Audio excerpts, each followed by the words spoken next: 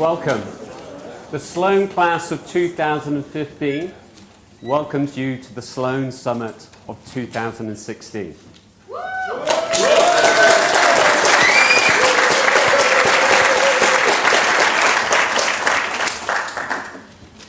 In this constantly evolving business landscape, or in the case of Brexit, changing overnight, the theme of this summit is the new norm. We have a fantastic lineup of speakers and panelists today to share their insights into what may be the new norm. Today is the third year of the Sloan Summit. We have Jim Smits. Jim, where are you?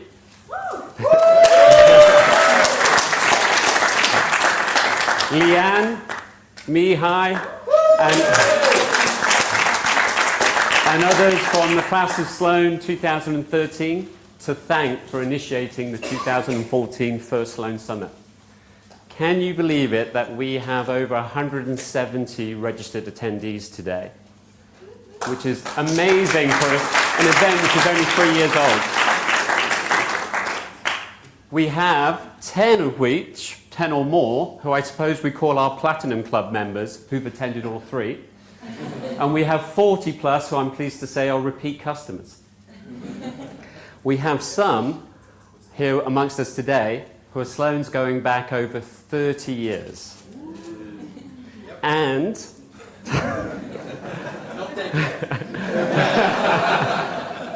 and we have a strong contingent from Stanford and MIT, which allows us for the first time to co-brand the Sloan Summit with 3 distinguished business schools.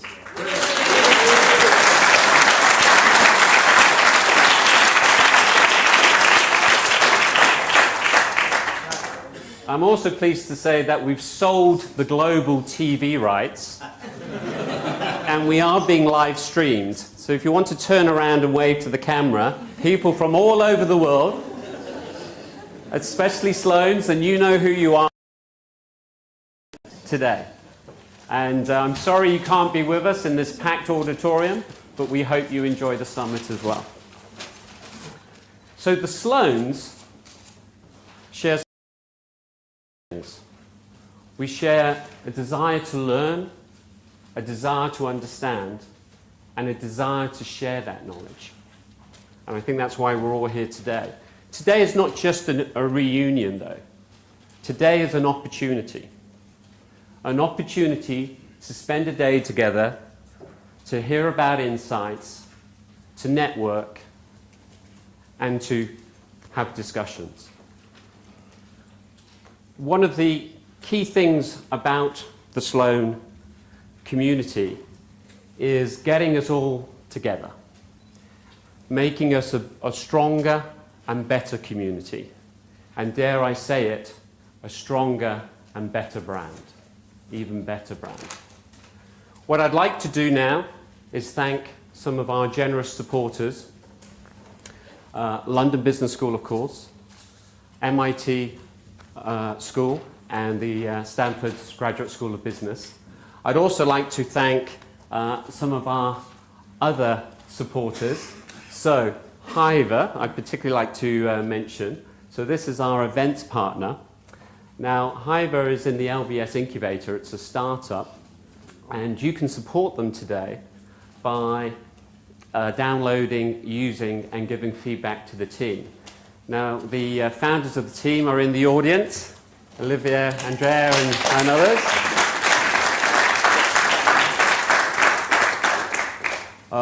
Pobble, John Smith, the CEO, yeah, is here in the audience. John will be hosting the great debate at dinner tonight. We also have Fosho. If we have any members from Fosho here, and from New Finance Limited, and I know you're going to be hearing from Nora later, and also Agnian as well. A special mention to our gold sponsor, Baume & Mercier. I hope I pronounced that correctly. And they've got a wonderful exhibit outside when you go to for coffee and for a break.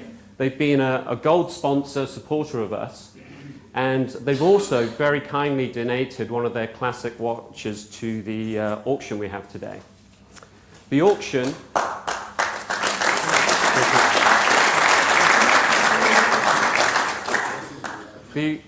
is in aid of the Helen Stokes Intern Scholarship. Helen Stokes sadly passed away. She was a Sloan Fellow of 2012, and she sadly passed away earlier this year. We'll be hearing more about Helen during the course of the day.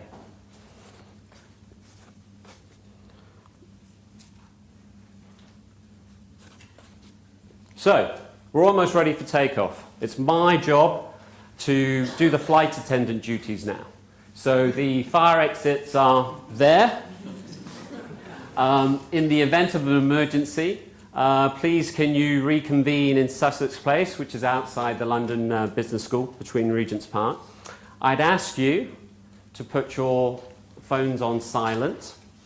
Now, if you have any questions during the course of the day, there's a group of us from the organising committee which have badges like this, which have got a green line. So please feel free to contact us. And I will be doing logistic updates during the course of the day. We've got a full and very tight schedule today, and remember we aren't being live streamed. So in the interest of time and to maximise speakers and panellists' speaking time, and to ensure that we start and finish on time, we will be keeping bios to a minimum. So I crave forgiveness for that, but full bios are in your pack. I'm very fortunate today to introduce the Dean of London Business School, Professor Sir Andrew Lickerman, who's been a great supporter of the Sloanes over the year, who's taught the classes, who's been a supporter of the Summit. Andrew, welcome on stage.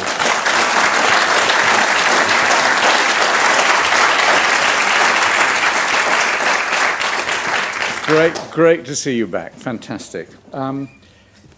Just to say, I mean, in terms of my involvement with the Sloan, I first taught a Sloan class in January 1975. Okay, so I can claim to be a long-standing supporter of this group in terms of revealed preference. In fact, I think I taught for any of the years when I wasn't dean. I think I taught the Sloan class, and that's also because you mentioned good things about the Sloan. Sloan also always, and I'm sure I speak for my colleagues too, always an interesting group. Always interesting group. Okay, this level of discussion.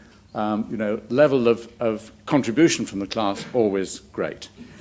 Can I also just add my congratulations to the founders? Because, I mean, when this thing was mooted a couple of years ago, I think the thought was this would be a great way to bring Sloanes together and to keep them in contact with each other. I'm absolutely delighted to have the contact with Stanford and MIT, and I very much hope that also goes from strength to strength over the years. But to have people from Sloan coming back and sharing insights and having discussions, I hope will be a really valuable part of keeping connection with the school. And so I'm really grateful for the fact that this is a vehicle for doing that for the Sloan as a whole. Just thought I'd give you a quick update on what's going on for those who haven't been around for a little while, because there's so much going on here. It may be difficult to keep track some of the time. First of all, in terms of growth, the place continues to grow a great deal. And I just emphasize, we're not growing because of some sense of grandiosity, because we want to be big for its own sake. We're growing because, in terms of having an impact as a school, we need more faculty, and we want to have more alumni of the school. We want to have more people coming through. So that's the reason we are getting bigger all the time. But I very much hope, and I'm convinced, this will not be at the expense of it feeling like an institution where people are treated as people, and this isn't a kind of, a factory of some kind through which people go. In terms of the growth of the last year or so, we've added this year a joint program with Fudan in Shanghai. So people do a pre-experience 1 year here, and then they go to Fudan. So that's the latest of our international links to add to the programs in New York, Dubai, and Hong Kong. And next autumn, we will be having a pre-experience finance program, the Master in Financial Analysis, which will be part of the suite of pre-experience programs. And that will be, therefore, elements of continued growth of the school. In terms of reputation, of course, we pay no attention to rankings at all, none at all. But we were pleased to see that we were named by the FT as the top European Business School 2015. And I mean, I must tell you, of course, in terms of reputation, it matters, I know, a lot to the alumni to make sure they feel part of, you feel part of, an institution that is unambiguously one of the best business schools in the world. And we're very pleased that ranking after ranking demonstrates us to be in that league. That's what matters. I mean, you can go up from number one, you can go from number 1 to number 3 to number 2, whatever it is. These are not very significant. What matters is unambiguously all the time to remain in that top rankings. So we're delighted we are continuing to be so. The faculty are very, very active. We'll be hearing from Julian in a moment on his latest book. Very, very interesting set of ideas. But also there's a lot of work going on here, a lot of different areas. The one, of course, perhaps most germane to the Sloan experience is that my colleagues Andrew Scott and Linda Grattan in their book on the 100-year life and what it means in terms of people living much longer and having working lives, therefore, that are not based on a sort of conventional consideration of you leave university at, or whatever it is, at 20-ish and, you know, by 55 or 60 it's all over. I mean, I think the notion, you know, they've got some really interesting things to say on that. So I feel our research is not only well regarded by the academic community, but also has direct relevance to the world of practice, which is very much the stance we are determined to maintain. As far as the campaign is concerned, we set out with this what we thought was a very ambitious, and by British standards is very ambitious goal, of raising £100 million in 5 years. We have raised £125 million in half the time. And I must tell you, it's not just the money. The money is important, but it's not the sense that the community is behind us has been a huge boost to the institution. This is something which in a British context has been very difficult to do. And it's been an enormous sense for us of a feeling that the wider community is behind us. And that's been fantastic for us as an experience. In terms of, you know, what we've done with it, what we've done is we've raised the money for the new Samiofa Centre. And, you know, just to give you an illustration of how important that is, we would be able to be on our own premises today in a 200-seat lecture theatre if that was already open. And by next year, we would be able to do that for a 200-seat, for a 200-participant conference. So it gives us facilities we've never had before. We will have to use this place a great deal less. But also we have a new alumni centre there, which I think will be a great place for people to use while they're in London, you know, as a great stopover. So it's enabled us to raise most of the money for that. It's enabled us, at the last stage of the campaign, to consolidate our position here in Regent's Park. My concern was that we had only 50 years left on our lease. We were negotiating with the Crown Estate for nearly 6 years to extend the lease. They showed no inclination to do so. And my worry was they wanted us out in order to put flats where London Business School now is. Well, they had very nicely, they had a change of heart, and for them, astronomical speed, we have now signed a new 125-year lease, which maintains our position there. And that has been made possible by a gift from an alumnus of the school, you know, who has paid for the extension of that lease. So that's, you know, it's a great way for us to end the campaign. That's been really, really important. Talking of which, the Samiofa Centre down the road, the old Marylebone Town Hall, that will be open certainly by this time next year. We'll actually start taking possession within about 6 months.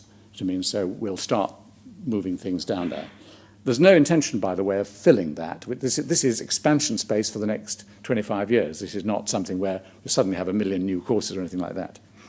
So that gives us fantastic possibilities. On the technology front, and this again is something which we're very pleased with in terms of our connection to Sloan's after they've left.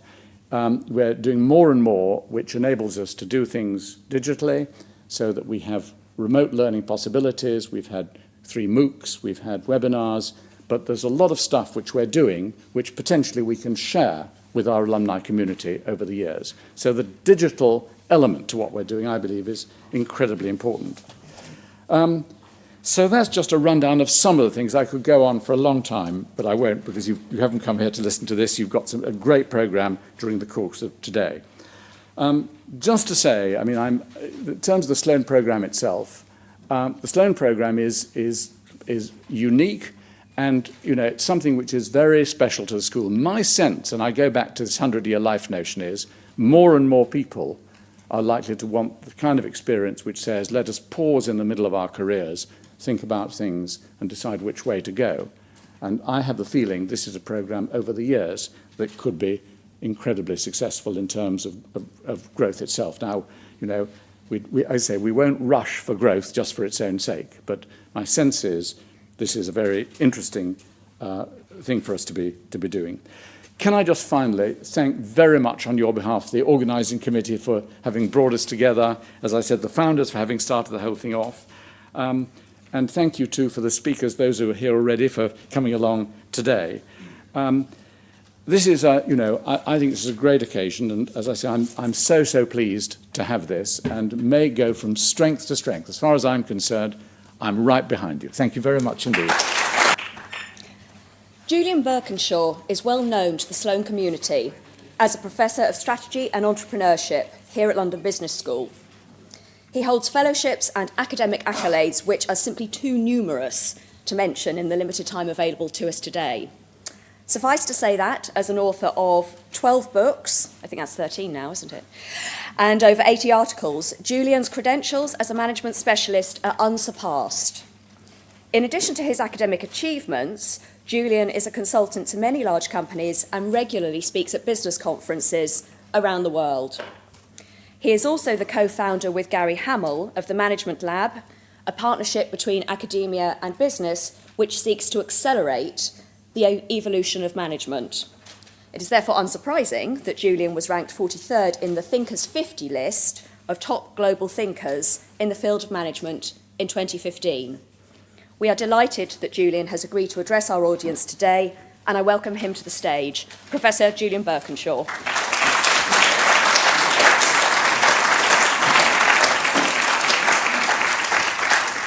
Thank you, Faye.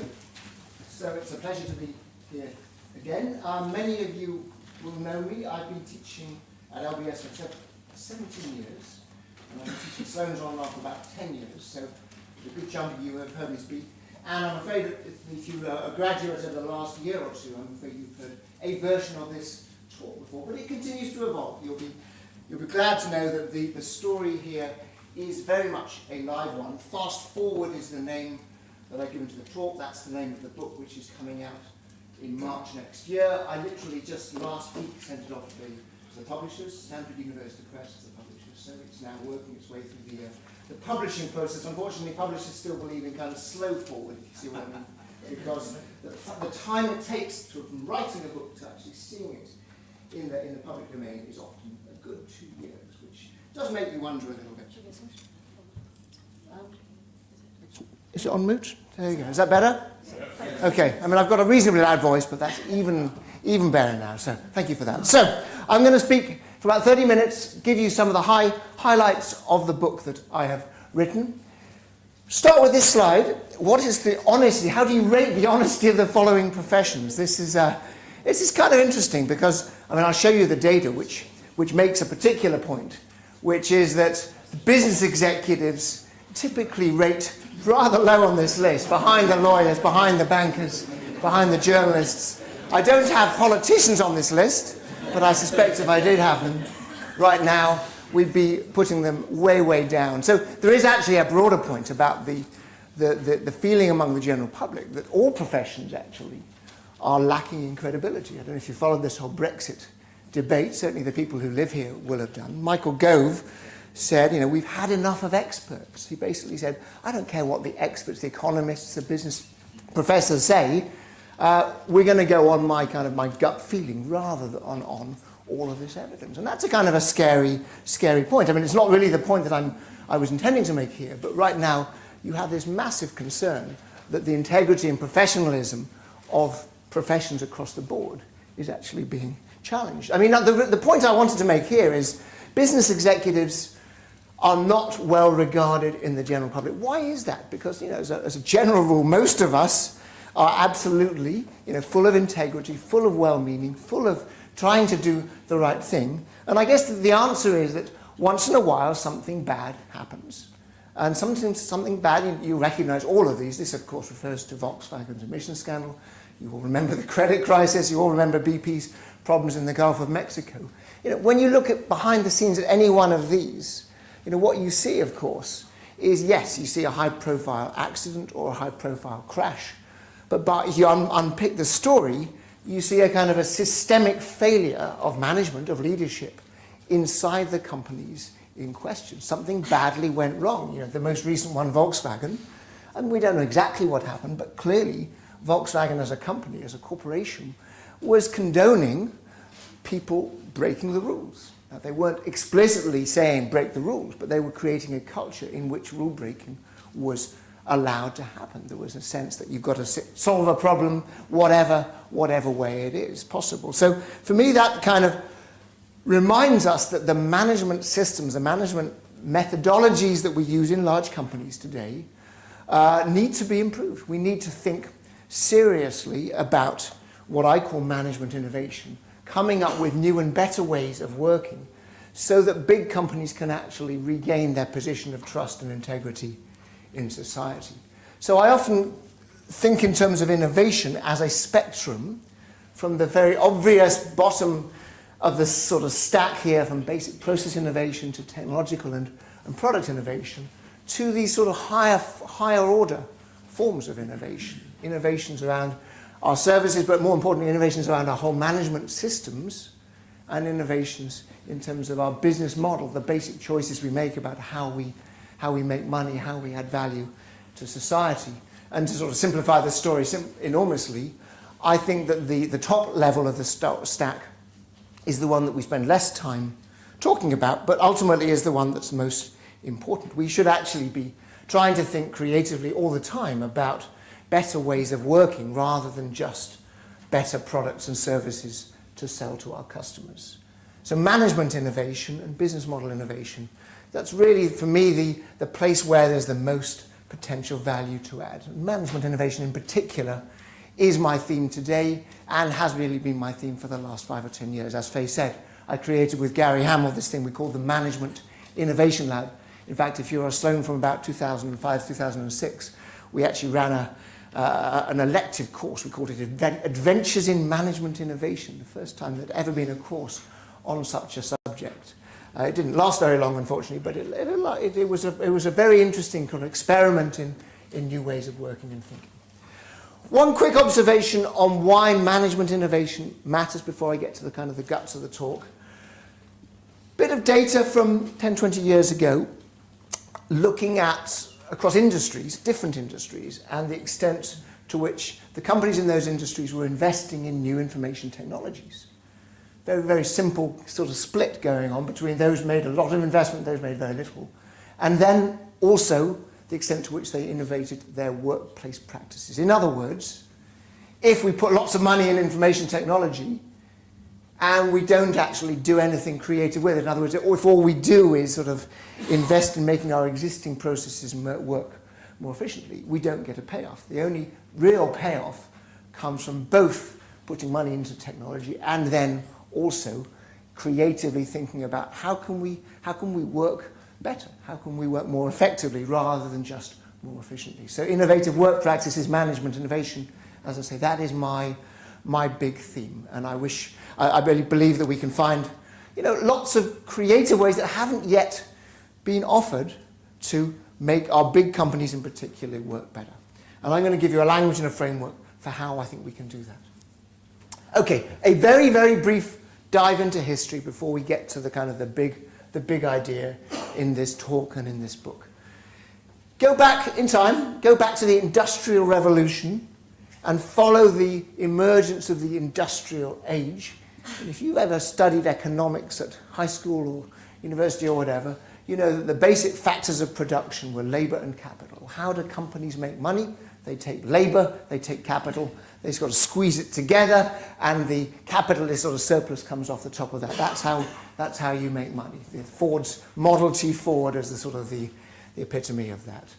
But of course, time marches on, the world moves on, and most people would agree 1960s, 1970s or so was the transition period when we went from a focus on industrial technology as the source of competitive advantage to what we might call the information age or the knowledge era, in which the scarce resource, the thing that really made a difference for a company to succeed, was their ability to harness information and turn it into knowledge. And this is Goldman Sachs, this is McKinsey, this is Intel, this is Microsoft. I mean, companies across the board who made their fortunes and their success in the marketplace because they were good at harnessing knowledge. That is not a controversial statement. I don't think anybody will really argue with that. That's kind of just part of our understanding about how the world has moved on.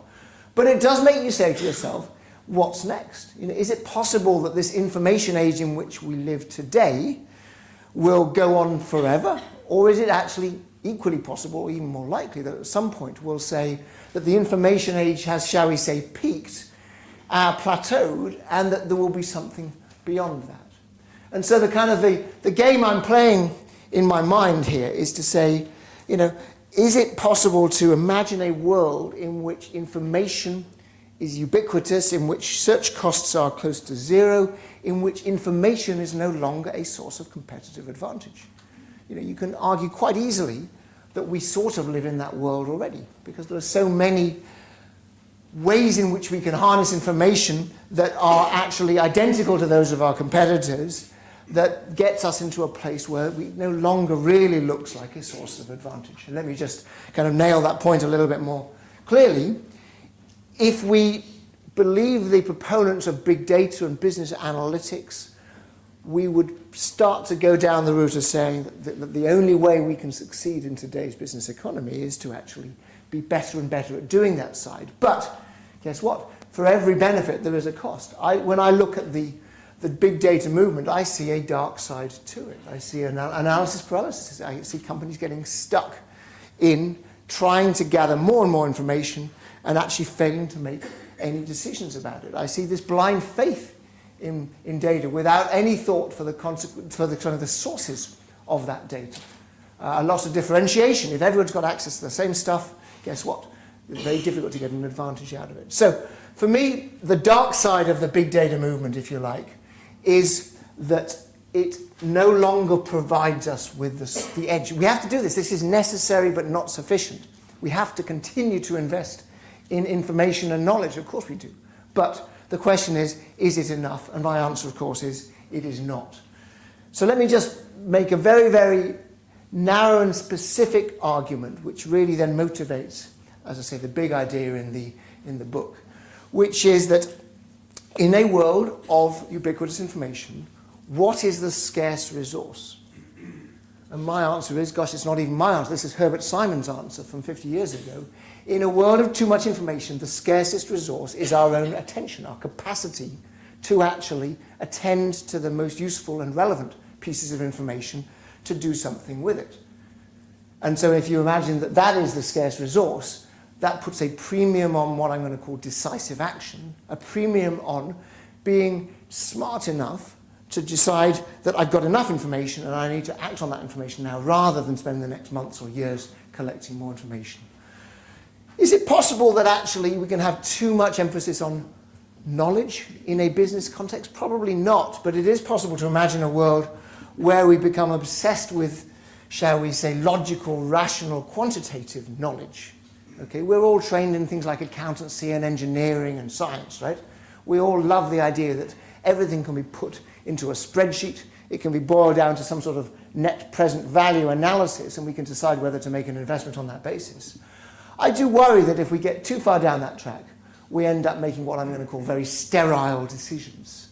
You know, the brain is divided into two parts. It's got its more logical, rational part, it's got its more creative, intuitive part. You know, good decision-making is involving the entire brain. It's involving both our rational and our intuitive selves. So I think that actually, as decision makers, as business executives, we have to once again put a premium on emotional conviction or belief. Now, that's not an argument that everybody finds completely convincing or comfortable, because I'm essentially saying we need to trust our gut a little bit more.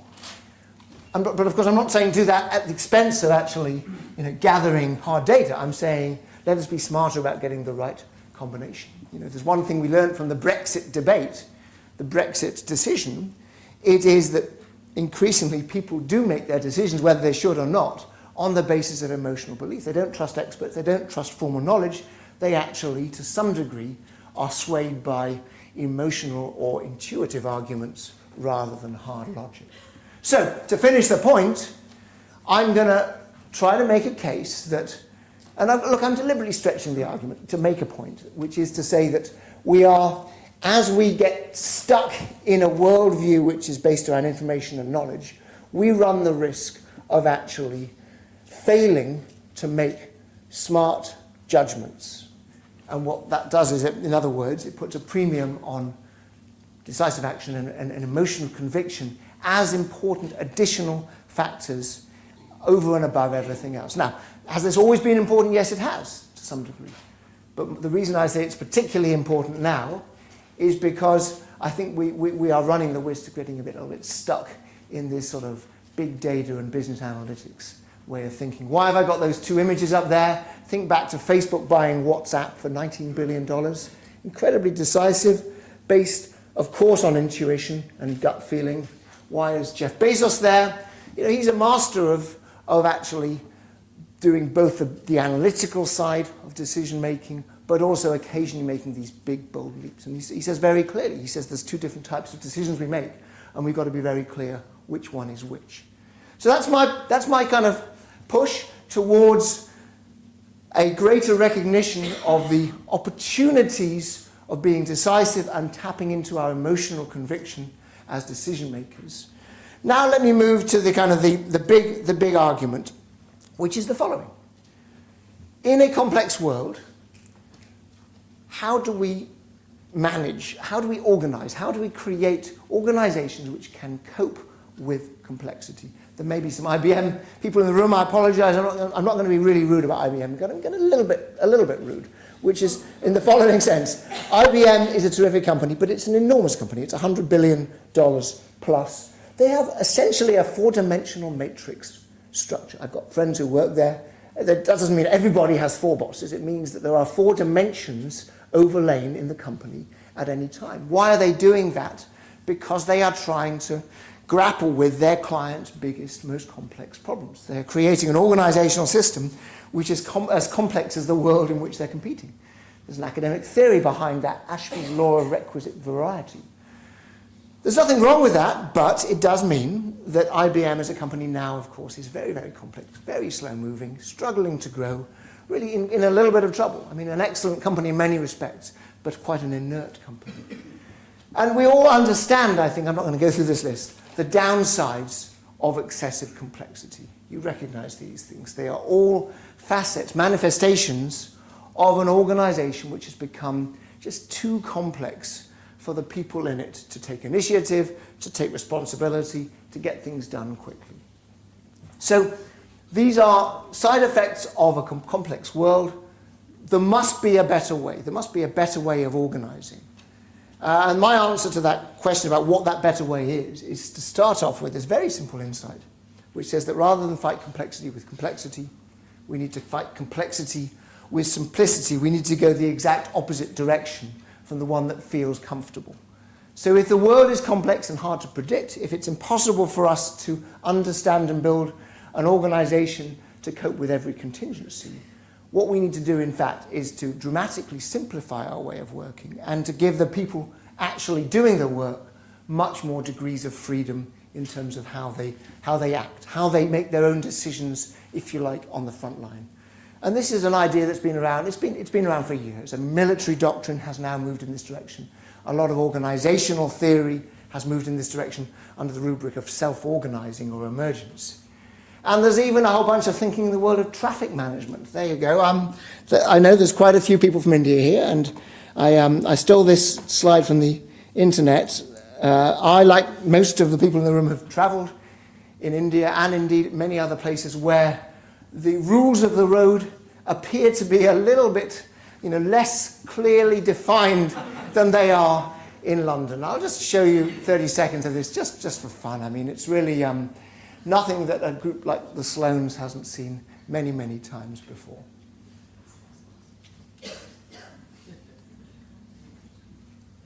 We're just going to let these people cross the road because I'm a little bit worried that they're not going to make it, okay?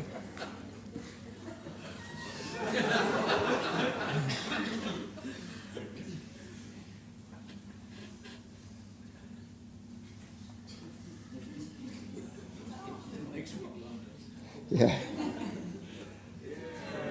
Okay, they made it.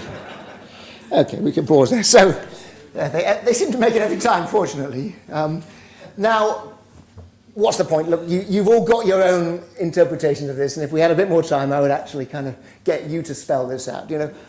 What's going on here? Obviously, there are informal rules. There have emerged in here and in every other place in the world, informal rules of the road about how we get from one location across an intersection. And you know what those are. I mean, there's a much more give and take. There's much more looking at each other to try to figure out who's going to move first. There's obviously preference given to the bigger vehicles. It's chaotic, but it works. And this basic kind of way of working gave way to a bunch of insights in the planning world that a chap called Hans Monderman, who you've probably never heard of, a Dutchman, turned into practice. He came up with this notion that in the West, in big sort of cities like London or Amsterdam or whatever, we've got it wrong. Our insistence is on creating rules and structures that prevent any accidents from possibly happening through traffic lights and one-way systems and markings on the road and signposts and stuff.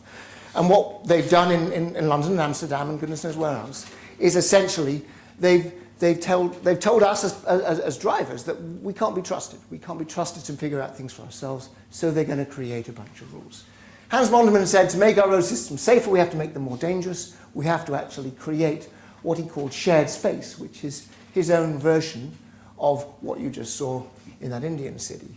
Now, obviously, there's rather fewer cars on the road here. This is a little town in the north of the Netherlands. But the point is, he managed to persuade a couple of these Dutch municipalities to actually rip out their old traditional traffic lights and so forth and replace them with this sort of open space.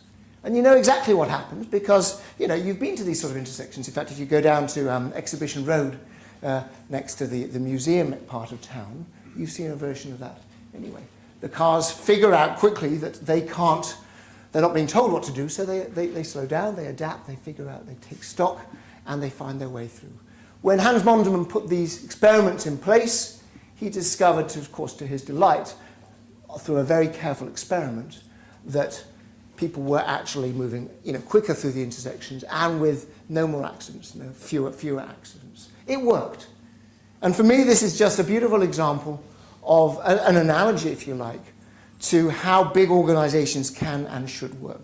We need to back off. We need to actually provide fewer organizing systems and processes and essentially let people figure things out for themselves. Now, those of you who work in banks or whatever are saying to yourself, yeah, that's all very well, but we've got regulations and rules that we have to follow, all of which is true. But somewhere between the sort of sclerotic organizations we've created today and this completely emergent, free-flowing model that I'm kind of just talking about, somewhere in between those two worlds, there is some space. There is always space for us to actually simplify many of our processes. And that is my kind of line of travel.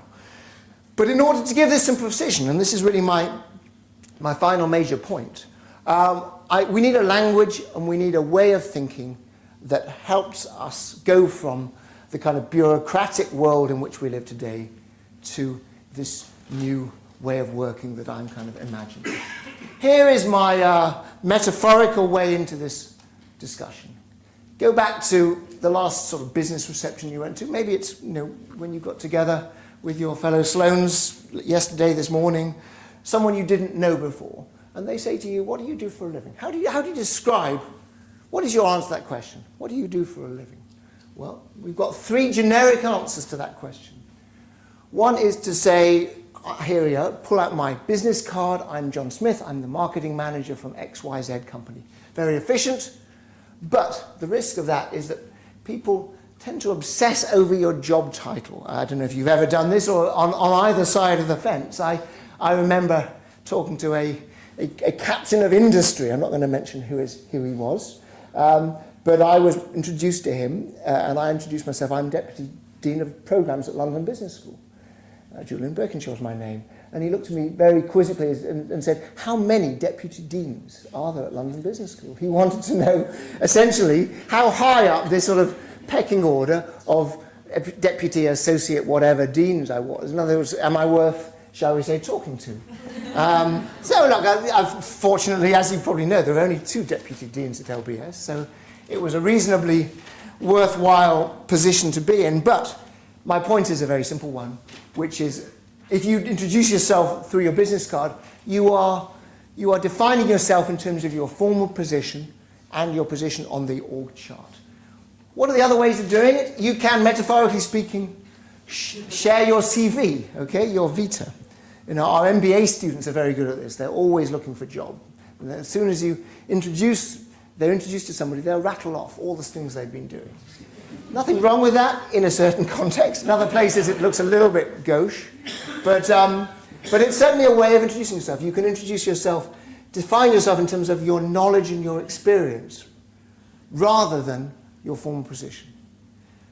The third option, the one I like the most, you can define yourself in terms of what you do, what you actually spend time on in the organization.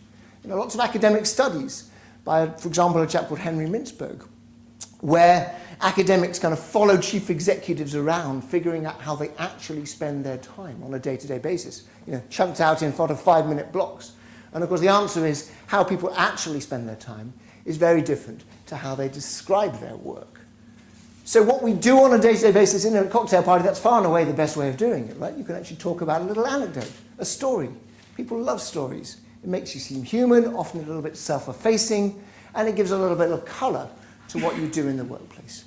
Now, why am I talking about this? It's a sort of a gentle, easy way into a kind of an almost academic argument about organizational models, organizational archetypes. I'm going to give you 3 archetypes that map against these 3 ways of describing yourself.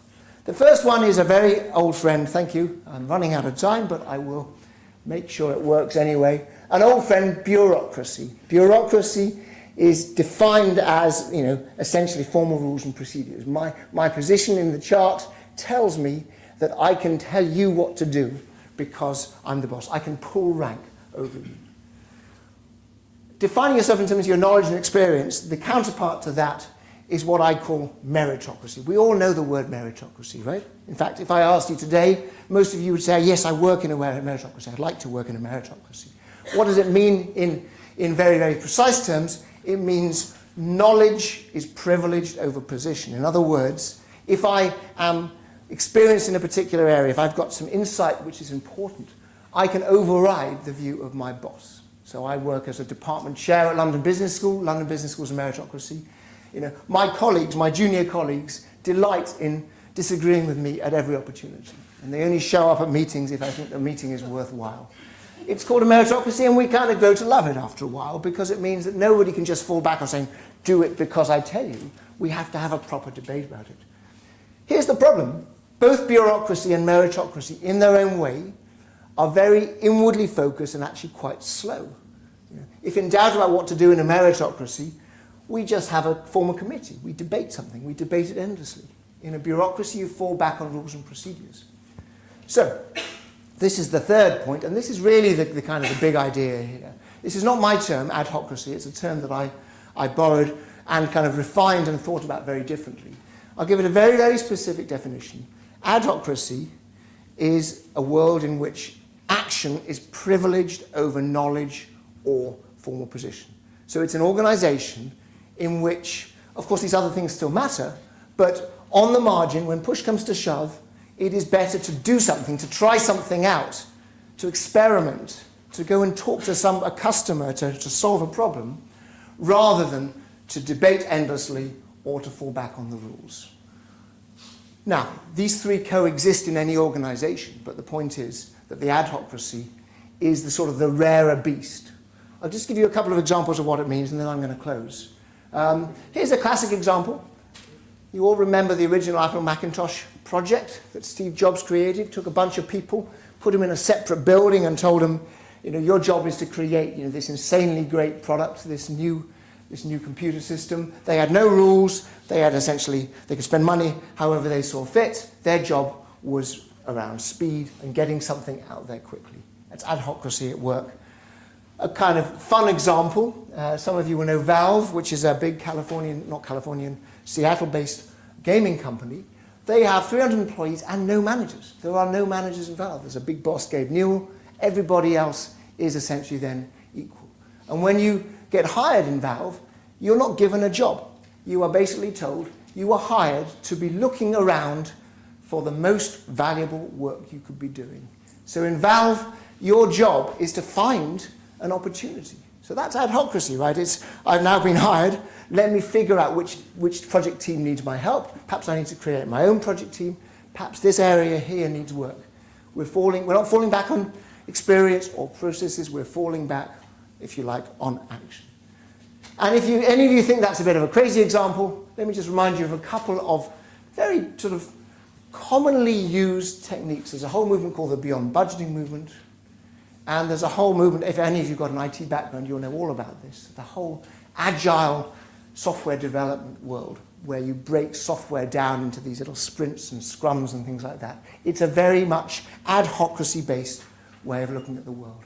So, to conclude, this is the big argument, which is that we've got these three different organizing models in the world. And I'm not going to talk you through the details of this, I don't have time, but let me just make 3 or 4 quick observations on this before I finish. The point is that each model brings with it a set of particular practices or ways of working, right? We all recognize the bureaucracy model. It's all about following rules. It's all about making decisions through a hierarchy. It's all being motivated by extrinsic rewards. These two models are different. They are non-bureaucratic, but they've each got their own very particular qualities. And as I said, adhocracy is the one which is the kind of the rare beast. It exists in startups, it exists often in some sales organizations, it exists in some business development or venturing activities. But many of you have been in this position. I'll just finish with this. It's a sort of almost an anecdote. That last time you said in a committee meeting, in a board meeting, we really need to act now. And somebody said, well, hang on, let's have a proper debate about it. Or somebody else said, let's just check with the lawyers to make sure that this is all fine. What's going on in that meeting is the attempt at adhocracy being kind of killed off by either the meritocracy or the bureaucracy mindset. So these are mindsets, these are states of thinking, but those mindsets then pervade the way in which we actually get things done in organizations. So, to conclude, my argument, of course, if you go back to where I started, fast forward, make your company fit for the future. Essentially what I said was we've moved from the industrial age to the information age to the agile age. Map those 3 ages against these 3 organizing models. The industrial age, it was all about bureaucracy. Today we live in the information age. We privilege information. We love a good debate. Increasingly, we need to not lose those other models, but we increasingly need to embrace this adhocracy-based way of working, which has a number of particular qualities. It's not like it's a panacea, but certainly for large organizations, they need a whole lot more adhocracy and quite a lot less bureaucracy or meritocracy. So with that, I will finish. Thank you very much.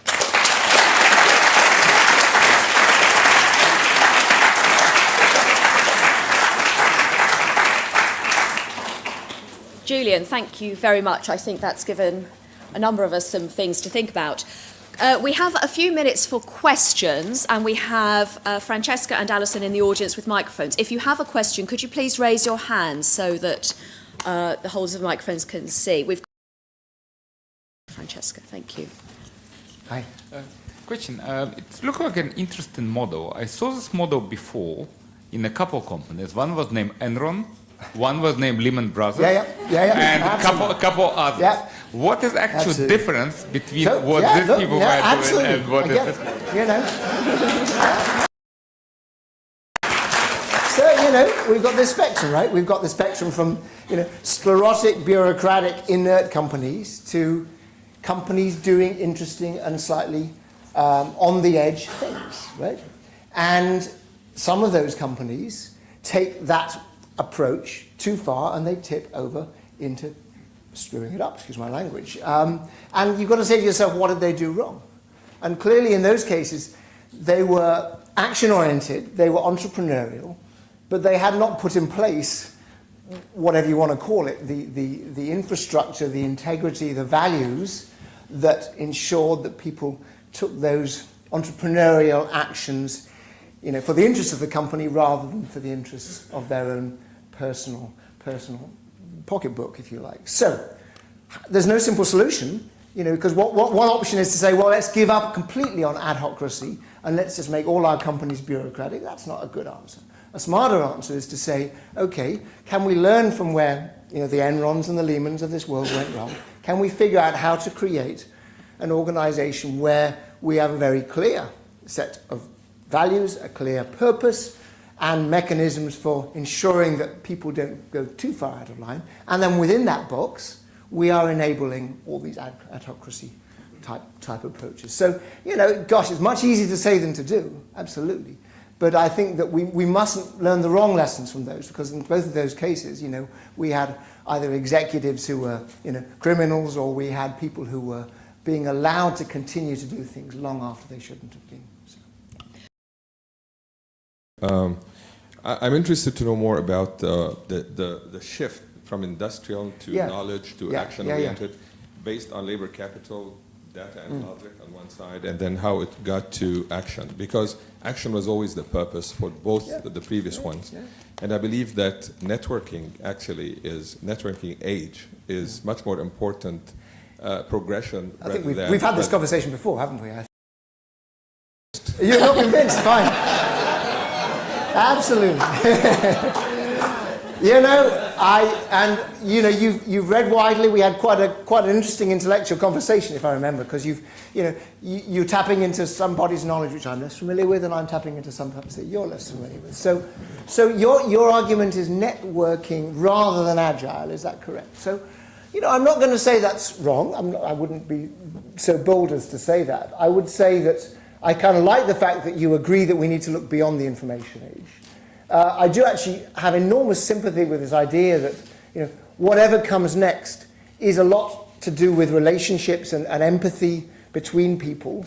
Of course, that links into your networking point. So, you know, our points are not a million miles apart. We're both saying there's something wrong with, let me put it this way, if we obsess about information for its own sake, we run the risk of getting a little bit bogged down, a little bit internally focused. There has to be something that takes us beyond that. You know, is there going to be some combination of network, you know, relational capital, emotional conviction that help us overcome those weaknesses? Yeah, I think so.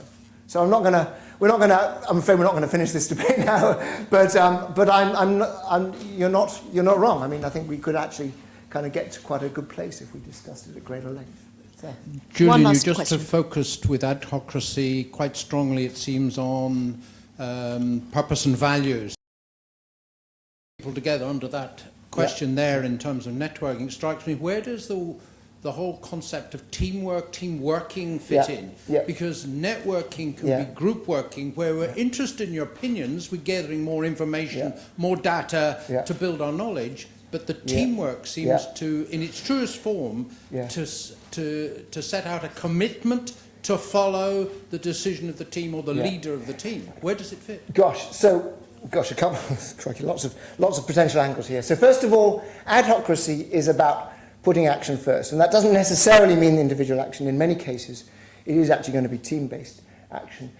You do also raise a very nice point, which I managed to kind of to disregard or ignore, which is that in a world where collective knowledge is growing faster than any individual's knowledge, we are, in a strange sort of way, becoming more ignorant, relatively speaking, compared to the amount of knowledge in society every year. So whilst we're becoming smarter, we're also becoming more ignorant as well. What does that mean? It means that actually collaboration is more important in this new world. The Higgs boson experiment a couple of years ago, there were 5,000 people named on the paper. There were 5,000 authors to the paper that found the Higgs boson. The world of science is increasingly about working in teams, not working in individual ways. So I'm actually kind of going to agree with you almost completely, which is to say, collaboration becomes more important in this new world as the rate of knowledge production in society grows exponentially, whereas as individuals, our knowledge grows much more slowly. So again, there's a nice follow-on conversation we could have, but that looks, I'm getting the sense that we're out of time. Is that correct? Continue. Okay. No, a couple more. Okay. There's a gentleman there. Oh, no, sorry, we can't take any more questions. Oh, sorry. Okay. Sorry, you mean apologies. continue in the coffee break? Fine. Okay. Thank you very much, Julian. Thank you.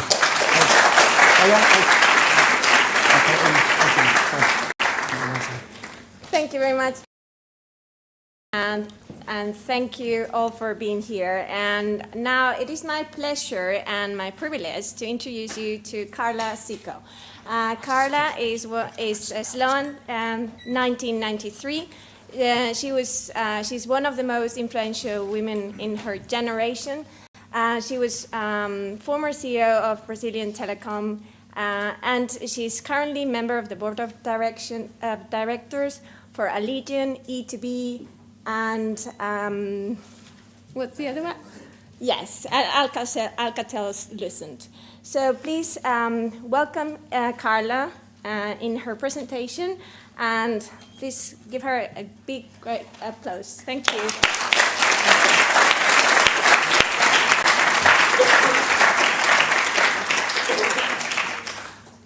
Thank you very much. I want first of all to thank your organization because it's a privilege to be here. And then a special thank to Mila and to Anpam for their support during this month to get me here. Can you hear?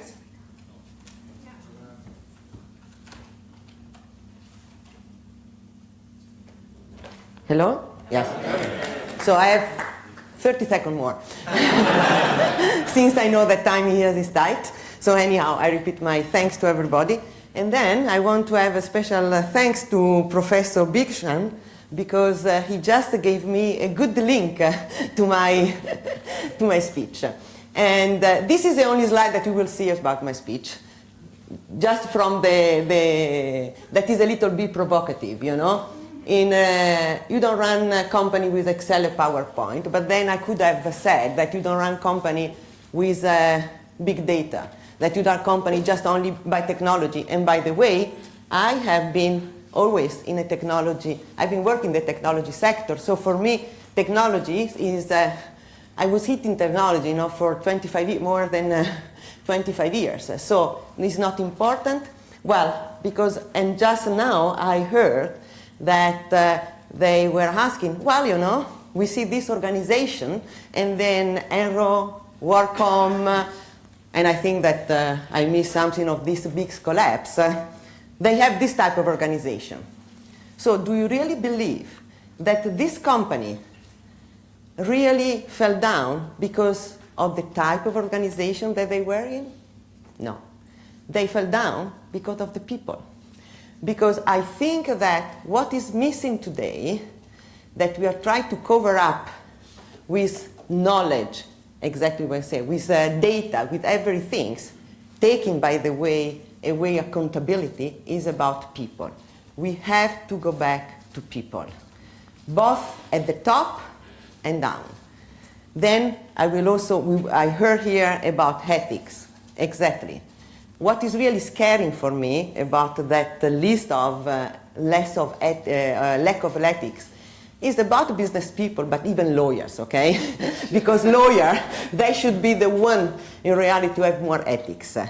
Anyhow, talking about people and why I believe that there are no organization. And when I talk about organization, I'm not only talking about corporation.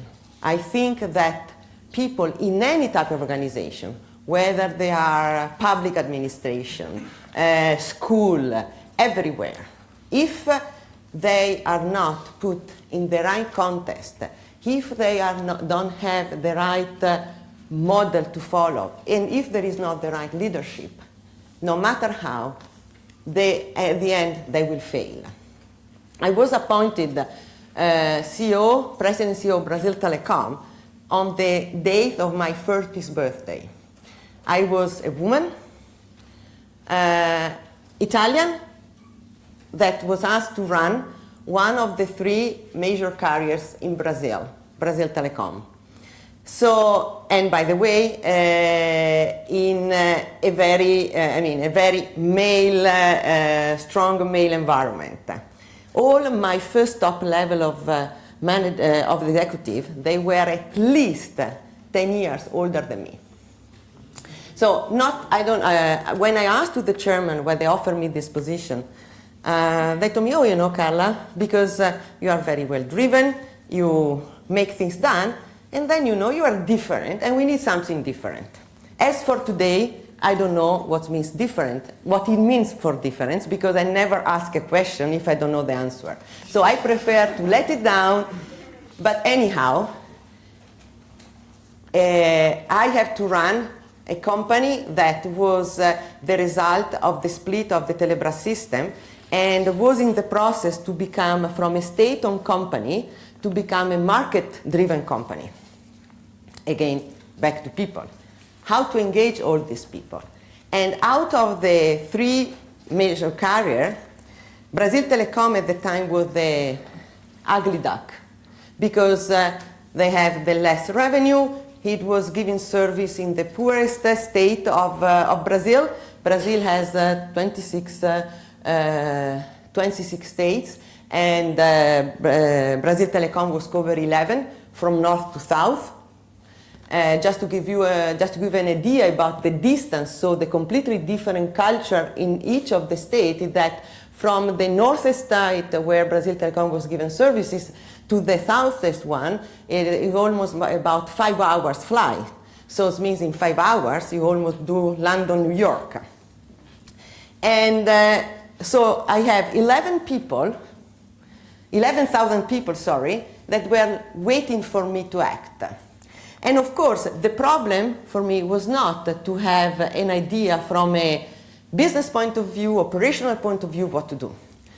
The real problem is that to have all this fantastic strategy, and then I was asking myself, how can I do this if I don't engage all the people? Because you cannot make a transformation, you cannot make a culture change, and so you cannot get result if each one of the employees is not involved. And the first few weeks, they were really, I was really anxious because I needed to find something that was coming from me. They have to feel that I was the one driving this change. I didn't need an external consultant to go them to say, oh, this is organization. No, I needed them to feel that I was proposing something that I believe, and I wanted them to be part of this journey with me. That the success of the company, it was going to be their success, not my success. And I was, at that time, I'm a runner, I was running for a marathon, and one morning I was trying to convince myself that it was right to be up at 5 o'clock in the morning to run, and and I was thinking all the reason why I wanted to run a marathon. Stamina, result, overcome yourself, discipline, and so on. And suddenly, I realized that this is where the same values that in reality I could apply in Brazil Telecom for the people. Because in reality, we were also starting to train for a marathon. The difference between the 2 marathons that I was training and in Brazil Telecom is that the one I was training, I knew that it was 42 km, 192 meters, while the one that Brazil Telecom has to run, we didn't know how long it was going to be, Every day was a challenge. So the same morning, I went back to Brazil Telecom, and I asked to the human resource director, I told him, say, I want to do this. And then he said, well, I have the right person for you in my division. So he introduced me this young lady that was already involved in different alternative activities, let's say. And we set up a plan, Living Better. And really, in a few weeks, we were able to set up a plan that then we started to develop our employees for Living Better, training and running and so on. And I'm not going now all the detail of everything that we did, but it was a great success. And people started to respond to this. By the way, while we were doing this, I have to lay off 3,000 people, okay? Because it's not that because you are doing this program, nice program to involve, then you are stuck. It was not, the job. So in the first 6 months, I lay off 3,000 people, and at the same time, I was able to keep and to make the people staying in the company more involved. The result out of this from perspective is that you are going to have people that are involved, people that think they are part of the job, a part of the action, and of course you get the result. Not only, you are going to attract talent, because after a year, we have people knocking to our door, young people that they wanted to come to Brazil Telecom to work.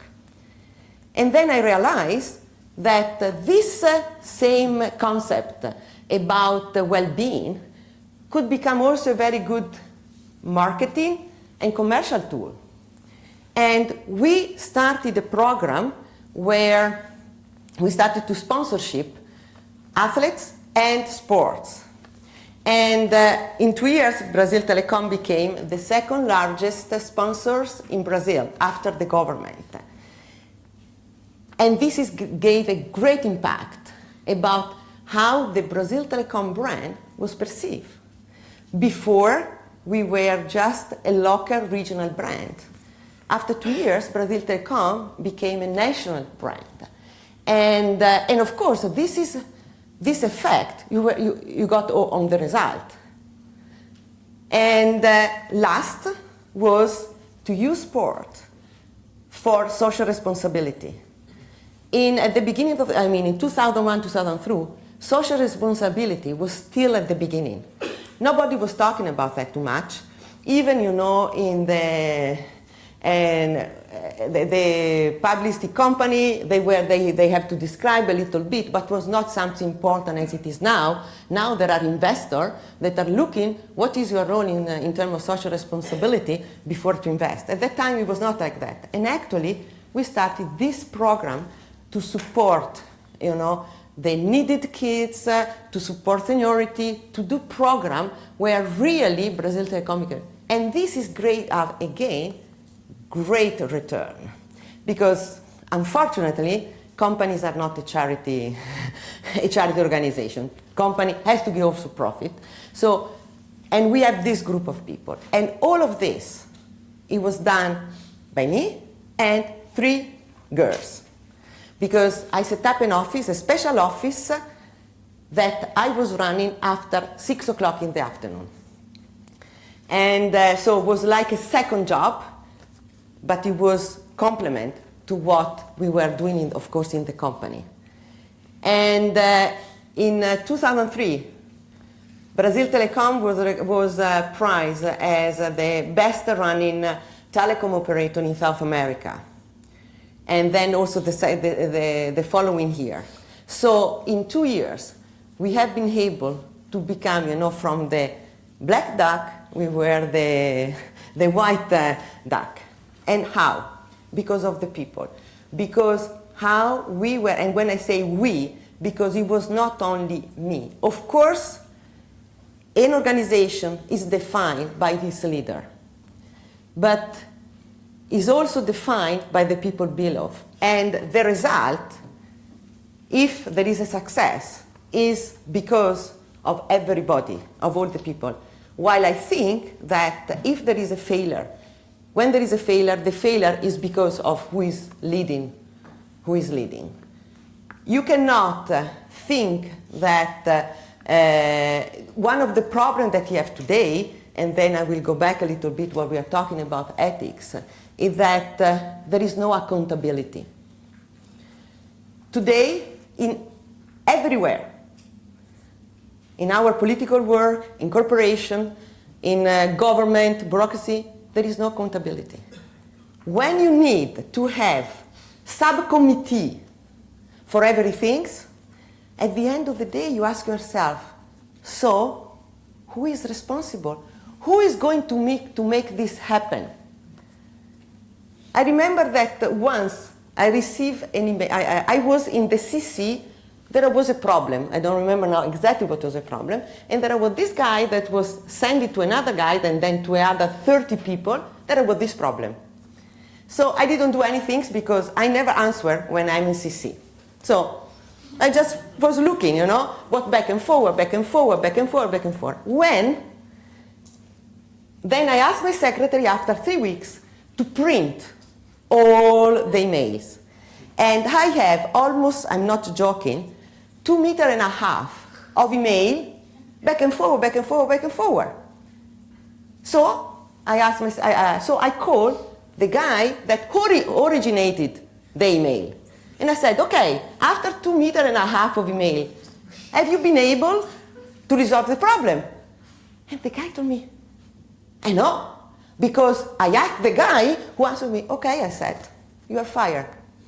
And then he said, what? I said, yes, you are fired. Because, first, if you have a problem and there is another person from it, you send just to the other guy. Second, if after the first email or the second email, your problem has not been solved, for God's sake, you stand up and you go to the office, set up a meeting, face to face. You are telling me that after 3 weeks, back and forward, nobody has been solved the problem. So I said, you are fired, because you are accountable for that. I can trust you that never again I've received a CC by anybody if I was not the one who has solved a problem. And by the way, people really understood, because accountability is the basic of that. Doesn't matter if you are a CEO or the head of a division. If you are at the top, you set up the standard. You are the one who has to make sure that the people below you has a certain type of behavior. I agree on what was said before. How happened that in Volkswagen they did what they did? It's because a certain environment of cheating has been created. And I believe that everything starts from the top. This is really what is important. Everything starts from the top. So if you want to be a good leader, you have to use common sense, in my opinion, to think out of the box, to trust yourself, but to be humble, to listen to your people, not to do endless meetings, and above everything, don't to think that because you are in a position of power, you are behind any law. Actually, the more higher is your position, the more ethics you have to use. Because if in today's world we are going to see everything what is happening, is because the people at the top, including our politicians, by the way, are not listening to people, and they think that they are above the law. This is my message. Thank you very much.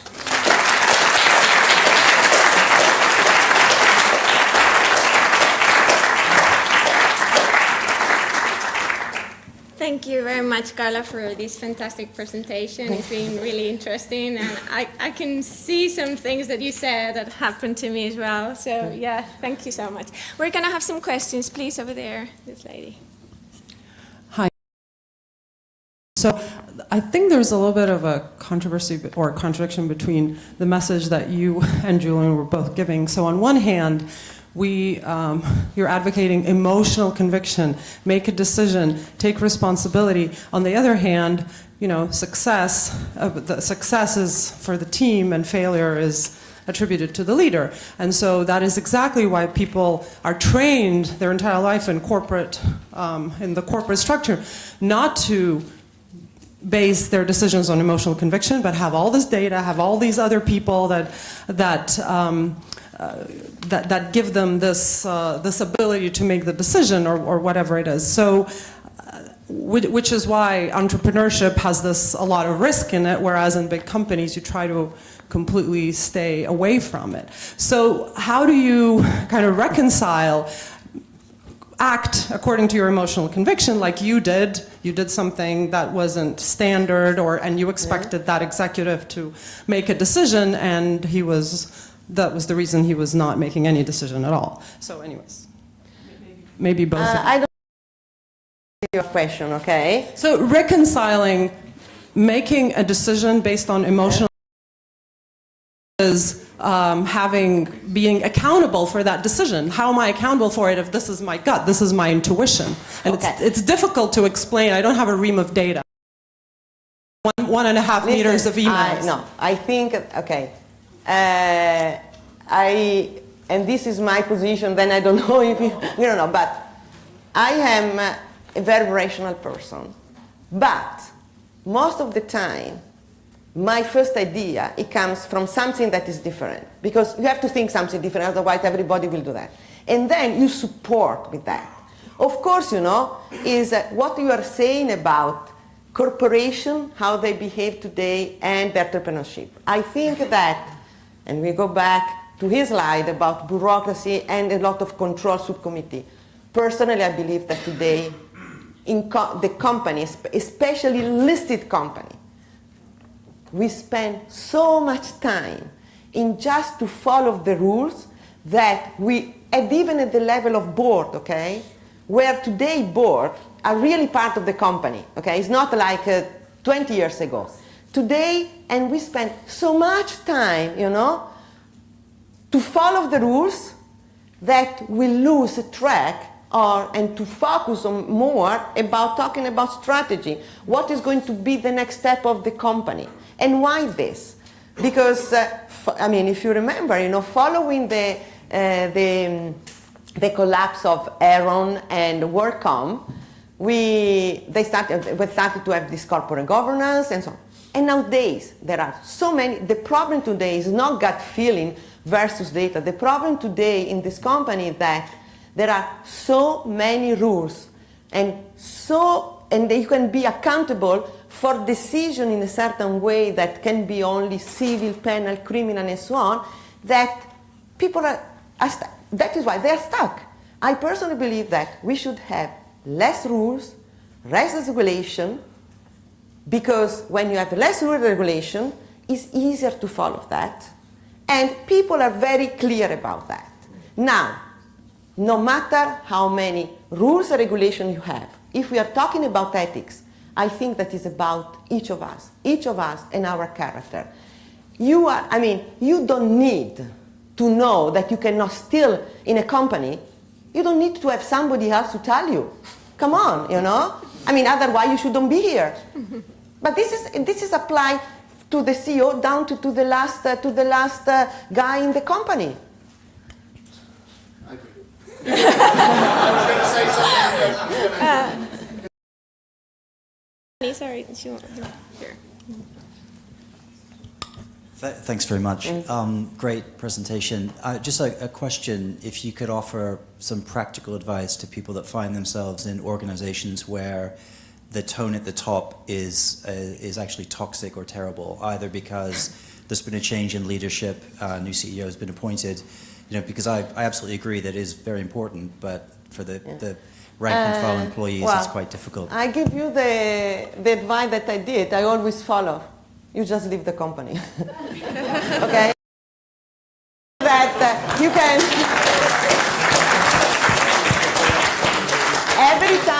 Every time that I change is because there were two reasons. One, the first one that I had to apply, when I understood that I have already learned everything that I could from my direct boss or on the environment, And I knew that if I was going to stay there, it was taking me, ages. I'm not a political person, so I don't like to stay in an organization just to go up to the rank. Otherwise, we go back to bureaucracy, okay? I'm not a bureaucrat, so I don't. And so I was leaving. Or, as I did, at a certain point of time, I didn't recognize myself anymore in the top management. And I said, okay, bye-bye. And you find something else, and I tell you, there are so many great opportunities out there that you are going to find the right one for you.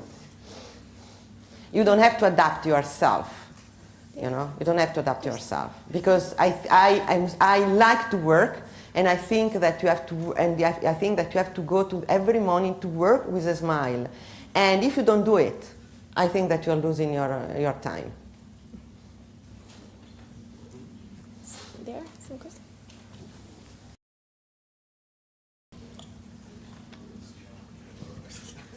Does that mean that we'll soon see corporate governance moving out of our core courses? Excuse me? We have half a credit for corporate governance. So can we conclude that from Sloan's in the future we'll do away with that program, with that course? I don't understand. Sorry, I don't understand. I don't understand.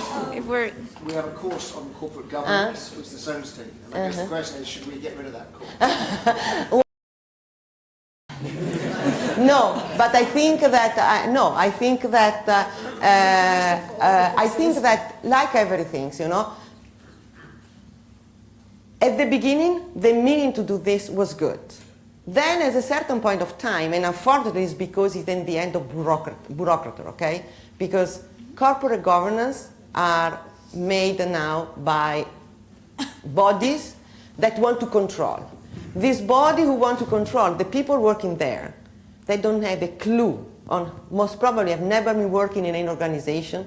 They never been working either down in the top or in board and so on. So maybe they do this in a good faith, but they don't understand that for any rule that they put, there is a cost associated that is very high. And the cost will be the less of the problem. But the fact that they are putting another obstacle to action.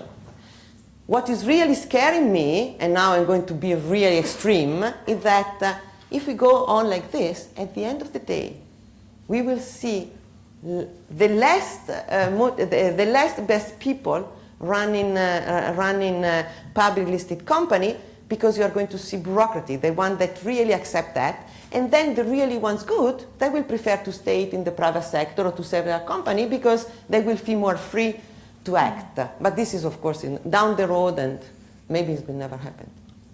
Okay. Okay, thank you very much. Thank you so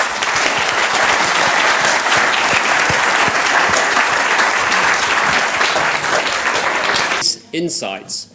It's my pleasure to welcome Professor Alex Edmonds, who's going to talk about the social responsibility of business. Now, the great thing about Alex is he crosses the divide between the schools. He did his PhD at MIT Sloan, where he was a Fulbright scholar. And not only that, he's the multi-award-winning Professor of Finance here at London Business School. I give you Professor Alex Edmonds.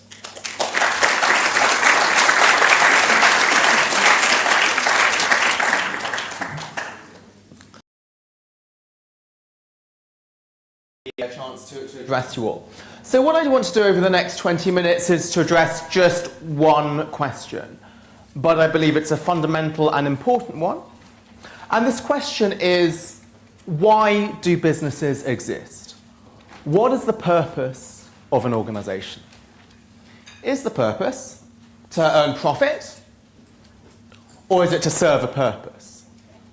Do businesses exist for shareholders, or do they exist for society, for customers, employees, and the environment? Well, the conventional view is exclusively to earn profit. And that's not as narrow-minded as it sounds, because to earn profit, a company is forced to care about society. It has to make high-quality products, or customers will stop buying. It has to treat its workers well, or they'll leave. And it can't pollute the environment, or its brand will be hurt. Indeed, leading economist Milton Friedman, he once famously wrote that the social responsibility of business is to increase profit. Like, companies should just focus on making as much money as possible. You just head to the land of profit and you'll get all those other decisions right. But this theory assumes that you can calculate the effect that ethical behavior has on your profits. But in practice, you can't reduce every decision to a mathematical calculation. So take Marks and Spencer, the UK high street store. Now, former chairman Simon Marks, he had a policy where all senior executives had to walk around the shop floor to see firsthand how customers and workers are being treated. And one day, back in the 1930s, on one of his own visits, Simon sees a shop assistant faint, and he's concerned. He wants to find out why. And it turns out that her husband is unemployed, and she's not eating so that her family can.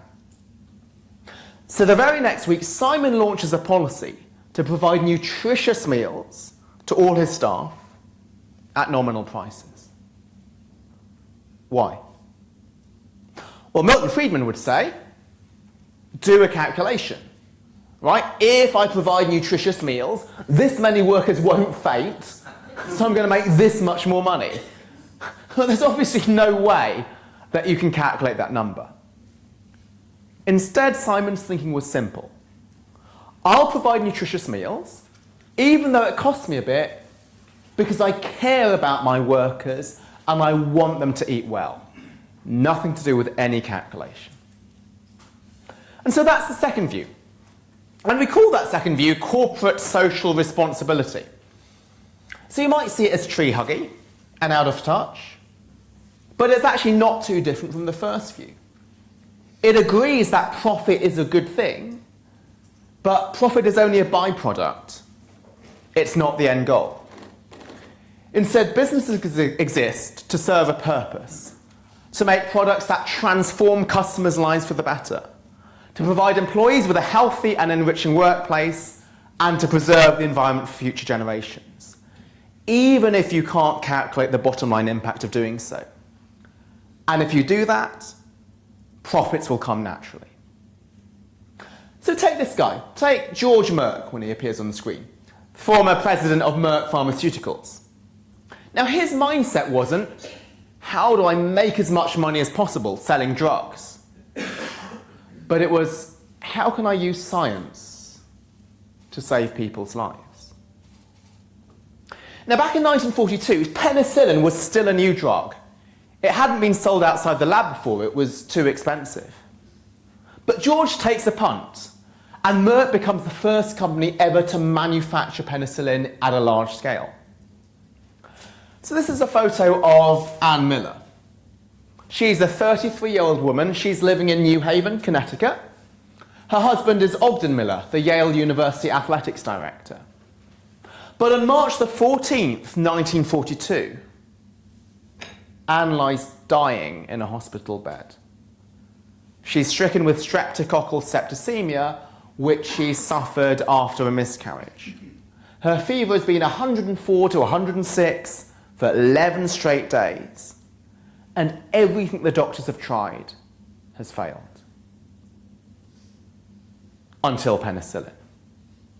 Thanks to Merck, Anne becomes the first American ever to be treated with penicillin, and it saves her life. So the very next day, her temperature is down to normal. She makes a complete recovery. She goes on to living 90 years old and having 3 sons. And after that, Merck then shares the secrets of how to make penicillin with its competitors. Why give away your competitive secrets? Because Merck wanted to make sure that enough penicillin was produced to save lives in World War II. As George Merck said, we try never to forget that medicine is for the people. It is not for the profits. The profits follow, and if we have remembered that, they have never failed to appear. So what is the bite-sized insight I'm trying to give you? Just serve a purpose, and the profits will follow. Sounds too good to be true. Right? It's a nice idea, but where's the evidence? Right? How do you know I haven't just handpicked 2 companies because they support what I say? So what I wanted to gather was systematic evidence, not just 2 case studies, but look across the board. And this is actually a project that I started when I was doing my PhD back at MIT Sloan. So what I wanted to look at is, do socially responsible firms actually perform better, or are they just tree-huggy firms which are distracted from the bottom line? But how do you measure social responsibility? Well, I chose to look at employee satisfaction. Now, that is only one measure. It's not the only thing that's important. There's the environment and there's communities. But I focused on employee welfare because I had a very good measure of this. And this was the list of the 100 best companies to work for in America. This list had a lot of advantages. So it's available from 1984, so I have tons of data. And it's also very thorough. It doesn't just look at quantitative factors, like pay and benefits, but also qualitative factors, like pride in your jobs, camaraderie with your colleagues, and trust in management. So what I wanted to look at was, how do the great places to work for do in terms of their future stock returns? But how do you know that if a company did well, it was due to being a great place to work for? It could just be that Google was in the tech industry, and it was the tech industry that did well, nothing to do with employee satisfaction. So to isolate the effect of employee well-being, I control for what industry you're in, for size, growth opportunities, and a whole host of other factors. And as we know, correlation does not imply causation. So I performed many other tests using techniques I learned at MIT during my PhD to suggest that it's employee well-being that causes better performance rather than better performance allowing a company to spend on improving employee well-being. So it took me 4 years to complete this study, to verify the robustness of my results and to rule out alternative explanations. After all that struggle, what did I find? I found that the 100 best companies to work for in America delivered stock returns that beat their peers by 2 to 3% per year, every year, over a 26-year period. Simply put, companies that treat their workers better do better. And that's not as surprising as it sounds. Right? You might think, isn't it obvious that companies do better if their workers are happier? But it's not obvious, because treating your workers well is costly. And that often drives finance people like me crazy. Right? So take Costco, for example, which is the US supermarket. Now, Costco famously pays its workers $20 per hour. The national average is $11. And it gives 90% of workers healthcare. That's expensive. Indeed, an equity analyst quoted in Businessweek said Costco's management is focused on employees to the detriment of shareholders. Why would I want to buy a stock that pays workers twice what I should be paying? Indeed, the conventional view is that $1 that you give to your workers is just $1 taken away from shareholders. So indeed, we want to pay our workers as little as possible and work them as hard as possible, just like a great football manager is one who squeezes that little bit extra out of his workers. Now, before my time at LBS, and actually before my time at MIT, I had a proper job before my life of poverty. I used to be an investment banker at 25 Cabot Square, Canary Wharf at Morgan Stanley. And as you can see from the microwavable ready meals in the bottom corner, I was a junior analyst, right at the bottom of the totem pole. And one day, the vice president of Morgan Stanley caught me laughing. And he said, "Alex, do not laugh when you're in the office."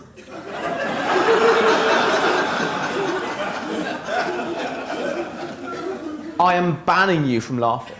And I asked, why? And he said, if you're too happy, the managing director will think that I am not a good vice president because I'm not working you hard enough. And so this is serious stuff. We think that great managers are those that squeeze as much as possible out of your workers. But this research suggests the opposite. And as Costco's former CFO, Richard Galanti, said, from day one, we've run the business with the philosophy that if we pay better than average, provide a salary people can live on, have a positive environment and good benefits, we'll be able to hire better people, they'll stay longer, and they'll be more efficient. Now, I've only looked at one dimension of social responsibility, employee well-being, but there's other important dimensions as well. So some of you will work in marketing. I know we've got some marketing speeches later on today. And one measure is the American Customer Satisfaction Index. Now, this measure, we found that companies that are high on this measure deliver stock returns that are triple those of the standard S&P 500. And moving on from this to look at sustainability more generally, some of you might know the work by my LBS colleague Yanis Yanou with some colleagues at HBS. And what they found was that firms that implement high sustainability policies, they deliver superior stock returns to their rivals. And indeed, recently in the Wall Street Journal, there was a debate, does socially responsible investing make financial sense? And I was taking the yes side in this. There is systematic evidence that being responsible towards society is not just fluffy. It has a real bottom line impact. And these findings are incredibly freeing because they suggest that as managers, as you all are, right, you can take ethical decisions without doing a calculation, without expecting anything in return, to do things for intrinsic and not instrumental value. Because even though profits were not the motivation for ethical behaviour, they typically manifest anyway.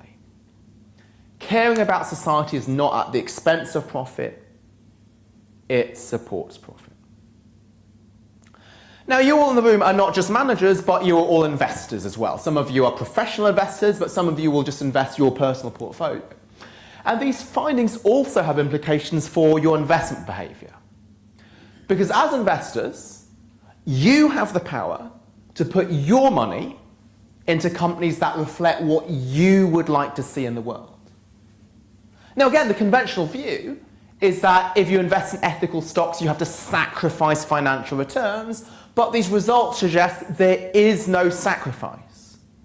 But investors can both do good and do well. Investing in companies that are socially responsible does deliver superior returns. And more broadly than just this, it suggests a new way of thinking in how we choose to pick stocks.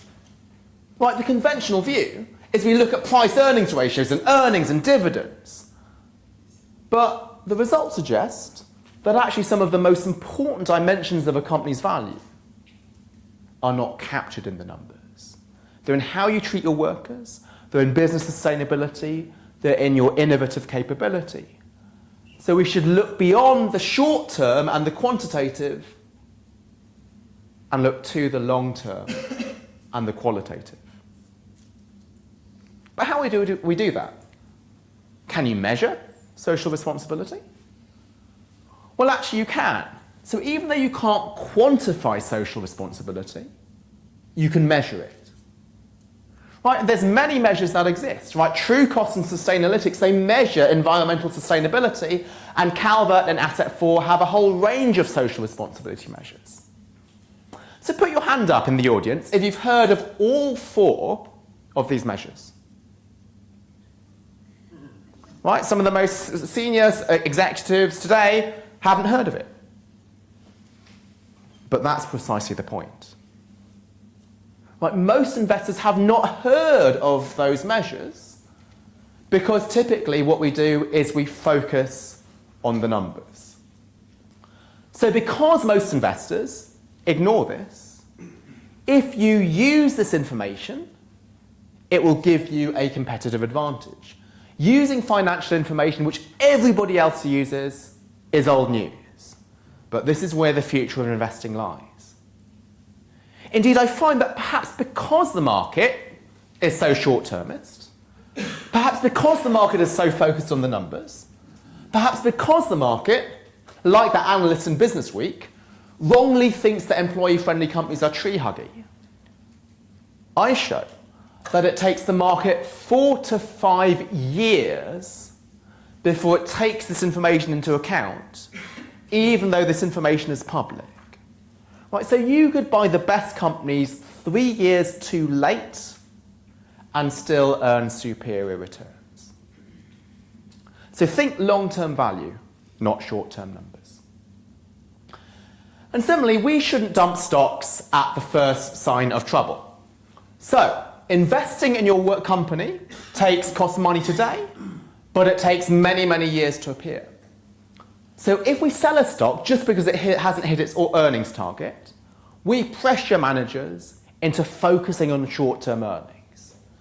So it is our responsibility as investors to support management's pursuit of the long term by looking to the long term ourselves. And indeed, Paul Polman, CEO of Unilever, this is why he decided to stop reporting quarterly earnings to allow himself to focus on the long term. So allied to this, just so I'm running out of time, so I'll skip this, let me just talk about how we choose to pay managers at the moment, because it's something I've taught in a class that some of you have taken. So, what a lot of people look at in reforming compensation is the level of pay. These numbers seem outrageous. CEOs get paid £5 million.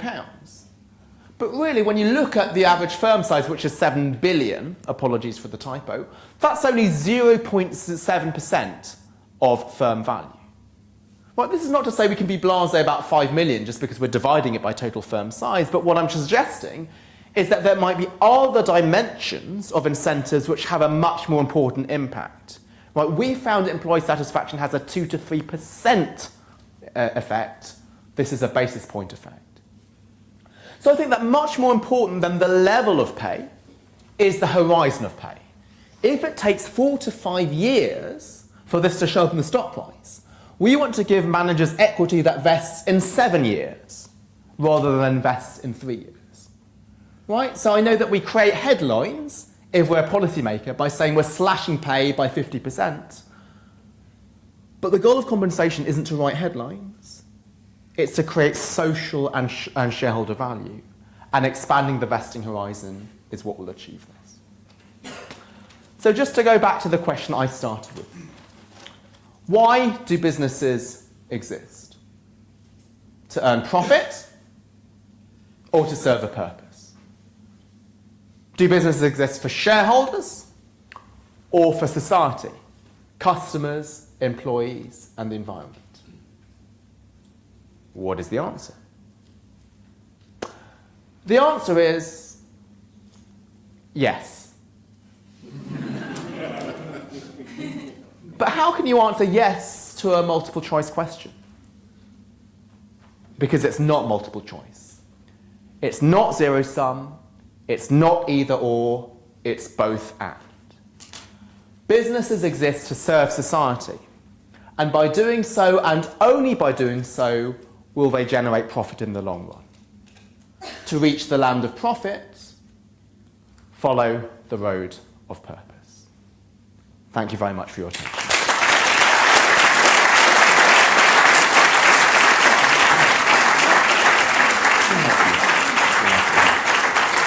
Our next bite-sized insight is by Nora Pridabe. Nora is a Sloan 2015, a classmate, a social entrepreneur, founder of New Finance Limited, and a good friend.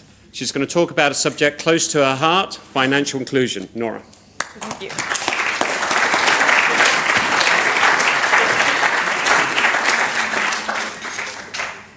Thank you very much. I absolutely love the opportunity of being here. So much so that I spent hours preparing a presentation that I have just decided I'm not going to use.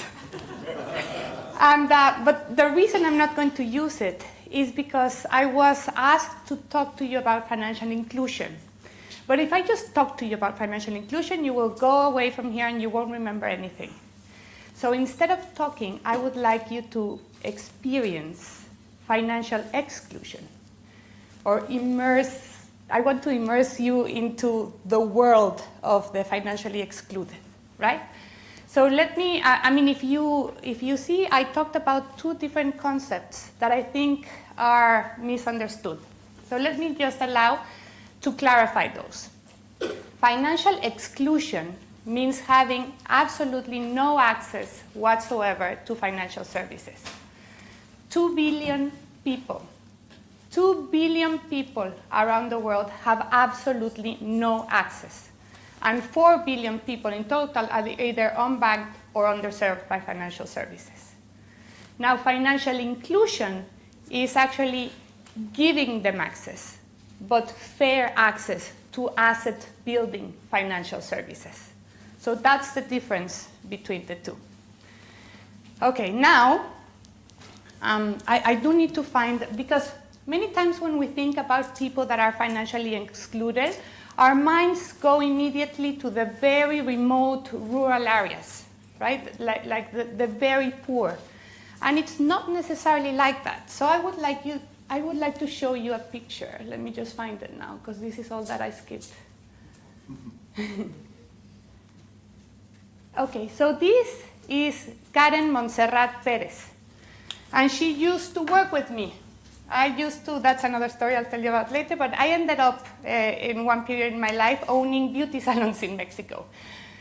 So she used to work with me. She was a beautician, okay? But as you can see, Karen is not someone that lives in a rural area. She has 3 beautiful daughters, one daughter, and then she had twins. And when I met her, she did not have a bank account. So everything that she did in cash. And she actually earns what would be the equivalent of like 1,000 to 2,000 pounds per month. So it's not, pocket money. She still did not have a bank account. And she does live by day, okay? So the problem that she had is that because she doesn't even have a bank account, she doesn't have a credit card. Now, can you imagine? Look at what you have in your wallets. It's full of debit cards and credit cards. Imagine that you didn't have that, right? And then one of her daughters was born with a problem in her ear. So she needed different surgeries and all that. But just not being so dramatic. Just when any of your children get sick and you need to take them to the doctor, you need to pay for the doctor. But if you live day by day, you only have literally 20 pounds maybe in your pocket, but you need 100 to go to the doctor, right? So now, I'm going to play Karen, and I need, please, 5 volunteers. But because I only have 10 minutes, it needs to be like really, really quick. So would you mind, please, you two? Thank you very much. And you 3. Thank you.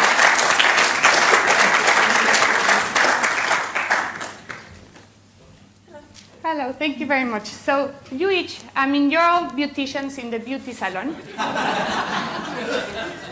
And are financially excluded. But you clearly don't look that way. But as my daughter said, it's pretending, okay? So I'm Karen, and I know that I need 100 pounds urgently, right? And I cannot ask you for a loan because people in these circumstances don't give out loans to each other necessarily, because you know that if I ask you for a loan and you give it to me, then they will all ask for loans as well, right? And your neighbors and everyone, so it's a mess. So that doesn't happen. So what Karen actually does is she forms a savings circle. Okay, they're called roscas academically, which means rotating savings and credit associations. So I said, look, guys, you're working every day with me, and I need urgently 100 pounds. So each of you, please give me 20 pounds today. And next week, when we get paid again, we will repeat the process, but someone else will take the money. Okay, so you all say, no, yes, of course, because why? You know that maybe in a month, you are going to be the ones that are going to have the emergency, right?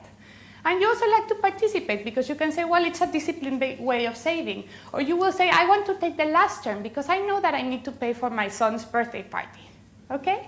So I said, okay, thank you very much. 20 pounds, please.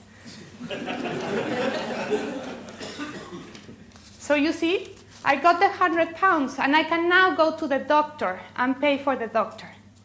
Now next week, oh, it's your turn. Next week, we got paid again, and this time it was her turn to take the money. So please, can everyone give her the money? Exactly. And then next week, we keep repeating the same process over and over again until even her has received the money. And then the saving circle ends. But everyone got their turn in taking the money. And now, if you think academically, the first ones who took the money were getting a credit, a loan, that was funded by our last friends.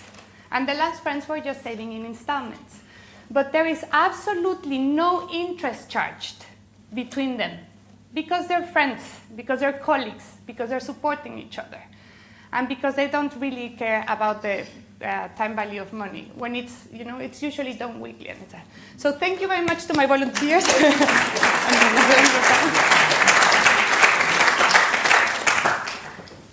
Now, what I decided to try to do is join forces with other entrepreneurs like myself who, I was a banker, and I still consider myself a banker, but a good one, if that can exist. So I joined forces and I became an entrepreneur because I really wanted to do something with technology to help these people. So today, I don't need to tell you, because we all know about the trends in technology, right? I mean, smartphone penetration is just, the trend is just incredible. The previous slide that I had showed that 6.3 billion people will have smartphones, and they're all using Facebook and WhatsApp. So basically, I truly believe that with technology, we can actually end financial exclusion. So this behavior that I showed you now, we are trying to digitize it in the form of a mobile application. And not only that, but also for them to be able to start making payments with themselves.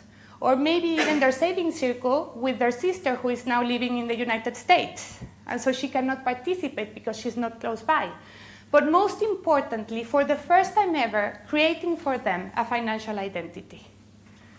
So if you ask me, and following on from what Alex said, with all of you wanting to invest your money where you're going to do social good, well, think about investing in companies like mine. So I call it fintech, but it's not only financial technology, it's financial inclusion technology. So if you ask me what the new norm should be, at least in financial services, the new norm should be a world where everyone has access to financial services, and no one is excluded for them. So thank you very much.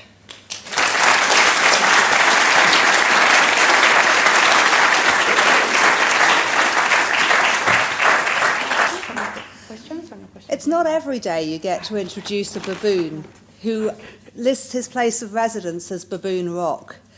But Richard Heitner is the founder of creative management consultancy Beta Baboon. He's also known to many of us in other guises. He was the deputy chairman of Saatchi & Saatchi Worldwide. He's an adjunct professor of marketing here at LBS. He's the author of the book that you all have in your packs.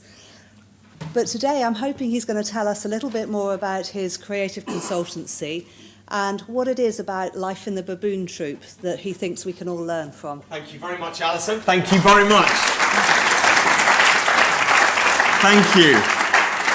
We've gone from bite-sized insights to bite-sized speakers, and I apologise for that. Hopefully you'll get more than a bite-sized lunch. I love being back in the company of Sloans. We've already had this morning paradox to reconcile. We've had challenges laid at our door. We've had learning aplenty. I've already learned, for example, not to CC anybody on an email if you want to keep a job. I've learned from Julian how not to introduce ourselves. So I thought I would just introduce myself today with what I do. And I use creativity to help leaders land their best ideas. That's why I get up in the morning. That's why I'm here this morning, hopefully to help you land some of your ideas, doubtless stimulated by lots of our speakers. That, for me, started in the classroom in Sloan 2003. I'm delighted that the man who actually recommended I come on this programme in 2003 is at the back, Robin Hindle-Fisher. So I owe you a lot. I owe Lyndon Selby even more because she let me on the programme with a truly awful GMAT. I owe people like Julian a lot because he taught me, as did Dominic Holder, who you will hear from this afternoon. He's going to host a panel debate. In fact, he was the guy who mentored me from Sloan through Saatchi and into the faculty at London Business School. And of course, I owe a lot to Andrew Lickerman. I worked with him using creativity to help him and his executive team land their best ideas for the school when it came to working on the school's purpose, its vision and values. And it took quite something for Sir Andrew to think differently as a management accountant, because we confronted him with the need for more than simply what you do, but why we do it. Why do we do what we do at London Business School? And in the end, he gave blessing to this fantastic dream, in my view, of having a profound impact on the way the world does business. Not simply to have a profound impact on business, but the way it does business. And if you buy that, which I do hugely, I think that's exactly what the school's at its best. That means that we have to think really differently. And how comfortable are we in thinking differently? How many of you would agree that creativity and innovation really matter? And you can answer not just because I'm speaking to it for the next half an hour, so you know I think it matters. I've seen a few hands go up. How many people? Yes? So you're kind of even more, you're over-indexing on this. Tell me why you think it matters. What's so important about creativity and innovation? Yeah, shout it out. We're in the Sloan, so nice and loud. I think it's important because the world is changing and modify your ways if you want to continue to move forward. Okay, so old norm have to use our creativity and innovation. Other hands went up. Yes? Hi. So it's again back to the topic in the morning about everyone having access to information. Unless you're creative, you can't build differentiation anymore. Yeah. So, and as Julian said, the innovation takes two forms. How we work and also what it is we produce, what we serve up, what we deliver. Any other reasons why it's just so important? Yeah. You're bored in your job, yeah, so you can take it to a personal level. And one more? Yeah. It's much more fun to solve a challenging problem. Absolutely. And the way you've defined it, it's much more fun to solve a problem in a creative way. Yeah. And one more in front of you? Yeah. Creativity brings about emotion and stimulates connection. Okay. And we heard again from Julie, didn't we, that in the new norm, what we're looking to do is take decisive action based on emotional conviction. And unless we allow ourselves to think differently and to innovate, we're unlikely to do that. So, loud agreement in the room. Help me then explain what on earth this is about. If it's that important, then how come, at least in Britain, and we are still part of the world, I think, how come only 29% of British companies bother to put creativity and innovation on their list of recruitment criteria? Really, really important. Better not hire for it. Why not? Yeah. It's difficult to measure? Difficult to measure, yes. Say British culture is traditionally more risk averse than, say... Oh, okay, all right. So for the Americans we're streaming in, it's an entirely British phenomenon. We're hopelessly risk averse. Absolutely, yeah. Yes, sir. It mostly fails, yeah. So we can't measure it. We're risk averse. It mostly fails. Any other reasons? It's hard to control. It's hard to control, yeah. So these are real obstacles. Which are the creative cultures you really admire? When you think innovation, which are the companies or organizations that come readily to mind? Google? Apple? IDEO? Any others? Tesla, yeah, all these kind of groovy companies. And yet if we take our gentleman's definition at the back here of creativity as a way of solving problems, actually many more of us are more creative institutionally than we allow ourselves to believe. Toyota, who I've worked with over many years, is probably the most creative company I've ever worked with. Why? Because they go to work every day to eliminate waste, to eliminate inefficiency, to continuously improve. So they actively seek out problems in order to think differently about how to overcome them. So that's kind of institutionally where we are. When you make that personal to you now, one of you said it's just much more fun. You get a life if you come to work to create. But how many of you would say I'm a creative person? How many people would put their hands up and say I'm a creative person? That's post-Sloan. That is really good. Yeah. But there's only half of you in the room. So those of you who didn't put your hands up, why not? I'm not a creative person. Tell us what, other than sheer modesty, why not? Anybody in the front? Yes. I guess I associate it with art. Aha. Either being able to paint or to sing or to play an instrument, and because I can't do any of those, yeah. I don't consider myself a creative person. And yet you just ran this simulation with 5 complete strangers to act out, in effect, your business model. So, that's a really interesting observation. Any other reasons why you might say you're not creative? Yes? Right side of the brain analytical. Aha. Yeah. So it belongs to the left brainers. People like the little fella on stage, he must be creative because he comes from Saatchi and Saatchi and he must be left brain. Whereas in fact, in my industry, probably the most creatively conservative industry, you have creative departments and therefore by definition 60% of the workforce who are not deemed creative enough to have creative in their title. So we impose these constraints on ourselves. And yes? I think I'm not creative because I think I don't have brilliant ideas, Yeah. different ideas. But I also wanted to say that I think I was creative as a kid. Ah. And I'm not creative as Okay. So there's creativity was two big thoughts there. One is that because I'm not having huge, game-changing, brilliant ideas that has the world enraptured by their genius, I can't be creative. But then the second thing is, I was creative. Once upon a time, I was really creative. You mentioned, Nora, that you were creative at school. We all felt that. This is a guy, Sir Ken Robinson, a Brit, who talks about the British educational system drumming creativity out of us.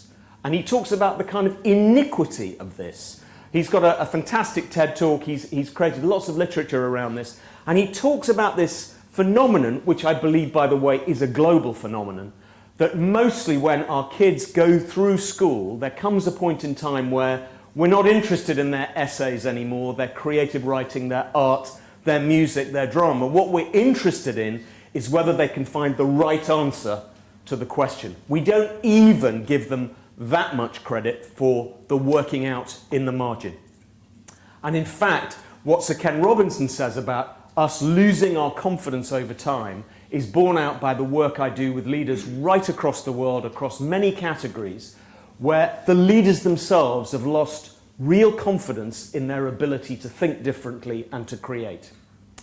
And that's a very, very curious thing. They've kind of got voices in their head that deny them the chance to do that. We need some volume on this one, please. Nice and loud. It's the boss. So what are you going to do? Let him score? What sort of man are you? Stand up to him. He'll respect you, Punk. But then, he is the boss. You'll make him look stupid. You'll hold it against you. You can kiss that promotion goodbye. What the? Hey, isn't that the new kid from finance? That's what you should have done! It was a test! But wait, there's still time.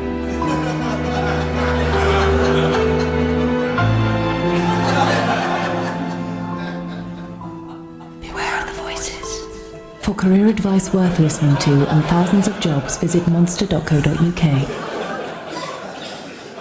Sloans don't need employment agencies. So, what goes on then? So, if you again personalise this to the leadership teams you're part of, the leaders you've observed around the boardroom, do you buy this idea that there are voices going on? And if so, how do leaders get past that? What behaviour do they exhibit in the boardroom? What are the kind of indications that they're fearful around this topic? What behaviours have you experienced in the boardroom when confronted with this kind of anxiety? Yeah. So there are a different set of players. It's not a uniform crowd to which you are presenting or trying to not please but convince that you're doing the right thing.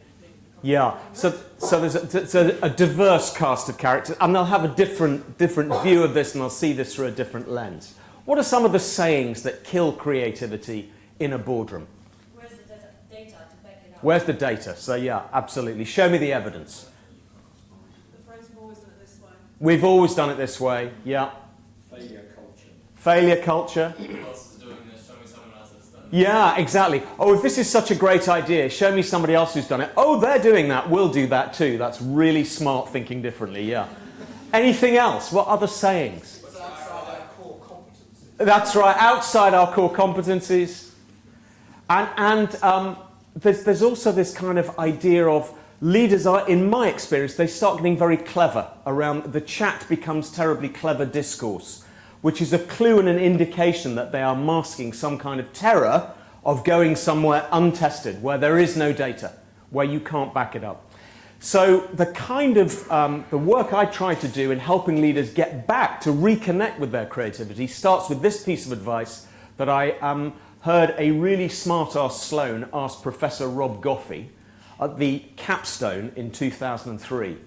And he said, go on then, Professor Goffey, we've invested, I think at the time, and Linda will correct me, $40,000.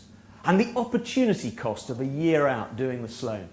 So just before we go back in the real world, you just give us your last piece of advice, could you? And like everybody's hanging on this, this is a big moment. And many of you will know, he says, be yourself more with skill. That's the route to pretty much everything. That is I've adopted it as a man. Be yourself more with skill. And indeed, you have to be yourself more with skill if you're going to allow yourself to be creative as a leader of an organization. And there are a number of ways to do this. First of all, you do have to get rid of these voices in your head. So if you're anxious like me and you have this permanent noise going on in your head that sounds like Woody Allen, you know, you're in front of the Sloans, they've already tripped Julian up on some point or other, they're bound to come at you. You know, if you run these kind of narratives in your head, you're not going to have your best ideas, nor are your people. So you have to encourage them to get round that anxiety. You have to get a life. I was with a bunch of very, very impressive leaders from a big luxury conglomerate for 3 days, talking about how they could unleash their creativity and growth. And they were talking about the fact that when they visit the trade, it's a leading wine and spirits company, they visit the trade maybe twice a year, some of them. And it's like, you've got to be kidding me. I mean, this is your category. You cannot be serious that you're going to have your best ideas and think through novel ideas whilst you're at your desk. So as leaders, we just have to let people out to get a life. And to do that, you have to encourage people to get back to that kind of naive curiosity that we felt at school, which isn't always easy, particularly as we get more senior. The kind of experience of curiosity can feel a bit like this.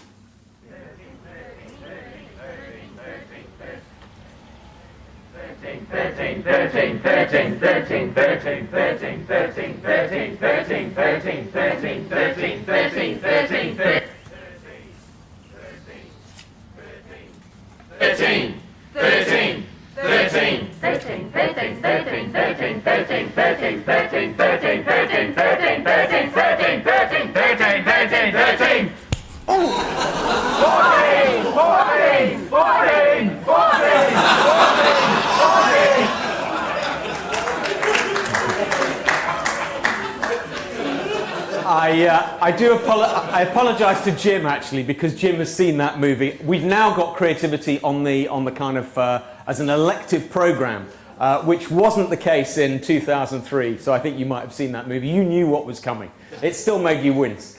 That curiosity is vital. I believe that creativity of all forms, not simply the kind of the brand creativity or the creativity that you delegate to creative partners, but the creativity that exists in a leadership team across the board throughout the business that's going to allow people to think differently is nothing more than one's curiosity applied. It's your ability to be really nosy, really inquisitive, and then to use that in some way. And in fact, commercial innovation is nothing more than one's creativity applied. So if you want a creative culture and an innovative culture, you have to breed a really curious culture. And that's not something that most businesses are comfortable investing in and giving people permission to do. There's something else too about the need to encourage a great degree of positivity. And I'm going to demonstrate this just before you go into lunch. Now that Nora has kind of demonstrated your willingness to play and participate, I will take a little risk because we're talking about risk-taking and innovation. But just to kind of give you a takeaway for when you go back home to improve your personal life, those of you not familiar with this work by the Gottman couple, they looked at 40,000 couples across the world. They're a marriage guidance kind of consultancy. And they looked at 40,000 couples to work out the magic number that can predict if you're heading for the divorce court. And it's based on this idea that when we feed back to each other as partners, we get into the habit of being negative. It's just the way we are. And this is true in business. We get used to the idea of saying, yes, but that won't work. I've seen that before. All the kind of sayings you came up with are ways of stopping your partner moving on. And they predicted that for every one piece of negative feedback you give each other, you better give yourself 5 positive. Any less than that, and you're in trouble. So if you want to get your phones out now, you're more than welcome to just, darling, I'm at the Sloan thing. I just want you to know you're brilliant. You're brilliant. It's terribly important. There's something else too, fundamentally, and there's no way around this, to be more creative and innovative, to indulge yourself in curiosity as a leader when there's so much at stake for many of you who are accountable for big decisions. You have to have a go. And this was a piece of advice that Dominic Holder gave us when we were on his elective about leading strategic transformation. He pulled out this gorgeous piece of poetry from T.S. Eliot that talks about daring. And indeed, there will be time to wonder, do I dare and do I dare? Do I dare disturb the universe? And when it comes to this transition between the old norm and the new norm, frankly, there is nothing to it other than to give it a go and to dare. Which I suppose brings me to the baboons. And simply to say that, based on my experience at Sloan at least, I decided to have more of a dare, and rather than have most of my boldest ideas and conversations in my head, it was to get out there and dare to do something different. So you'll see, those of you who've now got a free copy of my book, and for the Americans, I'm sorry, but it is an American edition I've given them. And the Americans will also see on page 18 there is a typo. I call the Oakland Athletics a basketball team, not a baseball team. I know. That's why you've got that edition, because the second print corrected it. So there's also something else, of course, I've learned today. Julian Birkinshaw's written 12 books. Is he giving his away? No. I've written 1. Mad. The fundamental idea of the book is that, at least for me personally, I was a far better and became a much better contributor to leadership as a number 2 or as a beta, a consigliere, than I was as an alpha. I left the Sloan thinking I was going to be an even bigger, bolder, better chief executive. I did it for 3 years. I was okay. I was miserable. And so I stepped aside, became a deputy. Julian mentioned there are 2 deputies at London Business School. There was only 1 deputy at such and such. But I deputised for nobody. It was a fake title. I was deputy chairman on the board. But was there a forum in which I deputised? Absolutely not.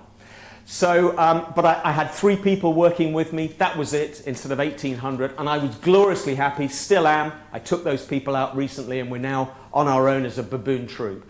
And the reason I mention it in the context of creativity is because the alpha baboons, and many of you I know probably are the alpha baboons, the people basically making the final decisions, ultimately accountable to shareholders. You've started your own business, you're running your own empires, and at the very least, you've got teams of people looking up to you as functional leaders, geographic leaders. You'll be playing the kind of the alpha in the room.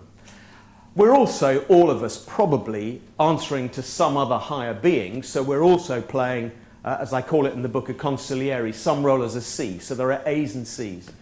Why, therefore, did I call this thing beta baboon? Because, according to the field biologists, beta baboons in the baboon troop are happier and less stressed than the alpha baboons.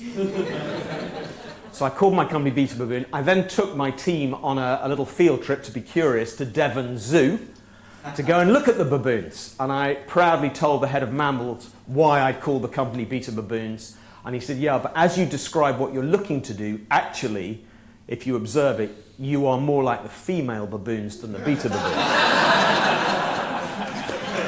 It was too late. I printed the business cards. I'm not going back. The reason it's so important is because, again, in my work, what I observe is alpha baboons, it's not that they can't be creative. Of course they can. It's not that they can't think differently. They are expected to think differently to create the vision of the enterprise. So it's just that the work they do typically is urgent, it's important, it's crisis management, often of their own making, but it is crisis management. And the betas, both by motivation and personality and time, have the ability to foster an environment in which they can help other people have their best ideas. It's not that they're not accountable, they are. I felt deep accountability as a C, as a consigliere at Saatchi, and still do. But there's a more private pleasure in creating an environment where other people can have their best ideas, where you become more of a creative coach, where you allow people their own independent thinking, which is, of course, the great gift, where you're able to yell with your silence as opposed to fill the airwaves with, this is my idea, this is my idea, where you don't always sell the idea you've had. So I believe it is time for more beta baboon behavior in business, particularly when it comes to thinking differently and thinking about how we move from old norm to new norm. The new norm in the boardroom for me will be a boardroom full of baboons, but where there is more beta baboon behavior or female baboon behavior, where creativity is genuinely a core part of what leaders believe they have to do every day. It's a leadership imperative. On that note, we are 15 minutes from lunch. I'd love to take some questions before I set you one little exercise to make lunch an even more joyous and creative affair than it would otherwise have been. So any questions, any conversation? Yes?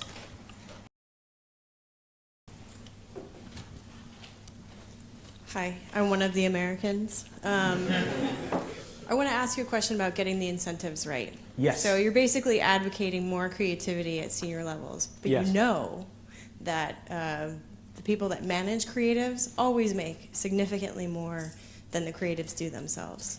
So how do you balance it out where you're basically incentivizing creativity in a way that encourages upper management to basically that are not well compensated in most organizations? Yeah, so the question here is around incentives and the notion that those that we look to create tend to be less well rewarded than the managers of those people.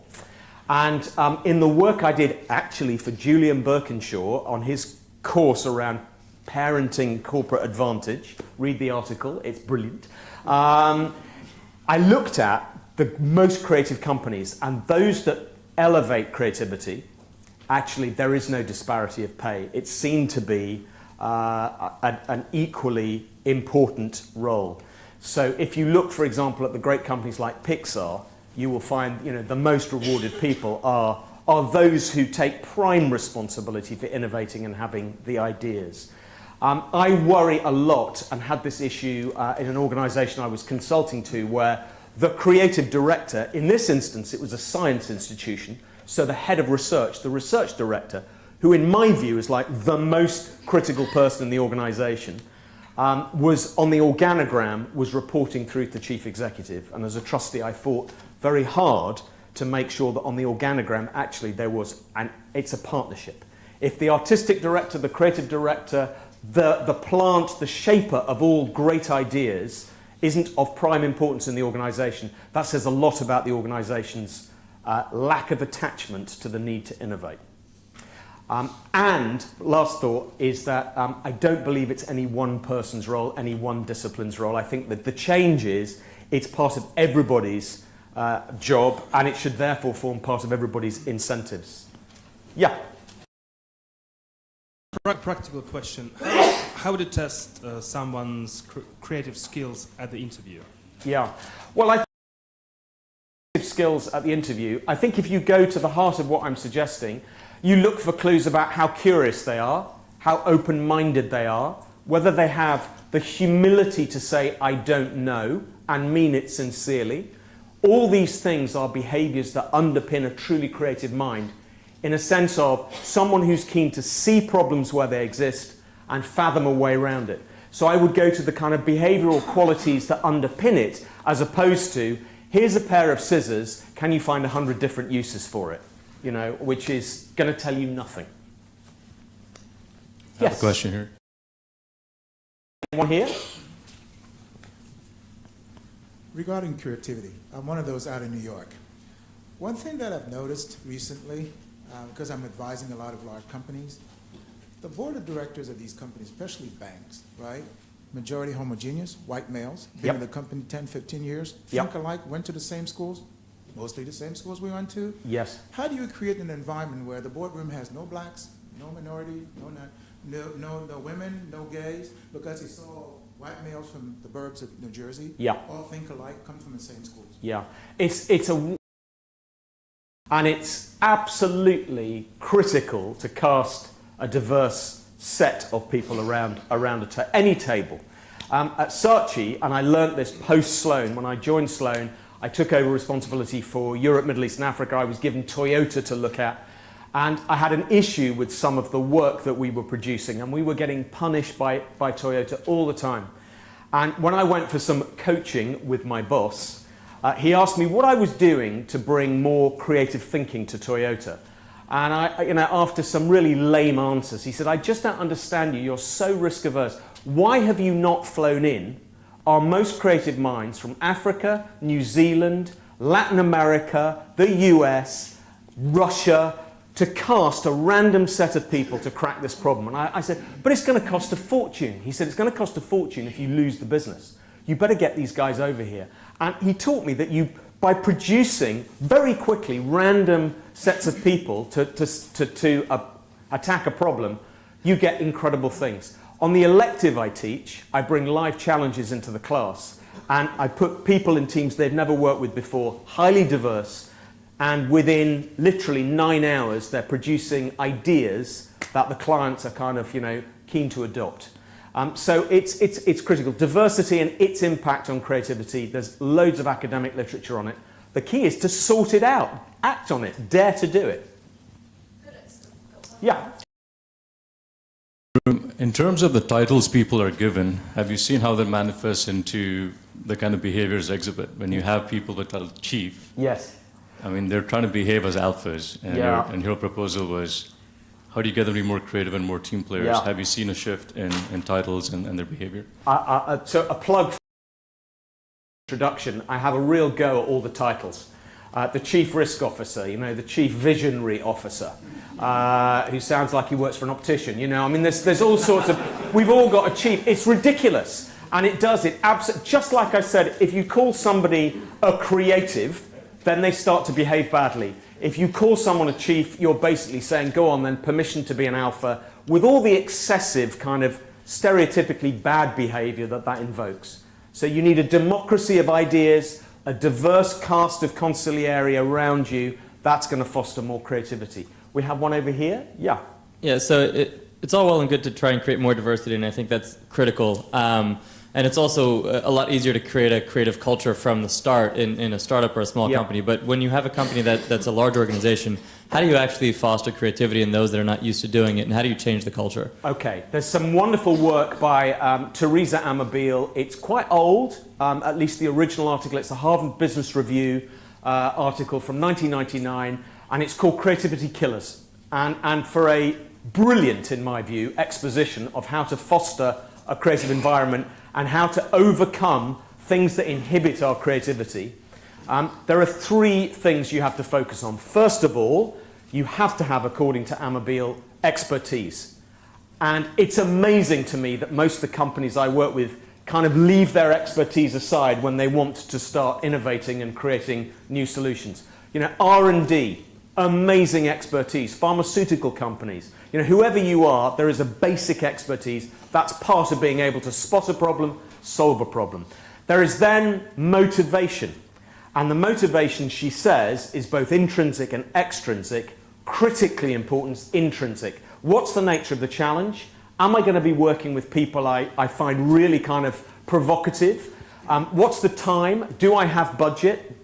All those kind of things. You can foster an environment where the intrinsic motivation is high. She says, by the way, money doesn't feature in intrinsic, which when I showed that to my boss, he said, that's great. That's why we don't have to pay people quite so much money. The truth is, absence of money can demotivate, so you just have to be careful about that. The big thing in the middle is creative thinking skills, and that's like anything. That's a muscle you have to work. And there is no kind of ownership of how you produce the kind of drills that allow people to improve their skills. In my classes, I take people through some really simple techniques and tools to a very rigorous framework, because the most creative, innovative thinking always happens within the boundaries that are well defined, within some constraints. Somebody mentioned IDEO. You know, there is a great design thinking process that you can adopt. And then you just practice like anything, like you practice a musical instrument. On which note, with 5 minutes to go, I'm going to give you one practice to take into lunch. So I'm going to call time on this. You're welcome to do this live on the other side of the world if you want. All you need to do here is to stand up opposite one partner, not too close, it's nothing romantic, it's certainly not as embarrassing as the last exercise. I just need you working in pairs on this, so stand up, maybe find someone you don't know. If there's any odd one out, Alison will play odd one out. Okay? Okay, that was the easy bit, that was the simple bit. Here's the game. One of you owns a hair salon, not a beautician. One of you owns a hair salon, and the other needs a haircut. Okay, so just make that decision.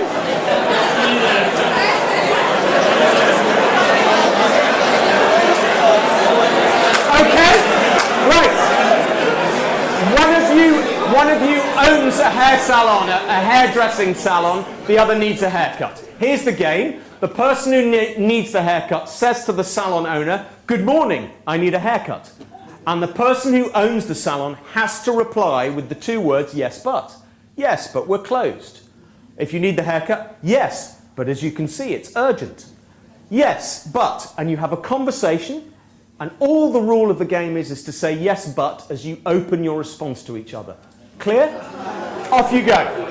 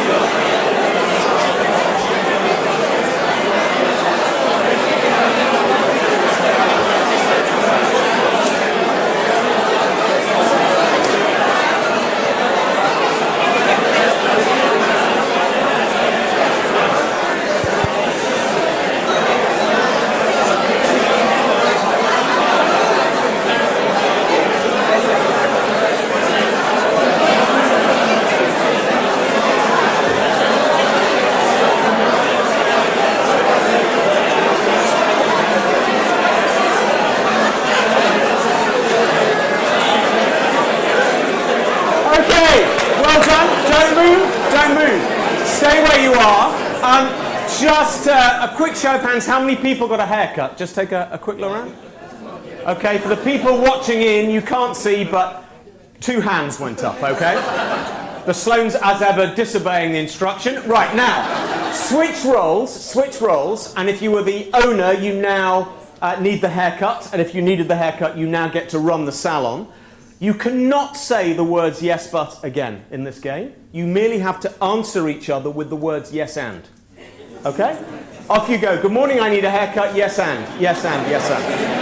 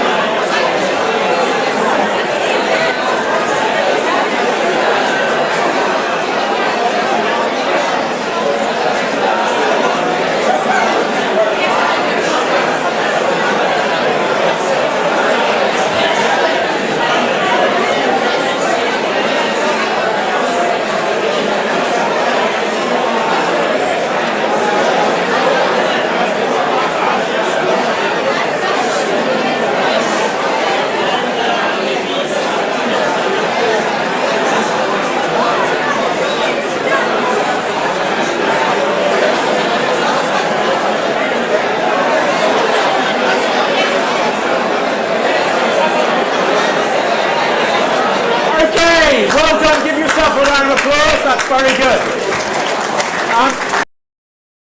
Show of hands, how many people got a haircut this time? Okay, for those over, pretty much everybody, keep your hand up if you've got more than a haircut. Okay, what did you get? What did you get here? Massage, pedicure, yes. A cup of tea, anything else? Which one? Yeah, a dry cleaner, he's going on holiday, anything else? Highlights. This guy got highlights. Okay, please sit down. You've proved that you can create. That's a game from improvisational comedy. In improvisational comedy, yes but is called a block. It can be very funny. You stop your partner taking the story on.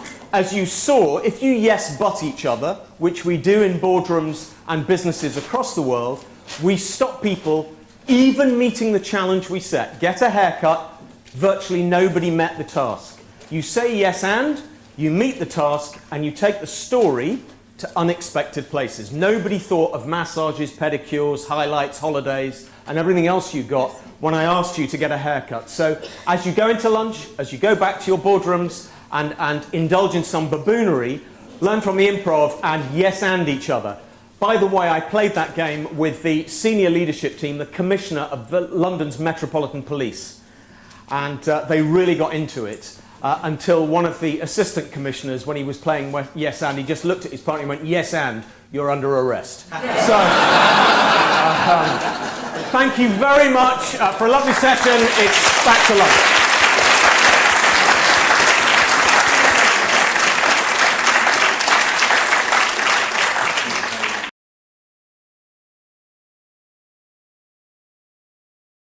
What lies right at the core of Sloan is what we've got on the page here, which is the proposition not just of equipping people with technical skills, important as they are for a successful career, but it's about getting to what lies at the core in terms of what our careers and lives are really about and what we might do to transform them. Because I don't believe that any of us would have taken a year out of our careers and lives if we hadn't had a large aspiration that we wanted to get to grips with, to give teeth to, in order to bring about a different kind of meaning, perhaps, than the kind of meaning we'd been living with pre-Sloan. So Sloan is very close to my heart because the theme of transformation itself is extremely important to me personally, and I've been lucky enough to work that out in our class sessions and in many conversations with many of you here in the room and your colleagues over the year and over the years. And what we'll be doing is to put a spotlight on exactly that theme, the theme of transformation of careers and lives, through a panel discussion which will follow very shortly, where we've got panelists from the LBS Sloan, from MIT and Stanford, and we'll be asking exactly that question. What's the Sloan experience done for our panelists and by extension for everyone in the room?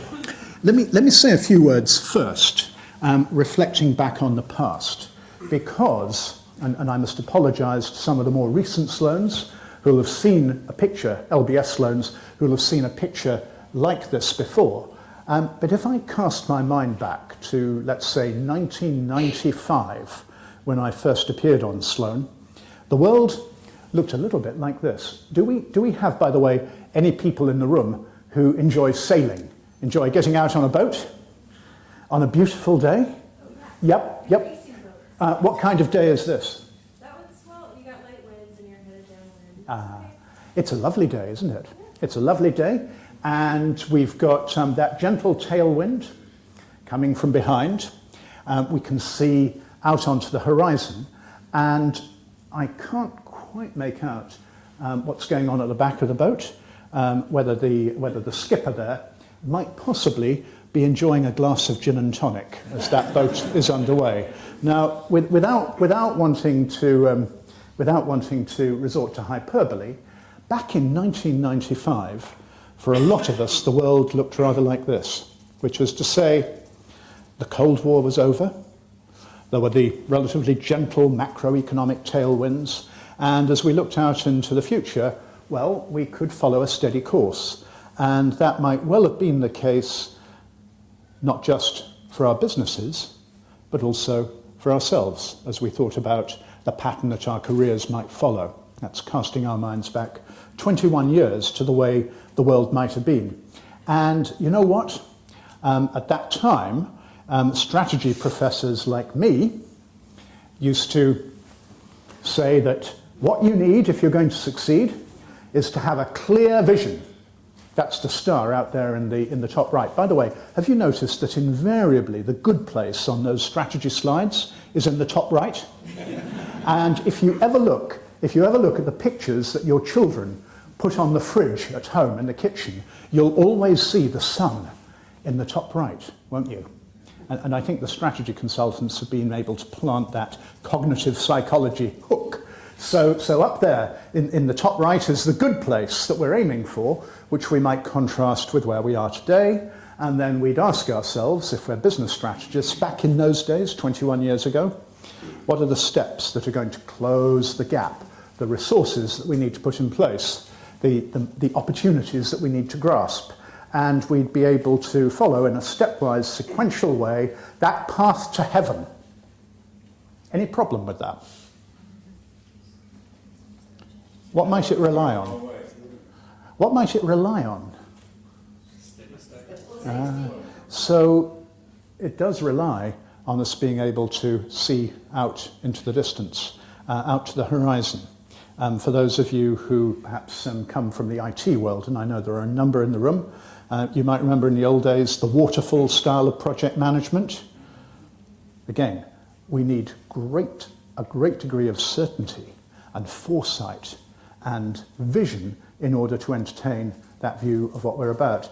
Now, as it was for business strategy, I'd argue at that time it often was for our career strategies. Those of you from MIT will of course know Edgar Schein. Edgar Schein's worked very well. Edgar Schein used to talk about career anchors, which is to say early on we'd define our career anchor in terms of our working identity that we'd be progressively fulfilling through our working lives. Again, it perhaps depends very much on the proposition of a following wind and a clear view out to the horizon. The weather's changed, hasn't it, for all of us in the room since 1995, to varying degrees. For some of us, of course, there'll be periods when the clouds lift and then we can simply get on with driving towards the goal. But for a lot of us, and I speak personally here as well, we don't really know what might be coming out of the fog. and the wind. Where's the wind coming from now in that picture? Well, you're actually in a really good position there. Probably won't take that. Yeah. Now, say more. But you're heeled out, so that's usually one of the positions on the boat where you actually have maximum velocity. You can if your sails are trimmed properly. But like that one in the other boat there, not trimmed properly, but you can't really see where you're going. So. Now this is a great insight, and I'm delighted that these simple graphics have been mined so thoroughly already in the true Sloan spirit. The aerofoil property of the sail is what you're referring to, which is to say that if you get the boat trimmed just right, you can go even faster than when the wind's behind. But of course, the wind is likely to change. And then, when the wind changes, we've also got to be extraordinarily agile in ensuring that our crew shift their weight across the boat. And if we get it right, arguably there are many more ways to win than there might have been in the old days when we had the wind behind us. In fact, one of my colleagues at London Business School, Andrew Scott, who many of the LBS Sloan Fellows will have known well over the years, looks at volatility and the impact of volatility on corporate performance. And it turns out that in periods of greater volatility, there's a bigger and bigger gap between relative winners and relative losers. When we all had the wind, the gentle macroeconomic wind coming from behind, the variance of profitability across companies in a given sector was much less than in the periods that are highly volatile. So you're absolutely right. If we get it right, we can win. But we have to learn, don't we, how to navigate in those foggy conditions where it's not going to be a steady course, and when we need to make the judgment call as to when we're going to shift our weight across the boat, which from a standpoint of business strategy and strategy execution means that instead of taking a linear approach, we have to take a much more iterative, much more experimental approach to uncover possibilities, to uncover those opportunities that we might be driving for. And so it might be when we come to personal strategy and career strategy, which has huge implications because much of what we used to teach back in 1995 was still very much in that linear frame, whether we're talking about strategy for our companies or, for that matter, strategies for our careers. And what we may need to do in these conditions is to develop what I'd call a set of meta skills. Finance, economics, operations management, all those staples of a business school degree program, of course they matter. But what we also need to do, and what I hope we're looking increasingly to do on programs like Sloan, is to help develop the meta skills which will enable us to succeed in the kind of environment that we can see on the screen. We've got a remarkable woman here at LBS who's joined us from INSEAD, who some of you might well have come across, called Herminia Ibarra, who writes beautifully about career strategies. And I've stolen a leaf out of her book, adapting it slightly, as we all do along the way, in this slide, which is to say that it's not going to be a case of just pinning down the goal and going for it. We need the meta skill of making sense of what those opportunities and, for that matter, those dangers might be as they loom out of the fog. Those who are able to make sense and recognize patterns sooner than others are going to be those who will do best. Also, what we will need to do, rather than just going down one course, back to the IT analogy of waterfall versus scrum, we'll need to take a much more experimental approach to the way in which we execute our personal strategies as well as our career strategies. And again, to make that possible, there's the question, what kind of company are we going to keep? And I believe part of the beauty of Sloan is that in the Sloan year at LBS, and I believe this to be true of Stanford, thinking back, and I'm at IT, we developed the meta skill of being able to form radically new connections, thanks to the incredible diversity that we'll find in the Sloan class, which in turn gives us a ground on which we can forge those experiments and make sense of ourselves and the world in quite a different way. So harking back to 1995 compared to the world, the Sloan world 21 years later, very different sailing conditions and a different set of skills. And what will be fascinating to explore now is just how that might chime with the experience of our panelists. So what I'd love to do now would be to welcome our panelists on stage. If you'd like to make your way up, and we'll begin with some introductions.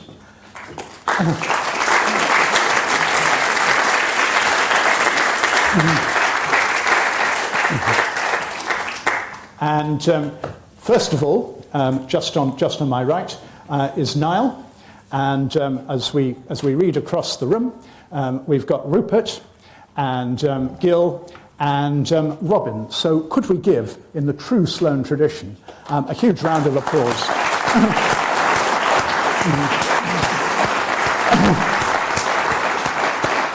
Sloans tend to do that even before the class has begun, which is excellent. What I'm going to do is to ask our panelists, first of all, to introduce themselves in turn, if you're willing. Sure. We could perhaps begin with Niall.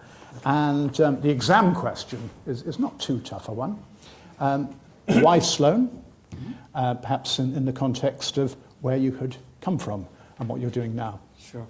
Is the microphone working? Are they going to switch it on? So Niall Henderson, I was a graduate from MIT 2010. And so I think the first place to start is on behalf of all of the MIT folks here today. It's a great pleasure to be here. So we thank very much the London team for expanding the site. I think you did it, the London only the first year. And so it's great to be here to have the three schools together. I may be somewhat of an outlier in that I've had 21 years with BP in oil and gas. I guess many people are changing companies and building their careers that way. I started as a petroleum engineer, and I'm currently in BP's mergers and acquisitions team. So in the spirit of this morning, what do I do? I sell oil and gas fields, petrochemical plants. So if any of you want to buy an oil field, I'm happy to sell you one. Why did I take Sloan? BP has quite a track record of, we used to send 1 or 2 people every year to Stanford. So we had over many, many years, 20, 30 years. So quite a few of our senior executive team are Sloan graduates. I was opted to go to MIT. I self-funded to MIT. The reasons for going, I actually had quite a narrow scope. I just wanted to get a good business education because I'd moved from engineering into the commercial side of the business. But I felt somewhat exposed that I didn't have any kind of formal training. So my reason to go to Sloan was quite narrow. And I have to say, I was very pleasantly surprised. And, it's a much more expansive experience, as I'm sure everybody in the room can testify to. So it was a wonderful opportunity from that perspective. So that's myself. Hi, I'm Rupert Naylor. I'm probably the opposite of Niall, that I was always changing jobs and always trying to find the next best opportunity. So I'd been a diplomat, and I think, as Dominic was describing, it was around the late 90s when we had a book released called The End of Democracy. End of History. End of History. And then End of History was saying, it was about Fukuyama, I think. It was saying, we've finished wars, liberal democracy is the natural governmental form, and we're all going to be friends. And if you're a diplomat, that doesn't sound very interesting, right? What's the point, right? You're going to spend your life opening school fairs and, that's fantastic.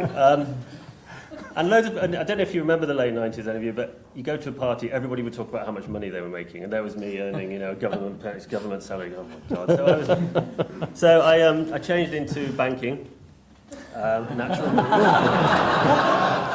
Yes, it was.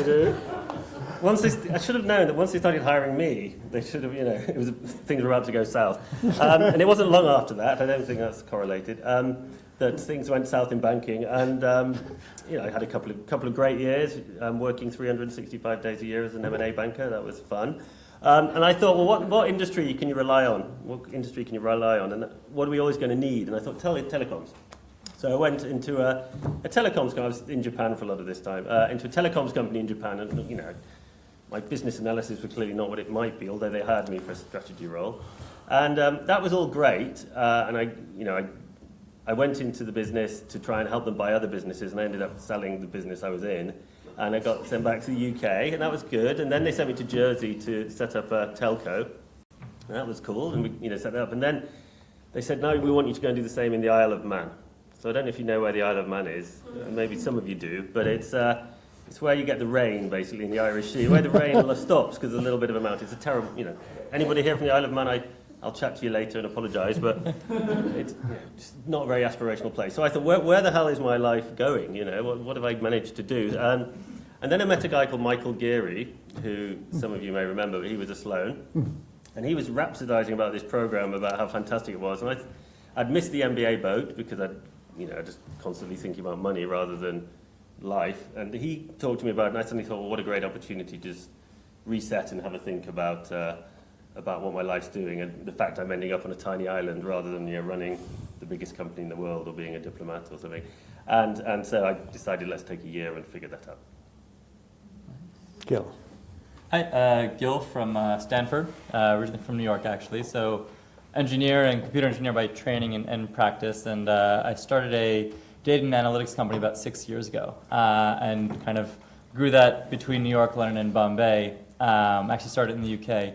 And when it hit about 70 people, I realized that, excuse my New York verbiage, but I'd exhausted my ability to bullshit running a company off of Google and Wikipedia.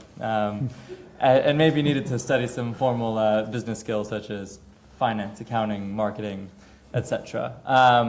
So that was kind of part of it, is to fill out the gaps of what I knew so I could continue to grow the company. But it was also looking for additional opportunities, and more than that, I think meeting interesting and like-minded people who are also ambitious. When you run a company, it could be a very lonely place when all decisions come to you, and that is your entire life. So with that, I kind of looked at options, and the Sloan program seemed ideal.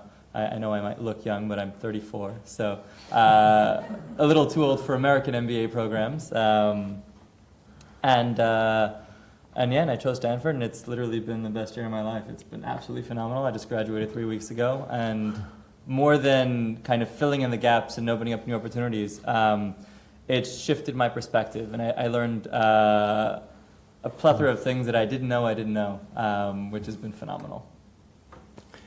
Robin. Thanks, Dominic. I'm a London Business School Sloan of 2002. And I now, using Julian's advice this morning, I now work as a business coach, which means I'm paid by companies to work one-to-one with their senior executives, helping them work out what they want to do and how they want to do it.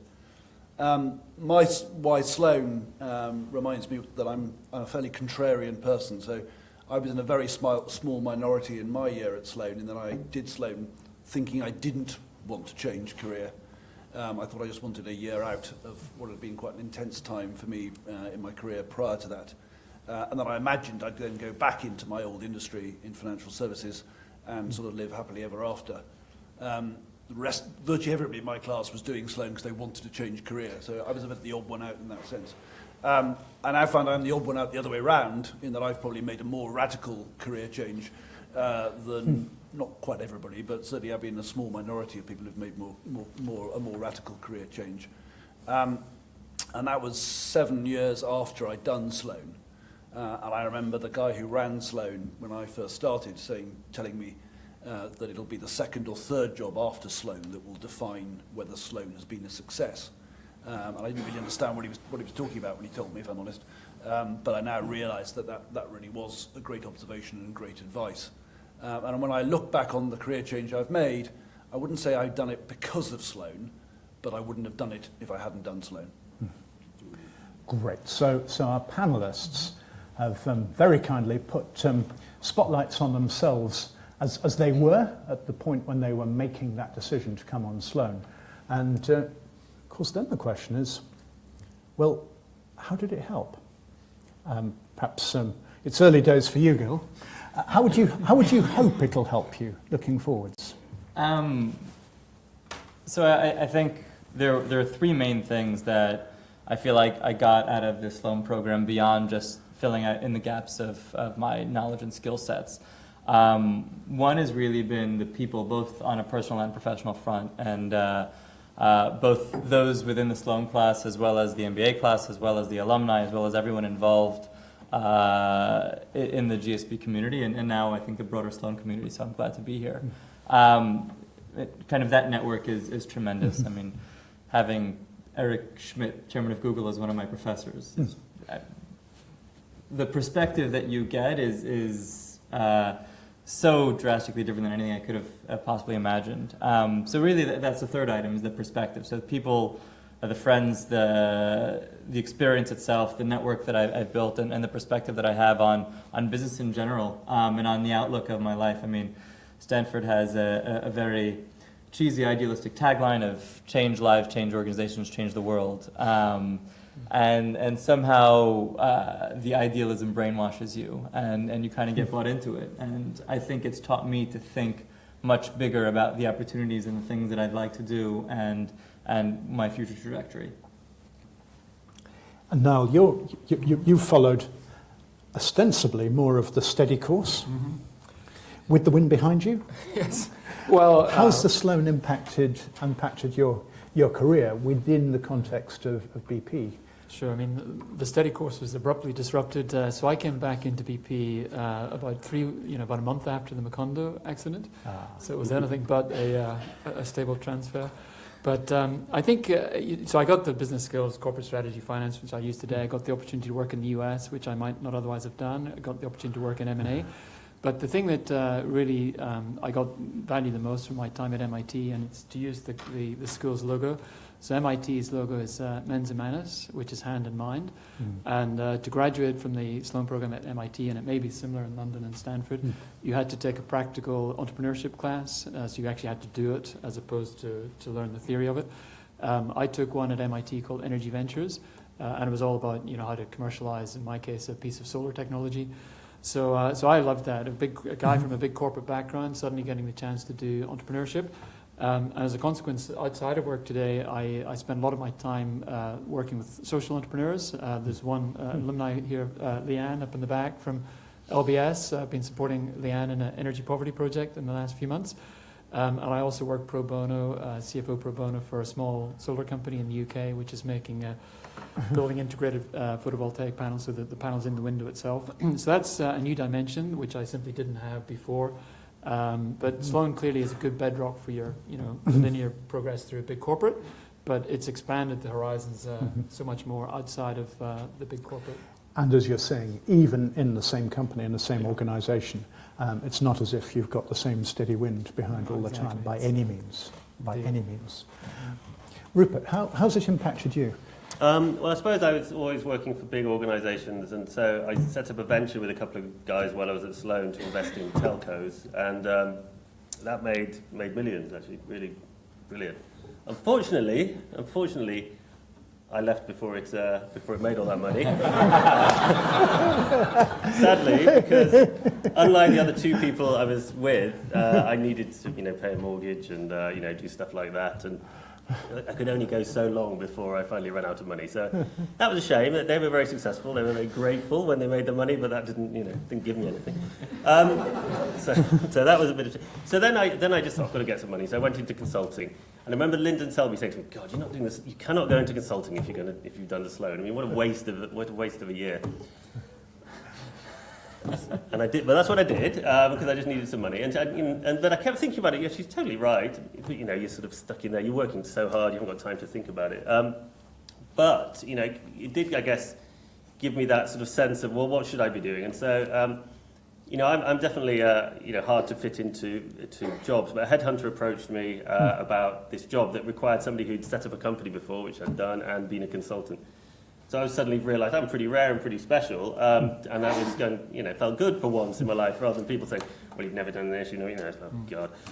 So I was hired to run the region, run Europe, and now EMEA for a US software company involved in predictive technology. And I think the great thing about Sloan was, I guess, it gave me the confidence that when doing that to know what I should be doing, and a lot of that wasn't, I've got to be the deepest in this technology.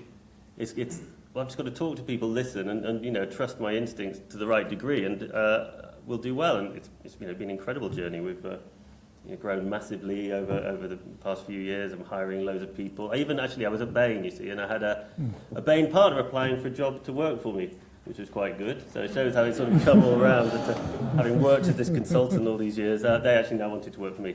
Sadly, he didn't quite make the grade, but wasn't my. So no, so it just gave me that confidence to just realise it's if you there's enough out there, and Sloan gives you that idea that you're not alone in not knowing everything, but you know enough to do a good job. When we talk about Sloan, of course, there's the Sloan year, what happens on campus and around campus during that very intense year. But a lot of people in the room, I'm sure, have had the experience that Sloan never really ends. And indeed, we talk about the Sloan Fellowship, and sometimes the Sloan Fellowship conjures up a sort of rather Oxford and Cambridge atmosphere of the high table and the fellows dining and sipping excellent claret. But there's also the sense of the fellowship in the literal sense, in terms of fellow journeyers along the way. And question for Robin, because as we look at the Sloan vintages represented on the panel, you're all the way back to 2002. What's your sense of this being a continuing community, and how might that have helped you? Yeah, I would say the personal friendships, the personal network that I gained from Sloan is probably it's certainly the biggest thing I think I got out of the year. Genuinely transformational.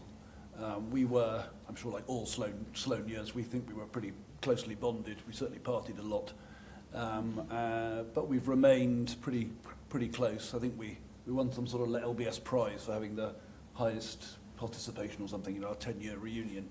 I was in Australia last year for a reunion. I'm going to be in New York in September for another reunion.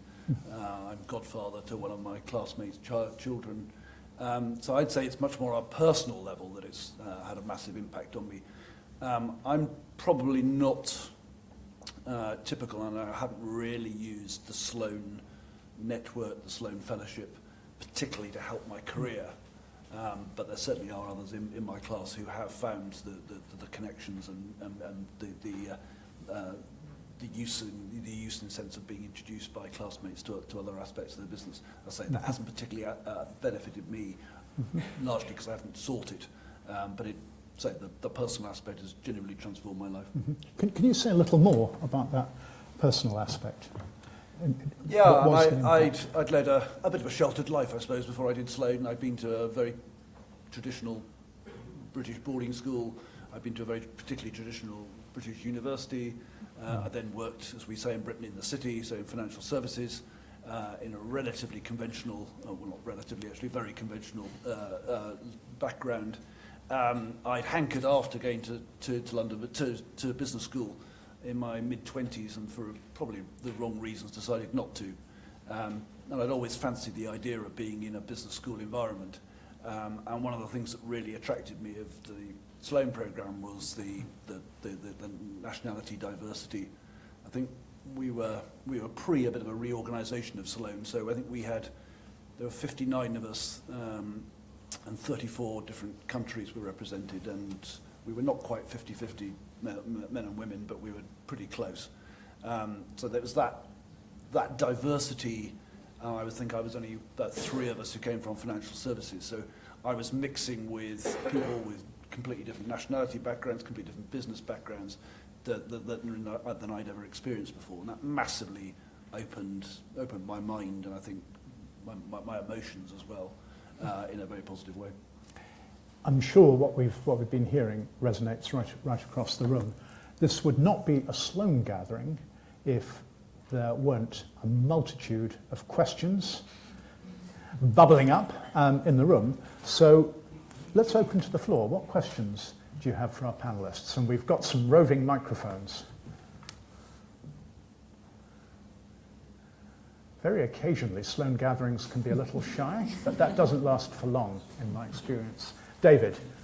I mean, it's easy to talk about the positives. What about the negatives?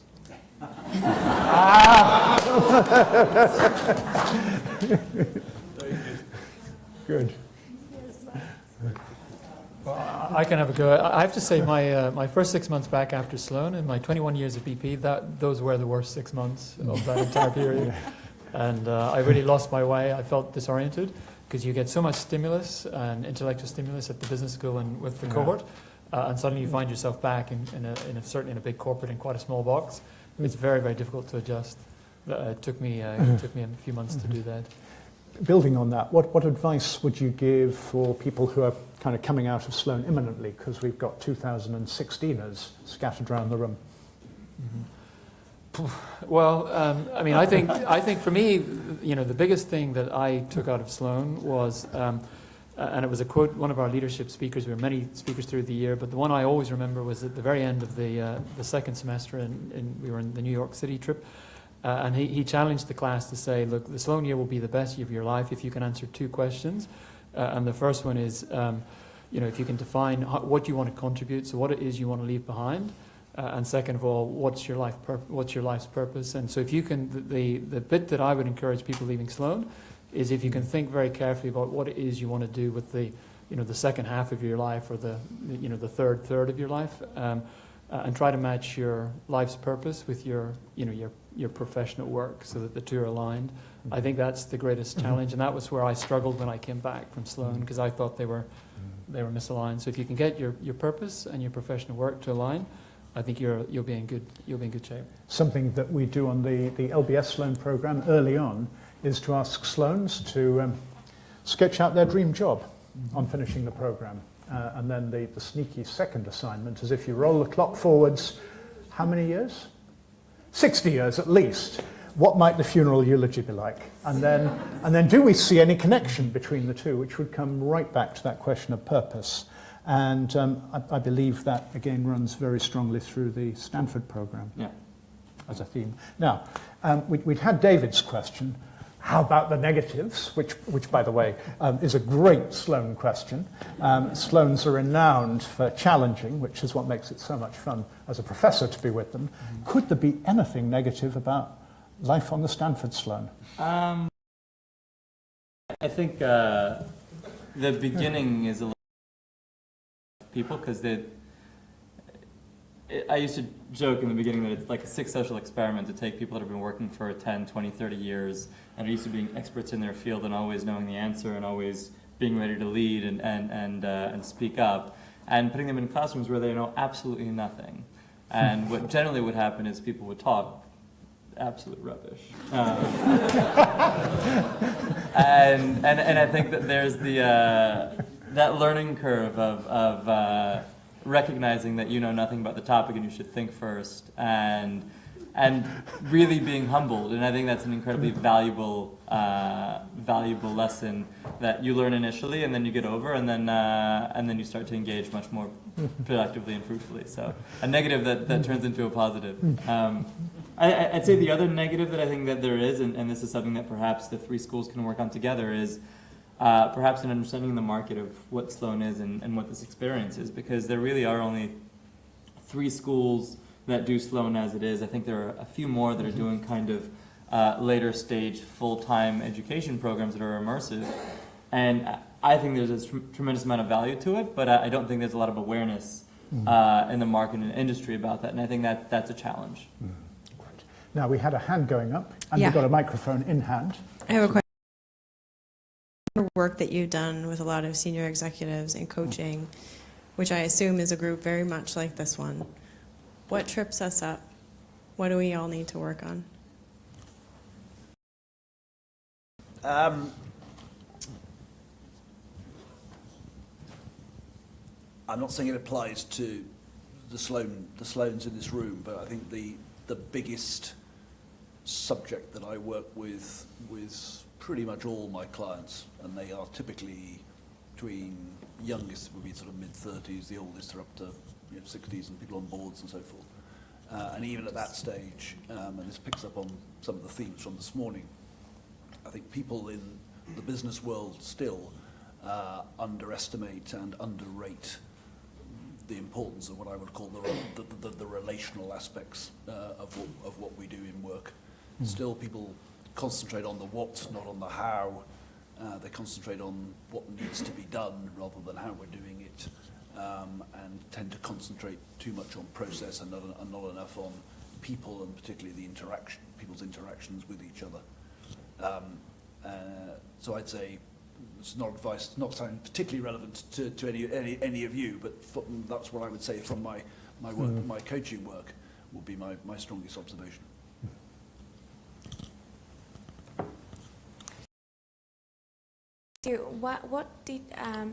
What made you move into coaching?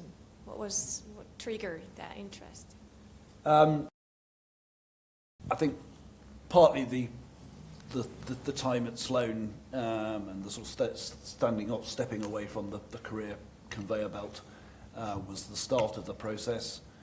If I look back on my career in financial services, and I still do some work in financial services, if I look back on it, it's much clearer now to me that it was always, to use a rather sort of vague term, the people aspects of what I did, rather than the process or the market, the financial market aspects. It was always, say, the management and leadership of people that really motivated and interested me. And in coaching, I have the luxury, the privilege really, of being able to work with multiple clients on that very subject, and people are prepared to pay me to do it. So it's a dream for me. One more question from the floor. David. Hi. One of the reasons I came to the Sloan program was to refresh my knowledge and update myself after a long career in one organization. Now that I've left the Sloan program, one of the difficulties I find is keeping that level of knowledge up to date. We heard this morning how, with the rate of increase of knowledge, we're all becoming relatively more ignorant as time goes on, even if we keep developing our knowledge. How have you found, as Sloan graduates, that you've kept yourselves up straight with what's current, given that the Sloan program itself was some time ago? Would you like to take the question? Well, one thing I have done since leaving Sloan is stay connected with the cohort. I think that in itself is a great stimulus because it keeps you alive to the ideas and what other people are experiencing and thinking. One thing I do, there was a class we took at MIT which was it was kind of macroeconomics, but it was basically making more aware of what's going on in the world. So I joined, for those in Britain would understand it, Chatham House. It's the Royal Institute of International Affairs, which is really a think tank, and it invites prime ministers, presidents, prominent people from all around the world to come and talk. So that's something I actively do. I joined up as a member. It's open to anybody. There's no selection, but that's one way to keep me connected to the world and keep me connected to the ideas. It's difficult to stay connected to management theory as it evolves, but I think some of the big management theories it'll probably percolate through to you in the course of time. So, the fail fast, the experimentation, that's something that's kind of all pervasive at the moment. But certainly, it's something, I have a big bookshelf of books. This will be another one. I could probably dedicate more time to reading them to keep abreast of it. Rupert. Yeah, obviously, as you get more senior, the requirement to have specialist knowledge goes down and down and down. And I had quite a good example of that in our company, where they hired me for UK initially and somebody else who's a real specialist in data for continental Europe. And that specialist wasn't able to convert that specialism into communicating with people in a way that was successful. And you realize you only need you need to know what you're talking about, but you don't need to be programming or something in MySpace. You just need to understand how it applies. And keeping at that level is the best thing for me, is always just getting out there and talking to people. And the most anecdotes I tell in a sales meeting is something I've just heard from somebody the night before, and they're often the most powerful, most vibrant, rather than reading things, I think, in the press. I just graduated. No, I mean, my hope is that I'll continue to stay engaged with the cohort, and we've got our WhatsApp group, and people are constantly sharing. I know we're still fresh, but we're constantly sharing ideas and books and lectures, and I'm also staying in the Bay Area, so I certainly hope to go and sneak into lectures and keep the relationship up with the professors that are teaching there and the faculty, and stay involved. I'm going to give an even blunter, or a blunter version of Rupert's answer and build on what Rupert said. My advice would be, stop worrying about learning anything new, about keeping up to date. You already know more than enough. Concentrate now on how you're going to use that knowledge.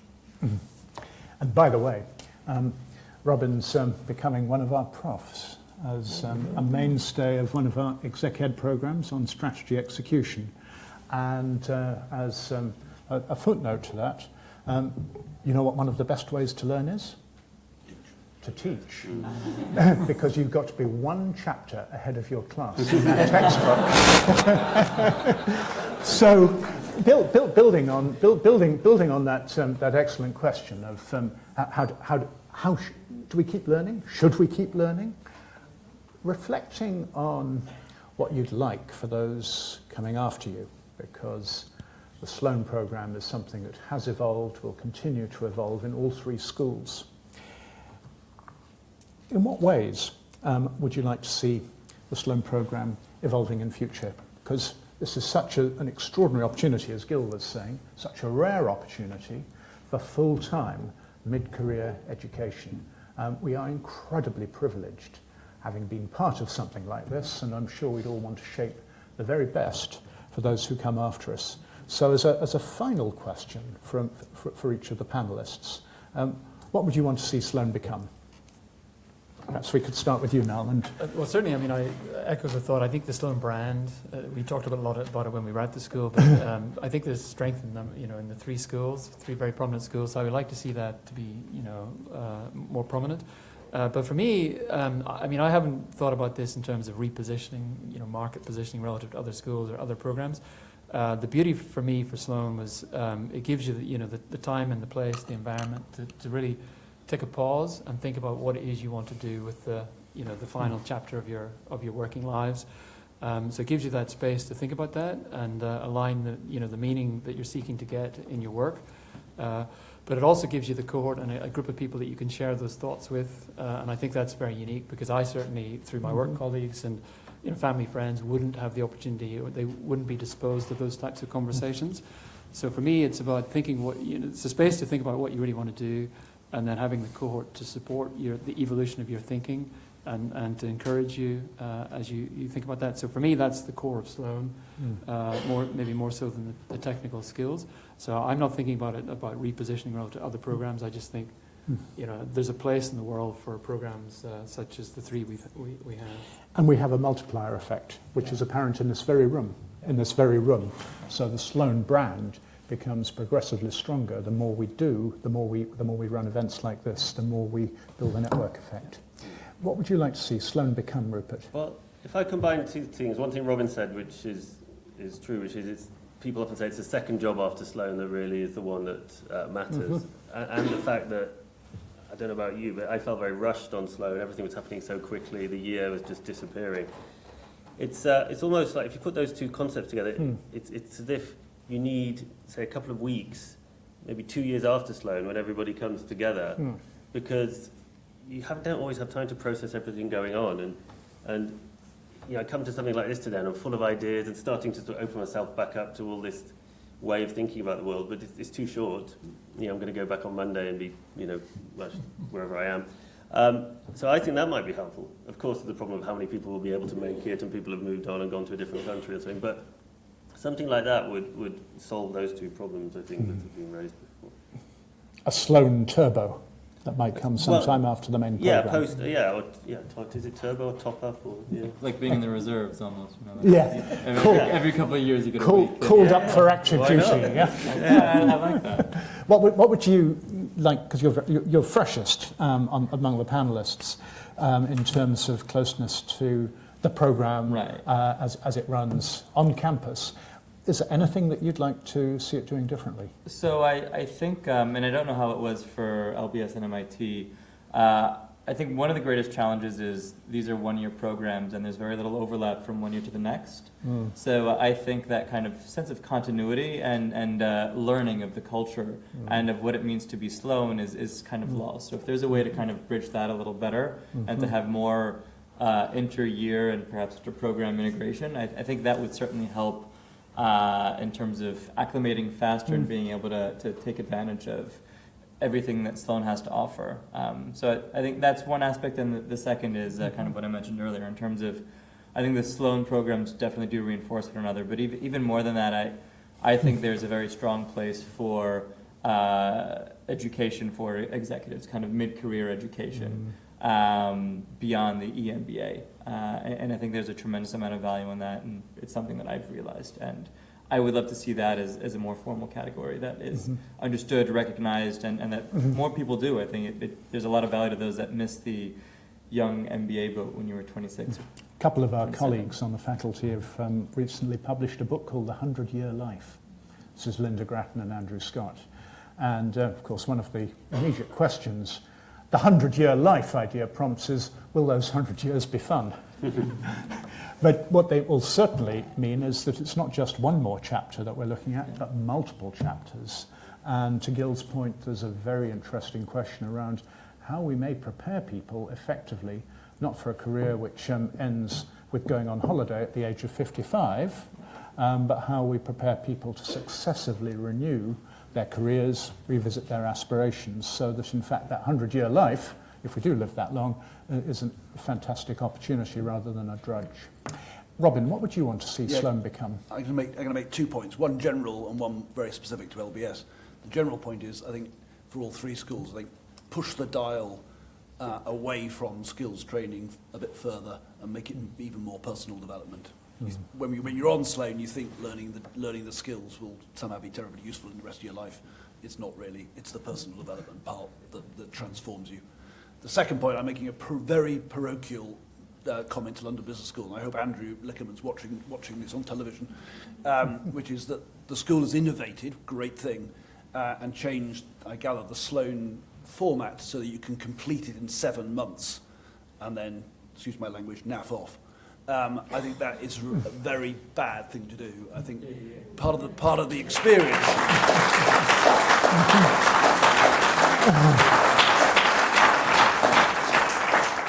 Part of the experience is being together for 12 months in an incredibly intensive environment. And that's one of the things I look back on with huge affection. So I hope LBS is brave enough to reverse that particular innovation. Great. And I would strongly second that, because the principle is that this is a program that should never end. And what we should do now, before we move on to the next part of the afternoon, is to give a huge round of applause to our panelists.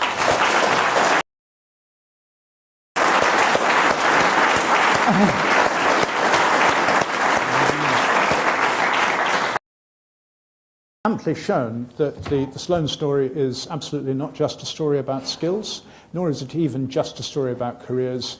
Sloan's a story about life. So, I believe we are exactly on time. Would that be right? Right. Well, now, that's well done. Rupert, great seeing you again. That brought back memories. Gil, great to meet you. That is why you're supposed to go from there. Where were you living at the time? Oh, you were in the door. It wouldn't be, I guess it wouldn't be accepted with the title of the new norm if we didn't bring into the debate and the conversation the matters of technology and what technology is doing to us in our built environment and our world. And I'm here to introduce our next speaker. By the way, I'm Paul Honegruff. I'm a 2015 Sloan and part of the hosting class. However, our next speaker, who's a business colleague and a great and dear friend, is an award-winning entrepreneur and technology pioneer. One of the only ones in this program that is not a Sloan or not a faculty. Steve has spent 5 years each working with software development and sales with both the Lotus Development Organization and Microsoft Corporation.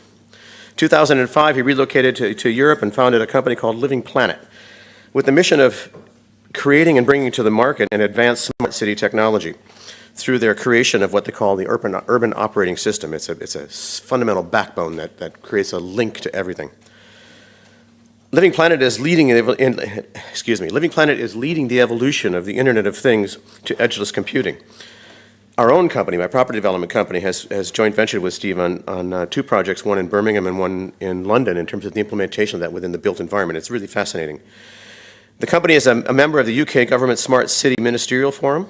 It advises the Clinton Global Initiative on Smart Cities, as well as the Singapore Government's Internet of Things Board. The company has won numerous awards, including the Best Investment in High Tech in Europe from the World Investment Conference, the Technology Pioneer Award from the World Economic Forum in Davos, and the Business Internationalization Award from the UK government.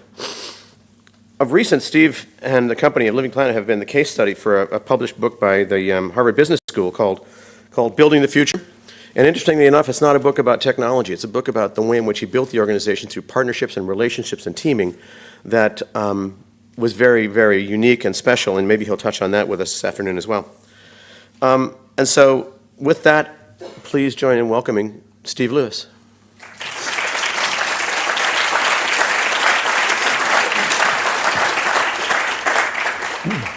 Good afternoon. Hopefully my mic is on.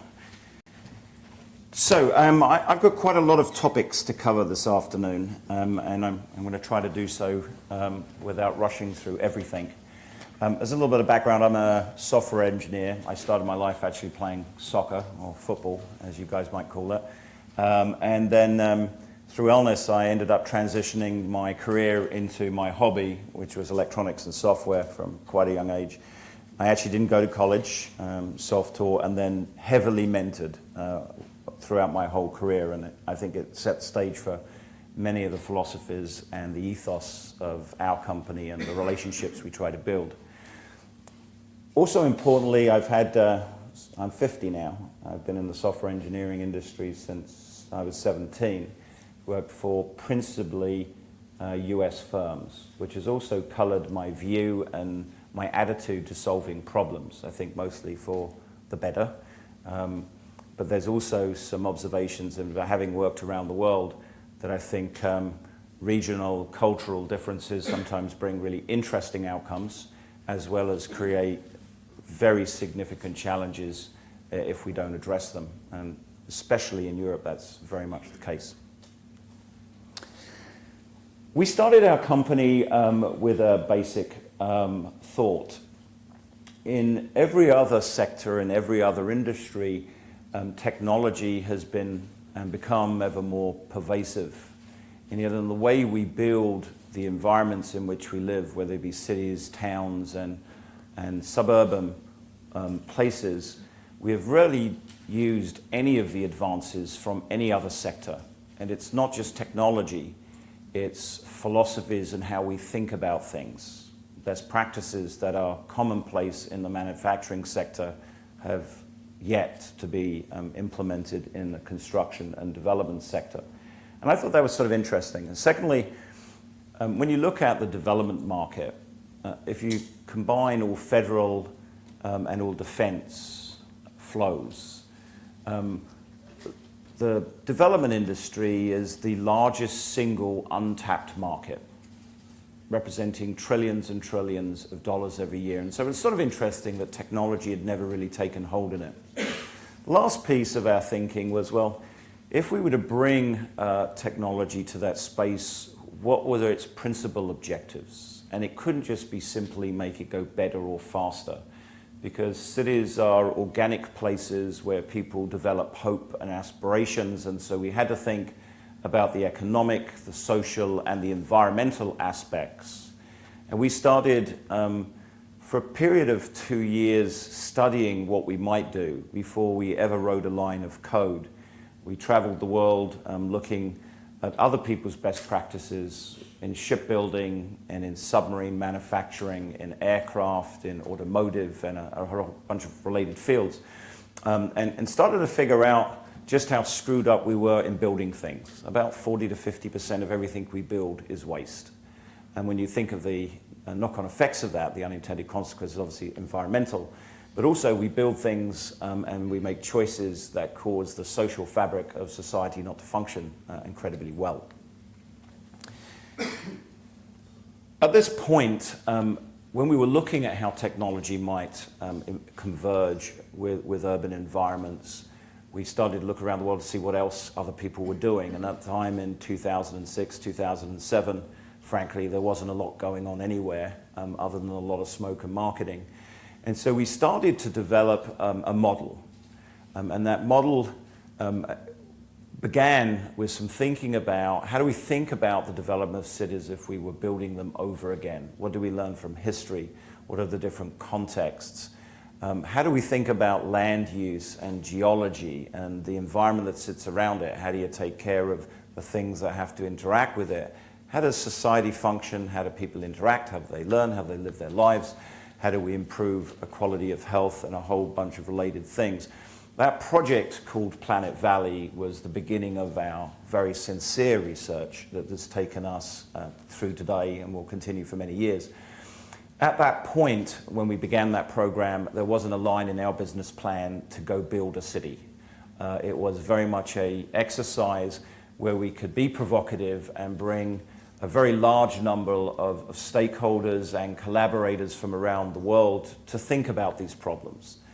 And one of the most important elements, referring to some of the commentary I've heard today, but in our own experience, some of our toughest world problems that create the greatest opportunities require a massive amount of collaboration and mutual innovation. We can't get there solving all of these problems on our own. We have to build networks of networks of networks. Those networks involve microbiologists, sociologists, anthropologists, guys who think about civil engineering, guys who pour concrete, other people who worry about electronics and software like we do. Some of them are thinking about nanotechnology and quantum physics, and some are thinking about artificial intelligence. We have to work with architects, master planners, city planners, governments, policy administrators. Everybody has something to say, not least the people that live in these places and working them and call them home. So it's a complex problem of innovation, audacious innovation.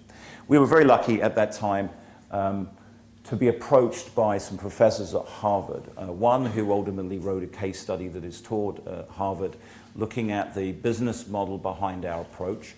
And the other was a 6-year case study with Amy Edmondson, a professor at Harvard known for organizational dynamics, and her co-author, ultimately Susan Reynolds, who was a journalist. But we had a very intimate experience with these guys. We had PhD students stay with us, as did their professors.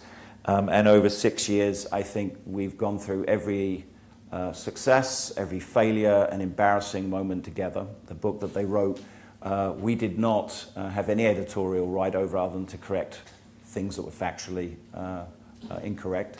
But it's probably one of the only books I've seen in the tech industry that talks about the path from startup through to market participation and looks at the complexity in getting there when you're tackling big ideas. Anyway, I'm going to whip through the next things because I want to give you some idea of the scale of some of the challenges. The Machiavellian quote here from The Prince is probably the most apt.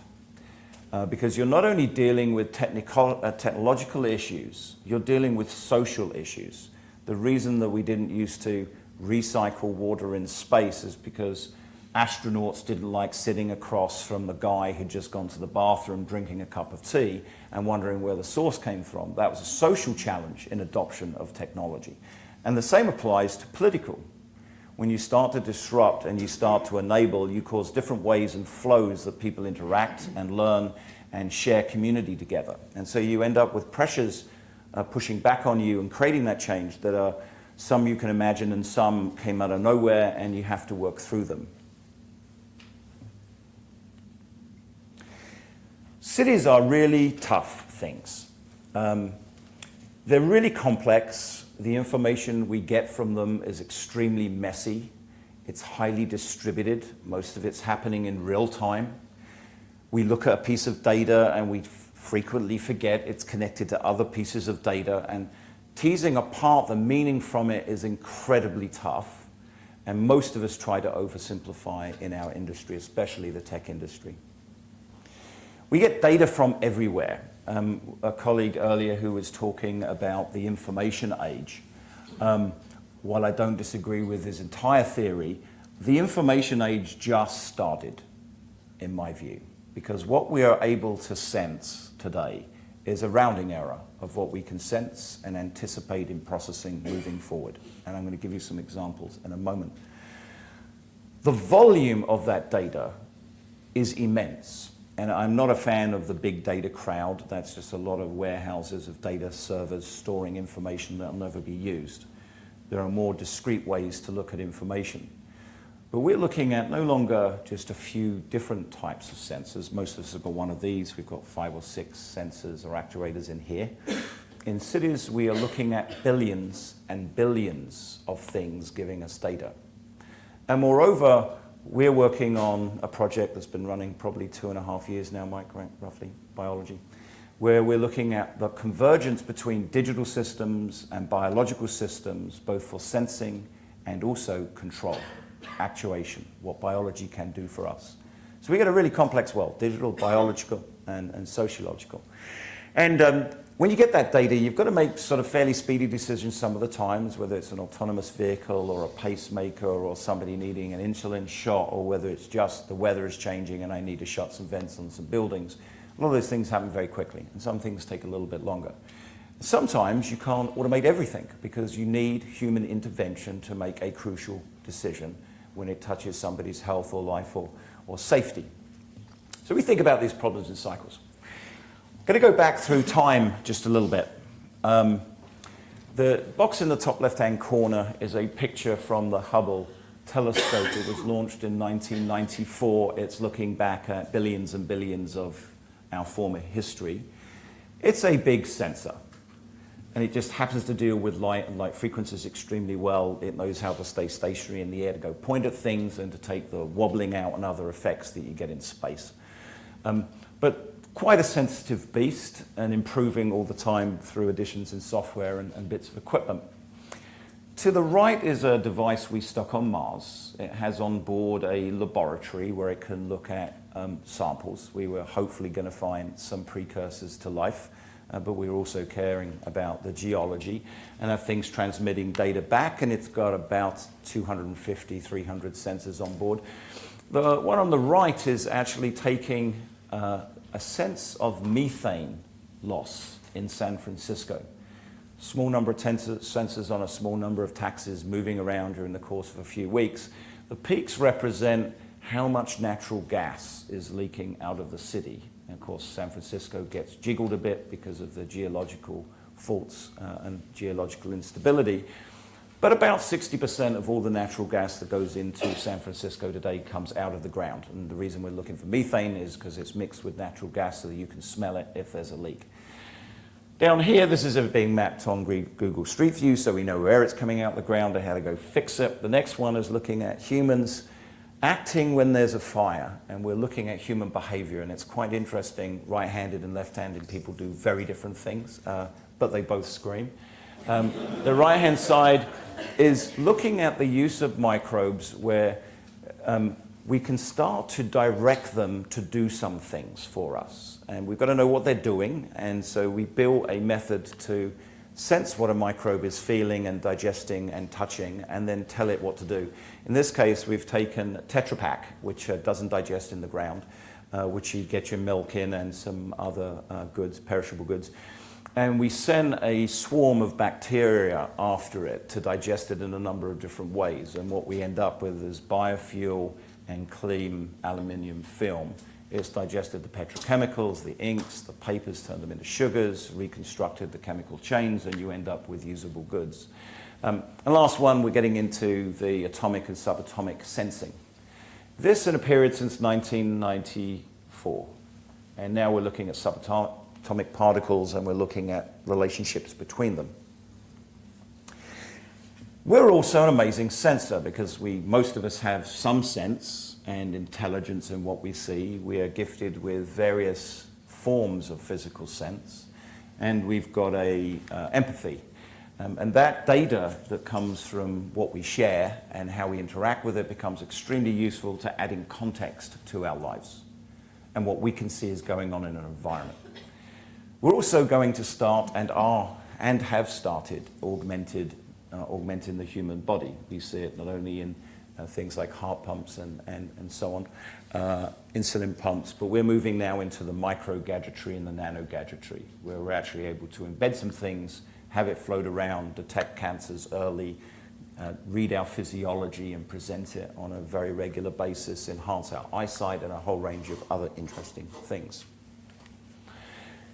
When you start, so that's the sensing piece, how do I get data? It's both digital, it's biological, it's simple sensing, and sometimes it's extremely sophisticated ways to look at our physical environment. That information is useless unless it has context. Context starts to really mess with your mind. This is a picture of Porto where we perform some of our R&D. It's the Douro Valley that runs down here, down to the sea. You have to look at cultural differences between the way people live in a space to determine how you serve them. You've got to look at the underlying geology. You've got to look at the structures that sit around it. You have to deal with weather. And weather gets changed by what it touches, so it's not just the macro form of weather, but the microclimate form of weather right down to a building.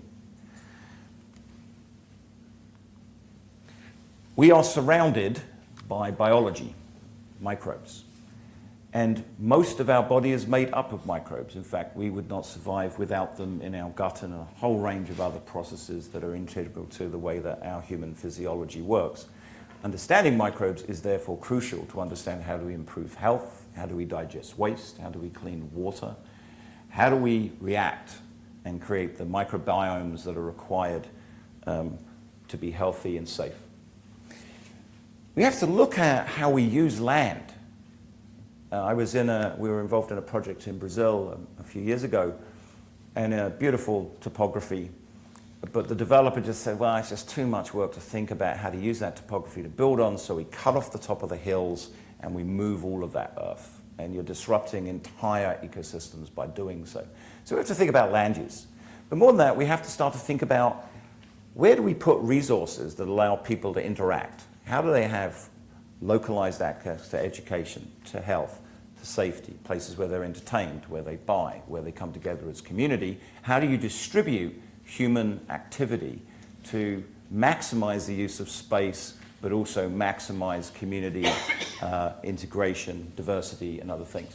And you also have to start to look at how that works with everything else. So when this simulation on the right-hand side was something we did a few years ago for our own development, we're looking at topography and where buildings are placed and how high they are and how they're oriented so that we can slow air flowing over the city to cause cooling effects, but to speed it up over the top of the buildings so that we can recapture that energy through microturbines back into energy that the building is using.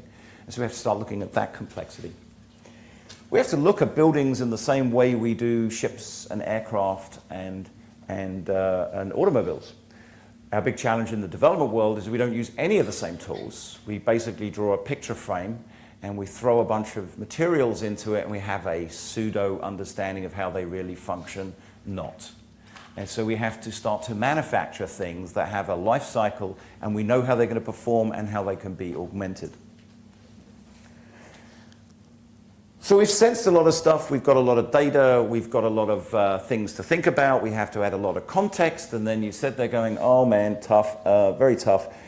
Because all of that data, I've just become a member of the cast of The Truman Show. And so privacy and confidentiality and how we go about our lives without having been intruded upon is not something we can deal with passively. It's something we have to deal with technology and with policy and a whole range of other metaphors. This is some work that we've been doing in how to protect information so that you know where it goes about you, from you, always, and you can shred it if you wish to. What happens in Vegas stays in Vegas. A lot of the data happens at the edge, and so you process it at the edge, and you process it incredibly quickly, incredibly rigorously, and you don't move it around much. It allows us to defend privacy, security, make things more resilient, use less expensive equipment. We have to use some really clever modeling. We have to create pseudo versions of the world, and they have to be very accurate. And so we're using different forms of math, whether it be Schrodinger or Einstein, or whether we're using evolutionary math and we're using epigenetics to think about futures. We have to learn and we have to forget a lot. Evolution does. Traits in genetics are lost over time. And those that survive for good reason are naturally selected and we move forward. Computing has never done that. It never forgets. And so we've been building technology that says we've tried these things, we've seen how it evolves, we can look forward to the future and the generations of things to come, and we're going to start forgetting some things because we have to. We have to create a relationship between all moving things. It's sort of complex. It's you and I and the room and the bees and everything else in between. We then have to make decisions. What do we do with the information that we have, the knowledge we just acquired? We have to make decisions. What do I act on? And I've got to be able to make those decisions very quickly. That person wandering along could be immediately ill, and do we intervene? Do they need an intervention? Do we leave them alone and send them a note from their doctor? We have to look for surprises, things that we didn't expect were going to happen that will end up hurting us, and whether it be environmentally, whether it be our physical security, whether it's a child crossing a street and a vehicle's approaching. And we have to find much more interesting and intuitive ways to access all of that information, because it's too much information for anyone to digest, so you have to start to parcel it out in new and interesting ways. Part of our technology is used in the Formula One world, and an analogy of a city is a Formula One car. Bunch of pieces, parts, it comes together. You've got an autonomous vehicle that is dealing with things in nanoseconds. But it's being influenced by the driver massively. And so how does that human interaction go with the autonomy? In the pit lane, you're working on strategy. What things do I have to do now in milliseconds or seconds to win a race or improve my driver's likelihood of success? But at the same time, in milliseconds, back at the manufacturing plant, you start redesigning things. And so between every Formula One race, they're designing about 3,000 new car parts, and every year a whole new car. So we have to learn continually from what we observe and test it, and then observe and test it and build and renew. We spend our time thinking about this stuff, applying that technology to it. Formula One just happens to be a very rigorous way to go test these things. It's a very difficult environment. And you have to think about the individual, to a room, to floors, to entire territories.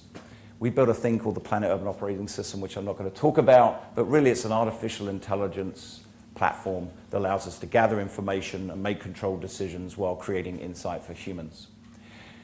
A couple of examples. We're all familiar with apps. If we were looking at the number of apps available on the smartphones today, there's about 1 million across the main categories of smartphones. But they're touching 6 or 7 things mostly. In a city, we're talking about billions. It creates many more ways to enhance human life and support. We have projects at Birmingham Children's Hospital where here we're measuring remotely the physiology of children in the ICU, and are making decisions about therapeutic gains where we're really understanding the individual patient very quickly and understanding minute things in physiology that matter to increase the likelihood of survival and full recovery. We're working on other forms of applications with other third parties where that information starts to come to you when you need it so that you're not overwhelmed in it. So, I'm going to show one thing and then I'm going to conclude and take some questions.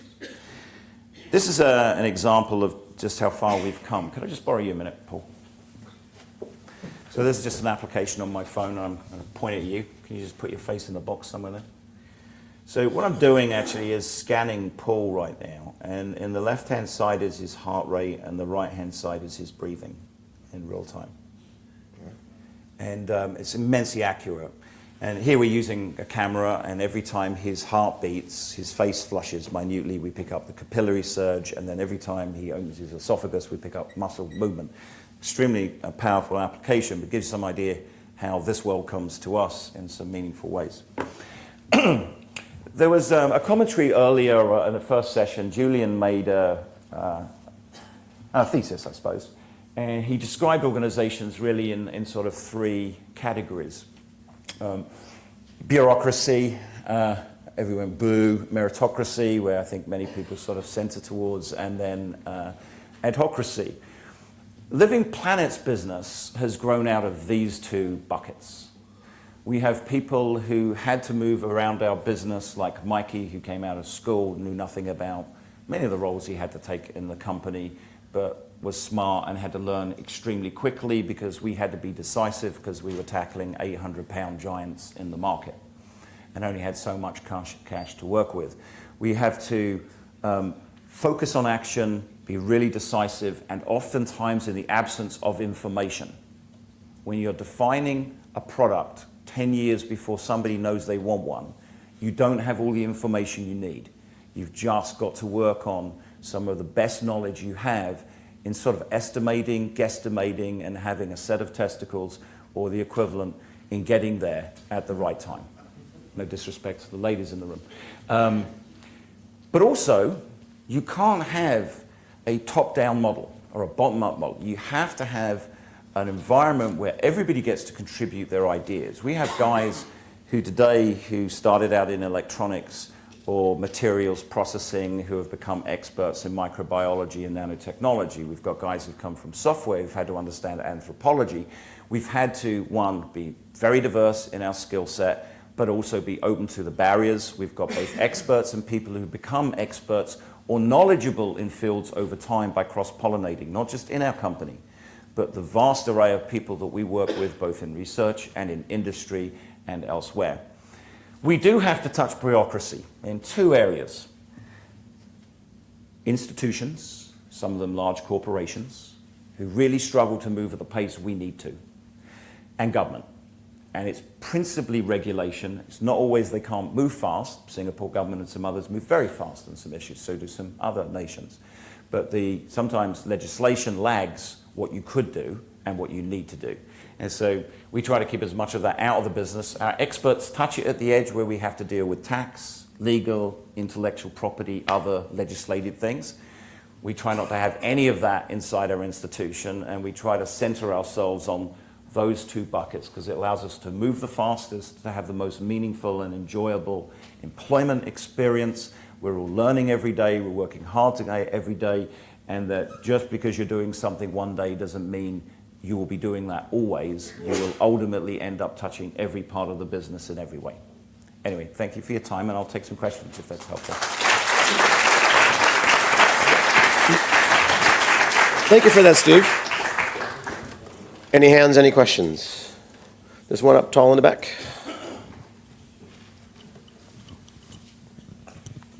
Thank you very much. As we know, there is a lot of thrust to urbanization, particularly in the developing world. The country where I come from, there's a lot of conversation about building smart cities. Okay, so we do understand that digital infrastructure has to come and sit on physical infrastructure. And if you don't have the physical infrastructure, then really the digital infrastructure will not, kind of deliver the desired outcomes, because it has to be a convergence, it has to be a confluence. As an industry, what do you feel? Are the players in the industry behaving responsibly when it comes to, kind of advising the governments over there in terms of what is the potential of digital adoption in those economies, in terms of building smarter cities? Yeah. Or are they just trying to ride the, kind of take the, be opportunistic and, kind of transact for economic gain for themselves at the cost of somebody else? Good question. I'll try to keep my answer brief, and we can talk a little bit afterwards if you have some time. Yes, politicians and administrators can latch on to shift and sometimes produce less meaningful outcomes. But I think you have to see it as a continuum. Our cities, for the most part, weren't built overnight. They evolved. And sometimes with very positive characteristics and sometimes not. The challenge we all face right now is the divide between those who have and those who do not. And some of that do not is very simple things. Sometimes it's just clean water, and sometimes it's electricity. And so I think one has to think in an overarching way. Yes, there's some super infrastructure things to allow things to flow. Yes, there's some base level things and infrastructure we have to go build. But sometimes it's deploying incredibly cheap and commoditized technologies that allow us to erode some of the pain and some of the issues that it brings in those communities. So you could have a strategy that says super infrastructure side, micro infrastructure side, and pointed engagements. And for example, I spend quite a lot of time, I presume you're from Asia, from India maybe. But when you look at the maternal death rates and the death rates in children in those areas, principally it's driven by lack of clean water, not dealing with sewage, and no refrigeration. And so you can bring pointed technologies and have eradication effects on all of the other classes of diseases, and at the same time reduce poverty, reduce size and family growth, and so on. So it's a mix of policies. It's not you're going to refresh a city in 1 year, 2 years, 10 years. It's for the life of the city. It will continually regenerate, and you've just got to pick the toughest problems first and go after those, because once you crack those, then everything else flows very easily. We've got a good news, bad news scenario. I'm out of time. Yeah, the That's bad the news good is out of time. The good news is Steve's with us for the rest of the evening and through dinner, and would happily engage in any order of conversation, because it does get very, very interesting. And I thank you so very much for your time. You're very welcome. Thank you.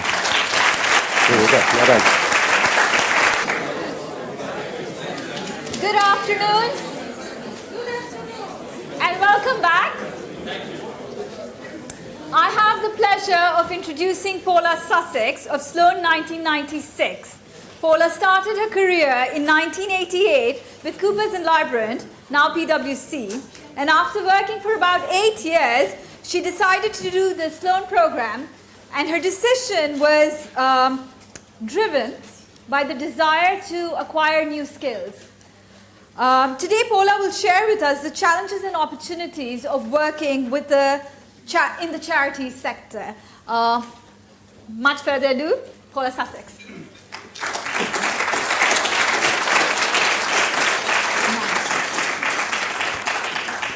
Thank you very much, Anupan. It is a great pleasure and a privilege to be here. Although all Sloans in the audience will know that this is the wrong side of the lectern to be standing on. Have we got actually any of the faculty in the room? Hands up. Great. Okay, so instantly I feel much less daunted. I stand before you as essentially a private sector girl who for the last 2 years has been a civil servant who is the regulator of the charity sector in England and Wales, along with an excellent team and a pretty capable board. So you will understand that every now and then I have a little bit of an identity crisis, probably on a weekly basis. So while we're on the themes of people changing sectors, can I do a quick census in the room? How many of you work in the private sector? Hands up. Oh, good Lord. Okay. Have we got any public servants in the room? Well done. Let's hear it for the bureaucrats, eh? Where's that Steve Lewis? And then finally, have we got people either working in charities or who are currently trustees? I have some work to do over the next 20 minutes then, I think. A bit of proselytizing to be done. Just my very final bit of census. I haven't been back to LBS for about 5 years or so. I'd forgotten how international it was. Can I do a frame of reference check? Who has not heard of Kids Company? Oh, crikey. Right. Okay. All right. So if you're hopefully sitting next to somebody from the UK, they can translate this particularly sort of British lens on the not-for-profit sector. So, and I will try and do so as I go along. So the irrepressible team at Sloan 2015, who are quite scary with their energy levels, said, you must tell people why you did this. I thought, I don't know, it was a moment of madness. I think I heard a colleague before saying it was a sort of why not moment. But genuinely, why did I come out of the private sector, for which I have the hugest respect? I had been a branded consultant, but I also worked for the IT companies Atos and CGI in their own ways, vast startups. And I worked entrepreneurially with them. We grew, we made money, we hired more people. I loved it. But I had this slight sense that the state, whether we like it or not, in England, and I think it's the same in other countries, was withdrawing from the very many services and the aspects of civil society that we are fortunate enough to have got used to. And that was a bad thing. But as with all bad things, there was a good thing waiting around the corner called the voluntary sector of England and Wales, which is an exceptionally skilled and sizable sector. And I wanted to be a part of that and be a part of the way that it changes lives. I think generationally, and how many millennials do we have in the room? That's a bit mean, isn't it? Oh, okay, no, not so bad. But over the next generation, I think our sector, and I think millennials are leading the way, are going to be showing that the difference between the first, second and third sector, they are blurring. My training was as a trustee of Crisis. If the UK people know Crisis, it's a campaigning and services charity for the single homelessness. It's a shame that Dominic Holder is not here because I didn't think I was paying attention in his class, but clearly I was, because my first job as a trustee was to write the strategy for crisis, which took it from its growth years of approximately a 7 mil turnover to it's now about 20 mil. It's extraordinarily well-run charity, and it's innovating all the time. So I must have been paying attention in Dominic's class after all. So now just very briefly to, I think, the sector, and perhaps this will help you all place it. So the first thing is the sector in cash terms turns over about £70 billion a year. It's therefore about half the size of the financial services sector in the UK. If you add on top of that the social value of volunteering, which is obviously not a cash value, you can probably triple that. On my register, I've got 165,000 charities, 850,000 trustees. It is an extraordinary sector which goes from pretty much Wellcome and the big cancer research charities at the top, Wellcome turning over 800 million, down to the 40% which have a turnover of less than 10,000. So for all of you who are studying your microeconomics or remember it, that is a fairly strangely shaped market. And it makes regulating it quite a challenge.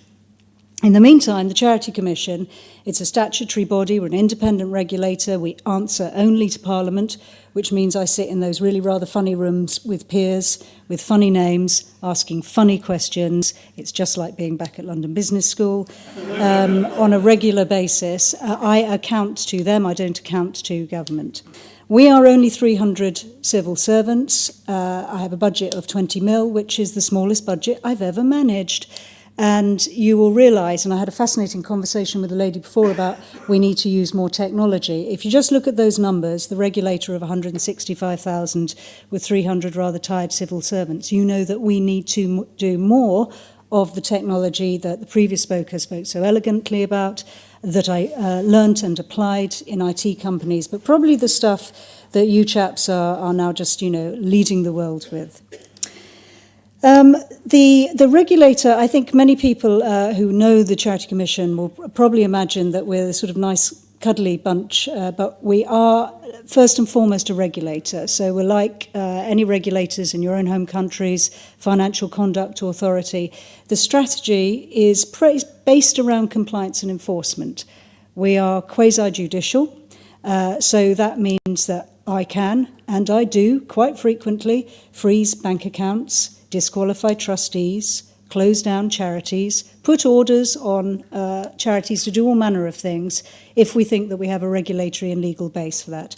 And in return, charities very often challenge us. I was talking to one of 2015 who I think had a little skirmish with challenging the registration of a charity. Charitable status is something, it's highly prized, it brings tax breaks and brand recognition, etc., etc.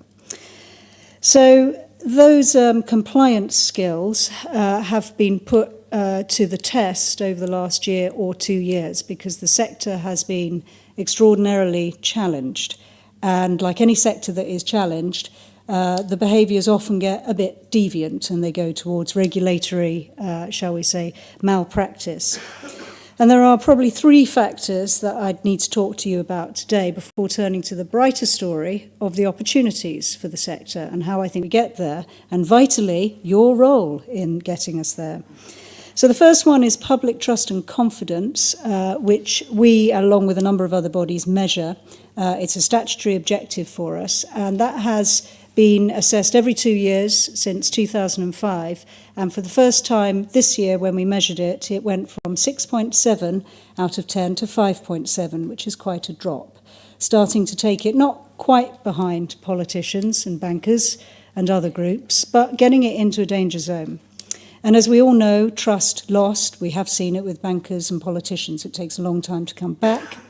In the over and above with charities, there is an irrationality on the relationship between donors, sometimes trustees, unfortunately, but donors and charities. It's a faith-like thing. It's not based on a rational understanding of how you would assess your power provider, how you would look at the efficiency with which your local authority manages fire or the police. And so we take that very seriously. A lot of it was driven by the fundraising scandals of last year, but nonetheless we've got a job of work to restore it. The second one, of course, is financial austerity. We've got a few public servants. We've all been put on, I think it's more than the Atkins diet since, certainly in this country, since 2010, when public spending took some fairly savage and also unpredictable cuts. So for all of those service providers, they're often reliant on local authorities or central government. They're faced with their revenue model being very, very uncertain, and not always having the skills to say, well, how do I reliably build, and often around services around incredibly vulnerable beneficiaries, a variable level of service, so I don't end up like Kids Company. Interestingly enough, charities with their endless skill for innovation and for fundraising and the ability to market themselves weathered the 2008 recession really quite well. But it's probably the austerity which is making life difficult for them now. And then finally, I would hope if I were the first person to mention Brexit in this room today, but I'm sure you have you talked quite a bit about Brexit today? Really? What a lovely, happy land.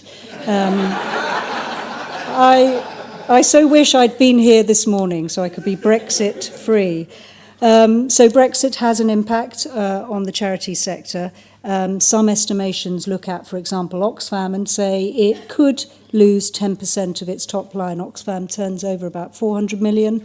Its relationship with the international aid agencies, with the EU, etc., question mark, how is that going to change? So let's turn to the opportunities. The opportunities is based on this, the extraordinary skill set in charities. Where do we get the skill set from? Extraordinary passion and mission alignment.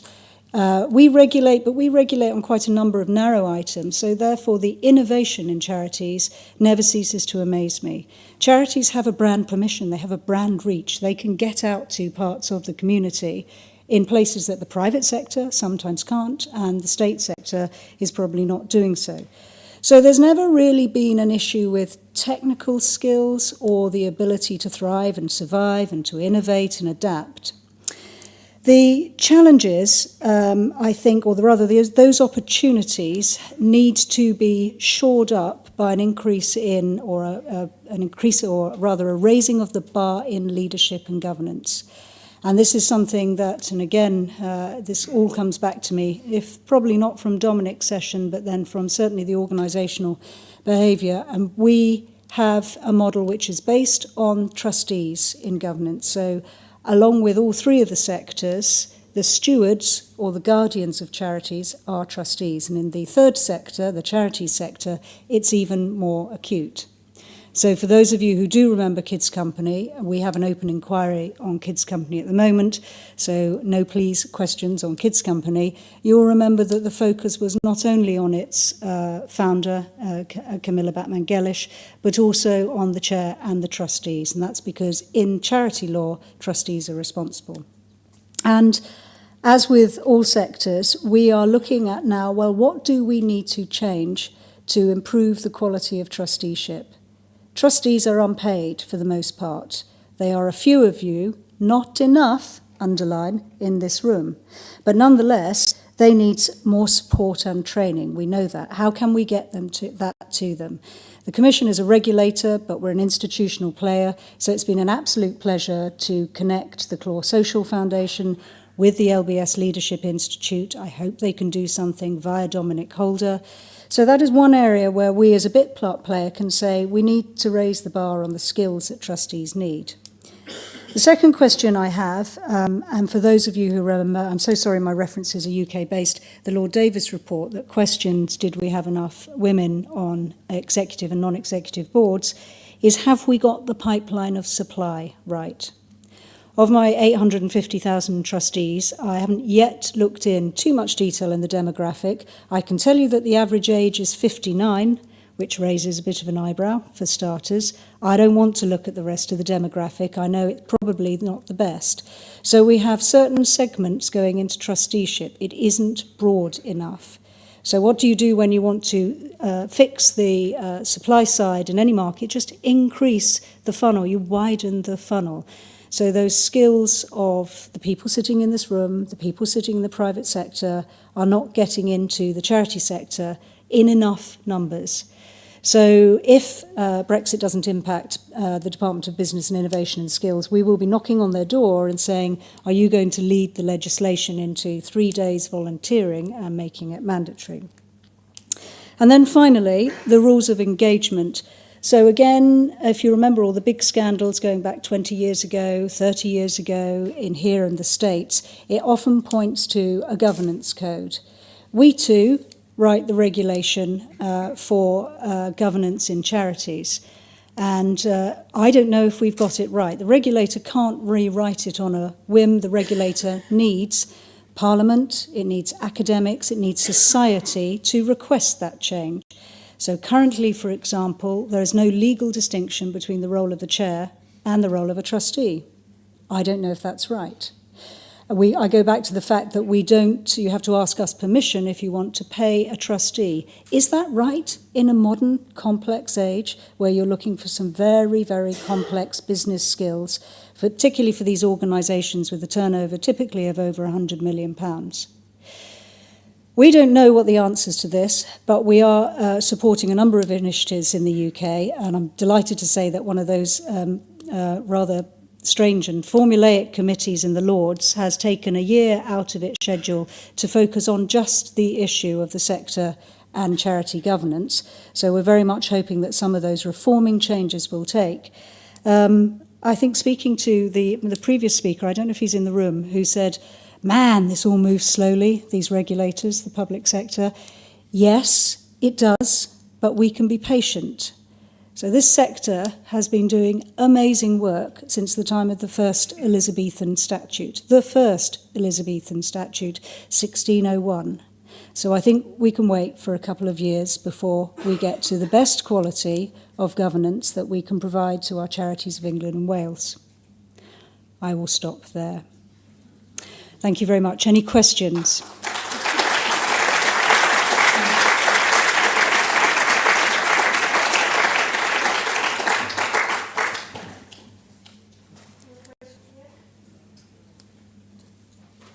Hello, I'm not from the UK, so pardon my ignorance, but I was just thinking from what you were saying that, so in the private sector, when you have a board of directors, the way they're incentivized if they're not paid is with shares in the company or some variation thereof.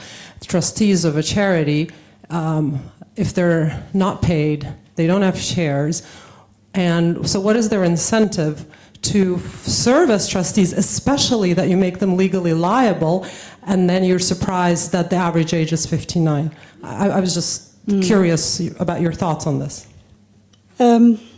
So, I mean, you're quite right. So the reason why people become trustees, we need to understand more about it, but typically it's because of the cause. So there's an alignment to finding the cure for cancer, there's an alignment to, if I don't become a trustee of this organisation, I'm going to lose my playing field, or we've got a lady here who runs a community interest company. They are manifold. But you are quite right, there has to be a reason why we're getting an average age of 59. That implies to me that we're not getting people in work, we're not getting sufficient young trustees. Is it a question of time? Is it a question of understanding the liability? Is it a question of skills? And we're not communicating well enough with them at the moment, I think. So we don't have a problem getting the 59-year-olds in. I don't yet know if the 59-year-olds are part of the challenge of the quality of our governance. We are going to do a research study with Cass and Cranfield over the summer months on that. But as a general proposition, we don't have a problem with the incentivising to come on board.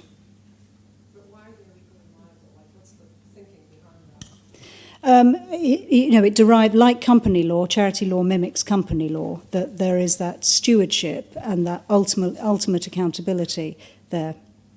So the chief executive is, in practice, the chief executive quite quickly gets into the firing line, but when we open up an inquiry, we will write to the chair or usually the sort of head of governance, who's one of the trustees. Hiya, I work design and health service for a living, so we try and harness like charities to work within our service design.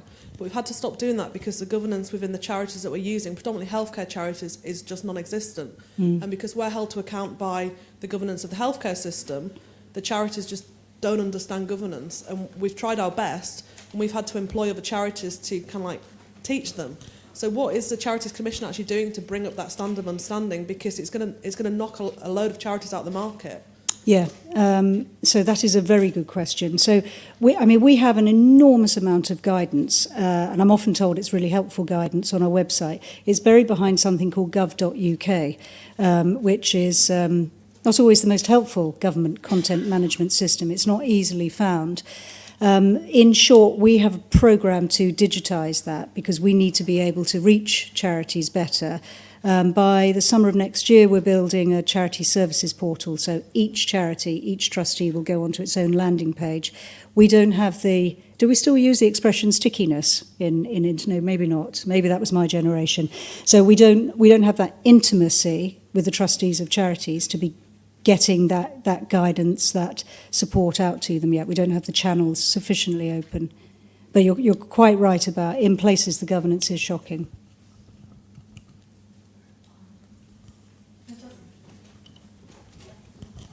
Hi, I'm a director on the board of directors for a 501c in the United States.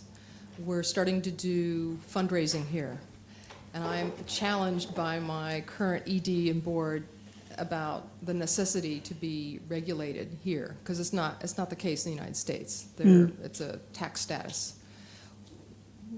Can you give me a good reason why there's a charity commission? Why it's regulated. It's hard for me to get that whole point across. So you can get that point across to your colleagues. Right. So we can also apply for status here. Oh well. So you're right. There aren't that many jurisdictions that have a separate regulator. We've been around that debate a few times. So the reason why there is a charity commission is simply that our breadth, we've been going for 150 years, our breadth and understanding of the sector, also our ability to support and guide is something that our revenue authority here just does not have the skills or experience to do that. So the arguments for registering as charity, and it's... Technologically, I've now got that system working. It's a very simple process, but you have to be proven to have charitable status. So you have to have the objects need to meet with our requirement on public benefit. It sounds, you may well be fine, is that you get quite considerable brand recognition here in the UK, but mostly it's for the fiscal breaks that people go for, which are considerable. They are considerable. We just have time for the last question, which is right there. Okay. You alluded to one of the problems of getting people like charities, which is time. And I think the current model is that you're effectively want a board of directors and they have that responsibility. But have you done any thinking on changing the role and requirement of people so that people who are very time poor but potentially very valuable and not yet retired could actually play more of a role rather than just being rigidly a trustee or not a trustee? Absolutely, we would consider that. So to the last bit I was alluding to, which is, the regulator mustn't set social policy. We can't do that. We regulate against rules. But what I'm encouraging all institutions to do is to bring forward that sort of thinking. So when I raised a couple of questions about my own regulatory guidance, we need to have the research, the support, and then the requirement from Parliament to do that. I think there could absolutely be a different model, which goes to your incentive, the understanding of the liability. I am convinced that we don't have the best quality of trusteeship. What we need to do over the next, and it's probably going to be a year or 2 years, because genuinely things don't move quickly, is to look at, and I do encourage you to go back to the Lord Davis report, what are the enablers and blockers of changing that demographic and raising the bar. And, for us, there's quite a lot of, that encouragement that needs to be done, and training and facilitation, as well as changing the model, I think. Thank you very much.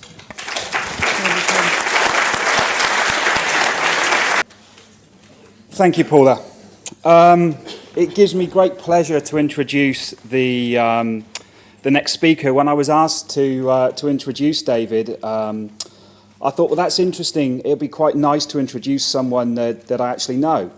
For those of you, those observant among you, you probably can't read my name, but one of the many similarities I have with David is I share the same surname. David is my father. He's a Sloan alumni.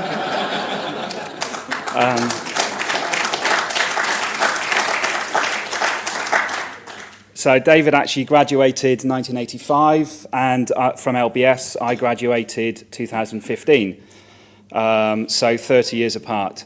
David, similar to me in some respects, but David left school at 15 to take an apprenticeship with the Royal Navy, became a ship designer, won a scholarship from the Royal Navy to go to university to further his education in ship design.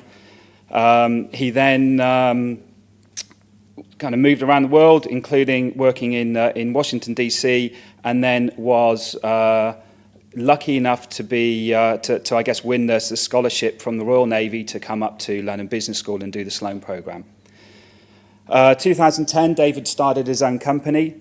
I'd followed his career, which had changed from Royal Navy to, as you'll see from the presentation, the amusement industry, probably about 20 years ago. I'd followed David's career very closely. I'm an engineer by background. And just about 2012, 2013, we were having a discussion and talking about the opportunities for me in the company. And there was a job offer that came with a catch. And the catch was, and if I just find it and quote from David, if he joined, says David, I wanted him to do a business degree. So the catch was I had to come to LBS and do the Sloan program. So, yeah, thank you, David. I've now joined the company, and it gives me great pleasure to welcome David Vatcher, Sloan 17, to come and present Crossing the Chasm.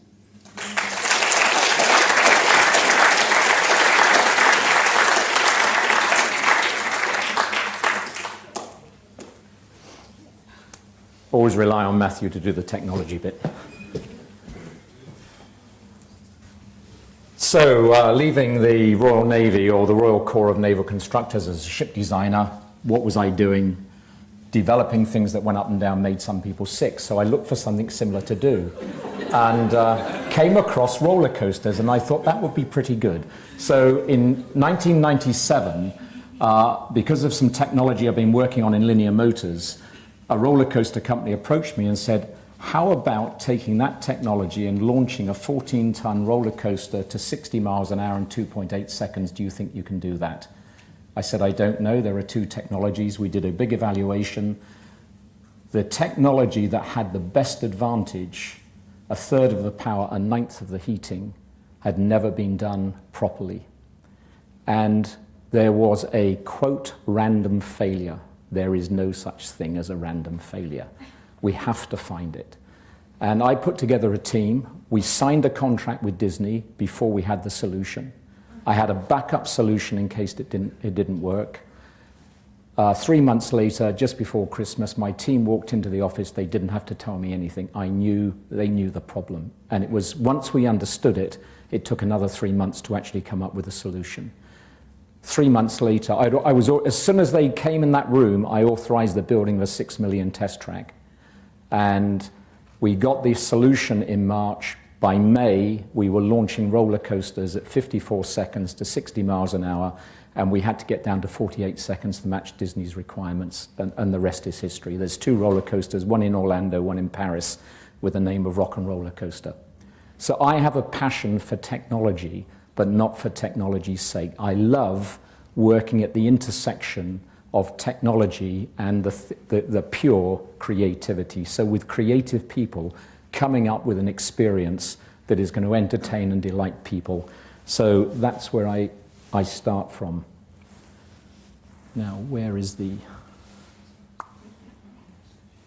a clicker somewhere to move on the slides? If not, I'll do it on. Okay, so the business we set up in 2010, why did we set it up in 2010? I did 2 projects in 2008 in Vienna, Austria. We needed a motion system. I bought the motion system from a company. I was disappointed at the performance. The service was terrible. And I went home after a very intense meeting with the company, totally frustrated. Woke up in the morning, the light bulb went on and said, damn it, we'll do it ourselves. So I phoned my mechanical engineer. I said, we want to put together a team. I need a controls guy. Nobody from the entertainment industry, nobody from the simulation industry, not really quite sure what I want, but I'll know it when I see it. 6 weeks later, he phoned me and said, there's a guy who comes out of the robotics industry, you need to meet with him. And he has been absolutely core. We call him our Welsh wizard, almost a genius, left school at 15 as well. And by the age of 26, he was Sony Robotics Technical Director in the UK, and he was running development teams in Japan at 26 years old, flying out every 6 weeks. And he's now part of our team. He's also a shareholder in our manufacturing company because we want a long-term relationship with him. So we do multimedia, multisensory, motion-based attractions. We put people in an environment that they want to believe it's absolutely real. Our products include flying theaters where in the moment people really believe they're flying. I could go into more detail. If anybody wants to know any more, they can ask me afterwards because it takes too long to go through that. In 1998, when I was building Rock and Roller Coaster for Disney, Disney took me behind the scenes on a ride called the Tower of Terror. If anybody of you have been to Disney Orlando, you may have ridden it. Basically, they pull you down faster than gravity. You come down at about 1.1 G. No one else has ever done that because it's too expensive. I came away from that meeting in 1998 and said, one day I will have a solution, a better solution. I know I will. Roll forward to 3.5 years ago. I was approached at a trade show by a guy I'd worked with nearly 20 years before. And he said, I need to do this. And I need a solution because the solution that Disney's got, it's not affordable. It's funny how things start the creative juices going. Because I hadn't really thought about the problem for several years. And it was that night, I said, I know the solution to this. What we will do is drop the elevator under gravity. We get about 0.9 of a G because I must keep tension on the cable. And then we will take one of our motion systems, which is special, we'll drop that at the same time. You can add the 2 acceleration vectors together, and the guests will feel 1.1 G. Not only that, instead of like Disney, you drop horizontally, we can now drop at different angles and really scare people. So what we've done requires a significant amount of investment of time, both funding and money. We're extremely lucky. We did have a contract for our first system with a company in America. The contract was under New York law because they insisted. They had a CEO who was a visionary, who was prepared to go with us and wanted our solution. The problem was they were in Chapter 11. When they came out of Chapter 11, literally at the 11th hour and the 59th minute, a second group came in with a better offer. He was booted out within 10 days. The guy who came in was totally and utterly conservative. First of all, put the project on hold, then told me he didn't want 1, he wanted 2, and we started work on it. 3 months later, he cancelled the whole project. The roller coaster ride was unbelievable during that time. But we got the contract out, and the contract said, if the contract it was not that, if there was a termination of the contract, it had to be for cause. We had to be in default of the contract. There was no other reason for cancelling the contract. So I spoke to my lawyers in Orlando. They said, go to New York. This is the company you need to meet because it's New York law. We met with them. Because they cancelled the contract for their convenience, they had to pay us 100%. They could take the equipment or leave the equipment with us. In the end, we negotiated 85% on the dollar. That funded our development. It lost us the marketing opportunity, which was extremely painful, but it gave us the opportunity to actually have 2 to 3 years to develop the technology in the way that we needed to. So starting up in funding, you've got to have some luck sometimes, and that's what we had. It's a high technology company. Our control systems are incredibly complex, incredibly advanced. Our data update rate, which is the rate at which you update the data for the motion system, the typical industry average is 35 milliseconds. Our coarse update rate is 2 milliseconds, and our fine update rate, which is an interpolation routine which is used in the robotics industry, is 125 microseconds. That allows us to have the smoothest motion in the industry, and we can overlay it with vibrations up to 100 hertz, so we can do some really neat stuff. We're in a competitive market, and it's a mature market. This is just a cross-section of the flying theatre. It's a motion system on 3 axes. People stand. If you want to know why people stand. Thank you, Matthew. Then I'll explain at another time. Not enough time, but you can see people are having great fun, and it's designed for 5 years old to 70 plus, and we've had people over 75 years old ride it and had a lot of fun. You don't need aggressive motion. The motion is there to enhance the experience, not to be the experience. This is the latest one. This is the tower ride, the one I imagined. We have a passenger unit. In fact, we have 2. We have a method with a cassette to load on the passenger unit so that when you're loading and unloading, you don't waste time in the tower, but I haven't got time to go into that. Passenger unit for 40 people, a motion system, and then the platform. The whole thing weighs 38 tons. We drop that at 0.9 of a G for 11 meters. And then we slam you into brakes, eddy current brakes, magnetic brakes, with a 3G deceleration. We use the same brakes in the horizontal mode on the rock and roller coaster for stopping the sled. It was like an aircraft carrier catapult launch system, and we stopped the sled from 60 miles an hour in 20 meters. So that's what we do. And we have the screen on that is 30 meters high. It'll be the largest screen in the world. And the projector is actually on the motion system, so the environment moves with you throughout the experience. So we're in the capital markets, typically 3 million to 30 million. So getting people's attention is not particularly easy, and you have to get into their capital planning cycle. So it takes time. Typically, the planning cycles for theme parks can be anywhere from 2 to 5 years. So this is not something you can walk in and pick up an order the next day. We have direct competition. There are other people doing flying theatres, but not like ours. There's indirect competition. It may be that year they decide to put in a restaurant, they maybe decide to put in a roller coaster or something else. So we're not dealing just with pure direct competition. Cash flow can be a major issue, as it was last year. I'll come to that in a little bit. One of the things in selling these and in marketing them is making the technology sound very simple. And that's quite a challenge, but one that I enjoy. Defining and understand each customer's decision-making process. We have certain customers where you're talking to the owner of the business, and he's the decision maker. Makes it very easy. Others are very convoluted and almost government-like in their approach to decision-making. Matthew very kindly gave me a book called Crossing the Chasm by Moore, which I found absolutely fascinating, because in the life of our company, we've just got to the position where we are literally crossing the chasm from a young startup company to a mature company, and we have to mature very, very quickly while staying entrepreneurial. I won't go through that in detail because I'm going to run out of time. You can read the book by G. Moore if you want. But we are literally going through that, just about to enter that red zone at the moment.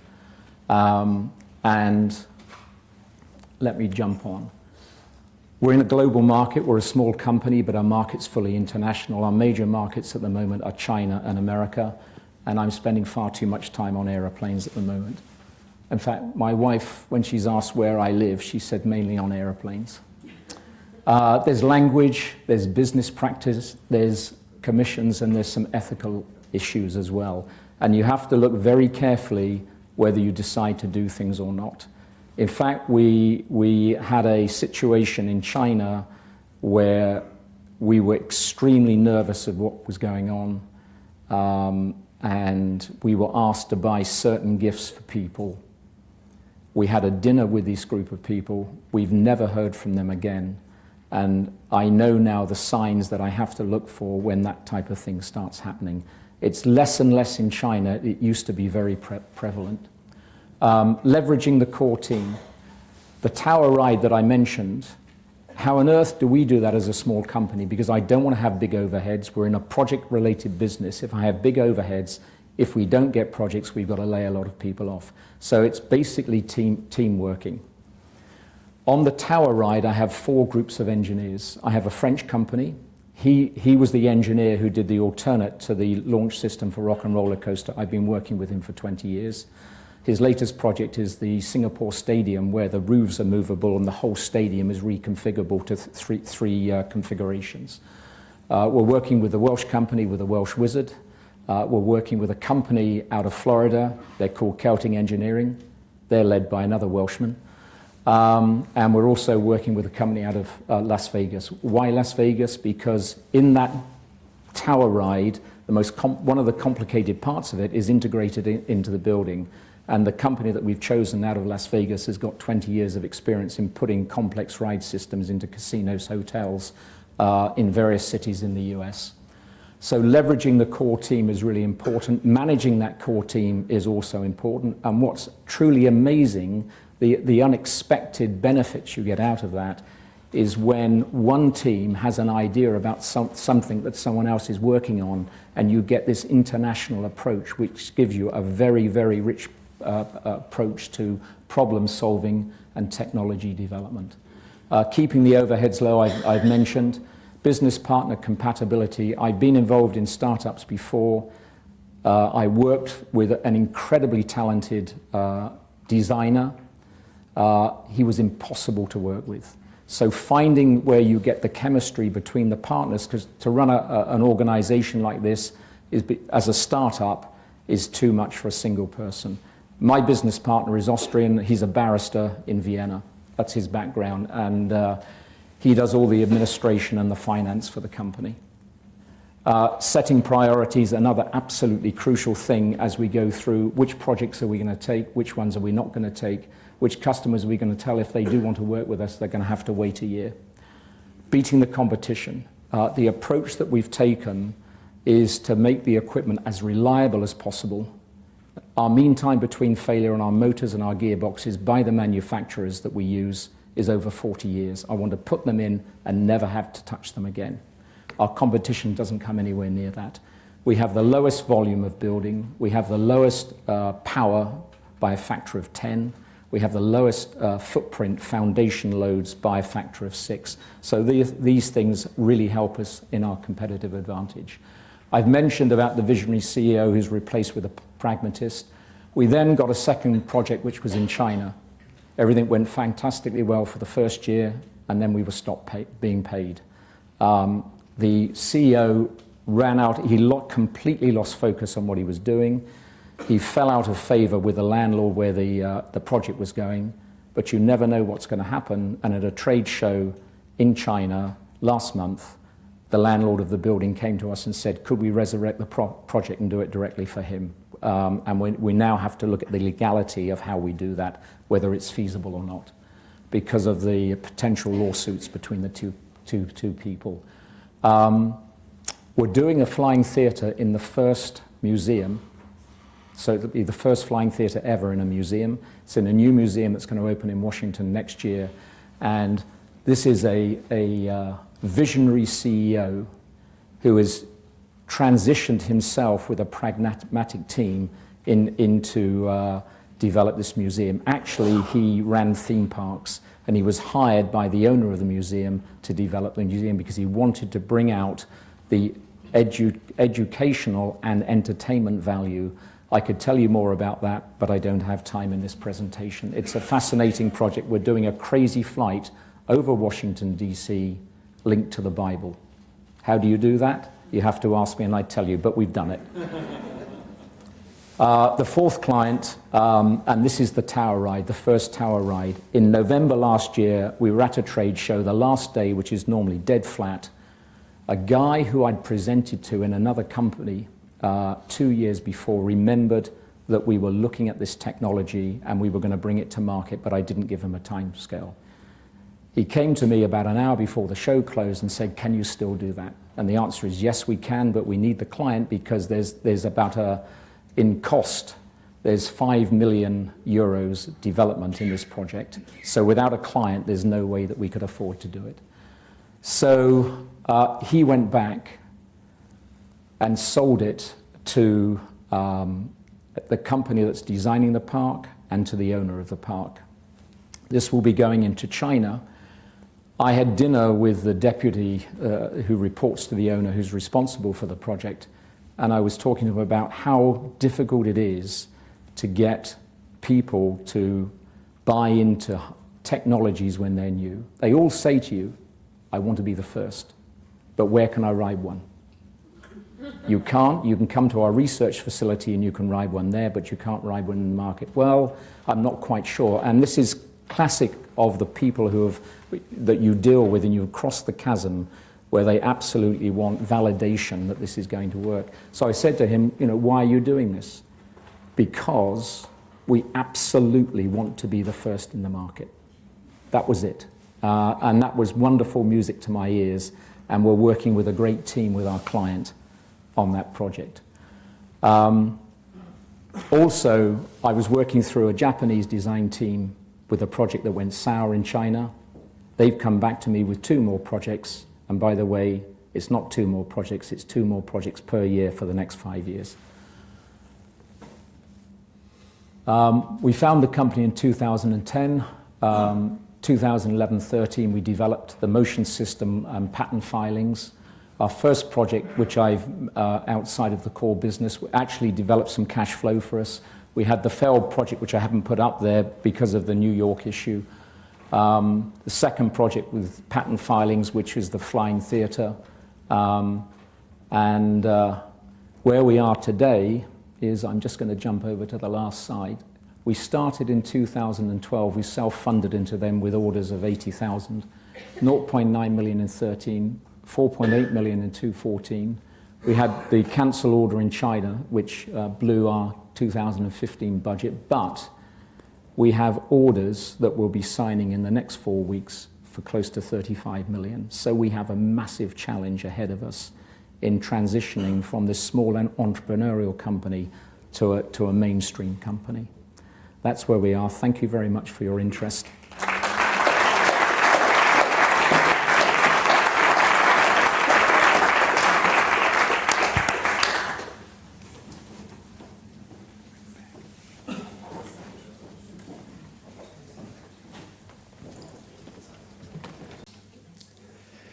Thank you, Rupert. So how does one follow that? I don't think one does, so I think I'm going to get Jim to follow Rupert. But before I do, a couple of things. Is Anna Palm up there? Are you going to put something on here for me? Right. So, this is the blind leading the blind. He's got the screen and I've got the mic. So this is where you're going to find all the stuff afterwards, basically.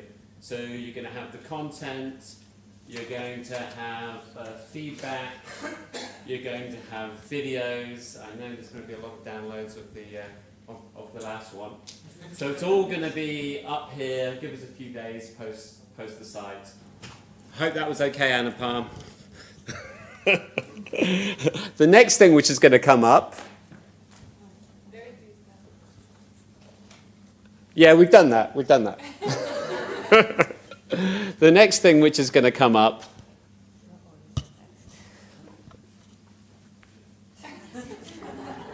is a montage, which is going to be what's been going on today, hopefully. So all look for yourself in the various pictures today. Now, as I said at the opening today, we wouldn't be here if it wasn't for Jim, Mihai, Leanne, and others of the 2000 Sloan 13 class who initiated the first summit. So I'd like Jim to come up and say a few words, please.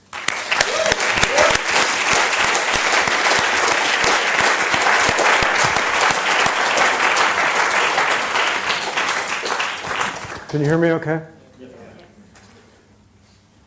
I think it's fitting that David and Matthew are both going to work for Disney, because I think that the Sloan experience for me was magical, as is the Magic Kingdom for Disney. It's a magical experience to be here with a cohort of people that are incredibly bright, incredibly motivated, unbelievably talented. And although I get some credit for coming up with this idea, it really came because I was inspired. And I was inspired, most of you have heard the story, but at a time when I was a Sloan student here 2.5 years ago, I had a compelling need to reach out to an alumni that I'd never met. And one of my classmates gave me the name of Hugh Mackay, who is here, the CEO of Europa Oil and Gas. And I reached out to him at 12 o'clock and I said, I really need a favor. Can you be at London Business School to be filmed as an alumni? And I need you here in the next couple of hours. This was at about 12 o'clock that I called him, and his response to me was, I can be there in about an hour and 15 minutes. Is that soon enough? And that was the inspiration for the Sloan Summit, because I realized that we have a tight and careful bond to each other, but that bond had never been exploited. And I always, in talking to Sloan alumni, I had heard about how classes were very close, but the connections between classes really were non-existent. So that's how we got to today. I had some colleagues that believed in the idea and walked down that path with me, and it led to the first Sloan Summit that didn't look anything like this one. This is truly the new venture development. This is managing the growing business, Rupert. And to put it in the terms of Peter Thiel in his book 0 to 1, the current organizers have taken this truly from a homespun, prairie home companion get-together of 50 people to a global effort now that for the first time reached out and embraced both the Stanford and MIT programs and have brought this together. This has been a whole bunch of fun for me. I think this is a celebration where we can all realize that we are closer than we ever imagined, and we have a willingness to help each other in any way that we can. We just need to foster that connection.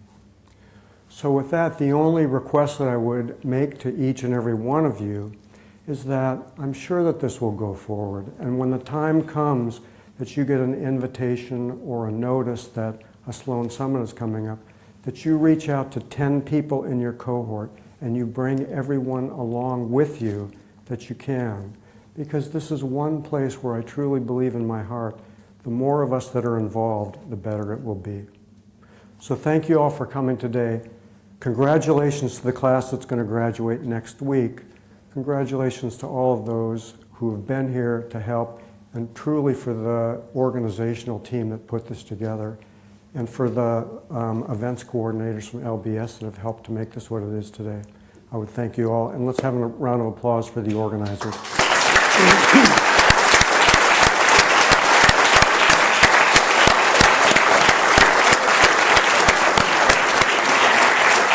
Thank you very much, Jim. Thank you. I'd like to continue that round of thank yous. As you know, today wouldn't be possible without a whole host of people. London Business School has been very generous in supporting us, and I'd like in particular to thank Grace and her team. Grace.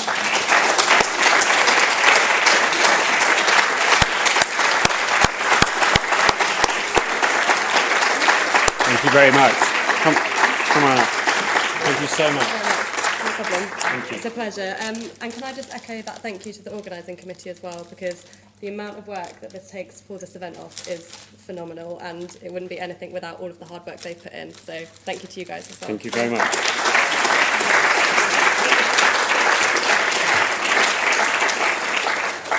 So So I'd like to thank our speakers, panelists, and guests today for their generous time, commitment, and insights. I'd like to thank the RCOG staff today for a very smooth running. Thank you very much.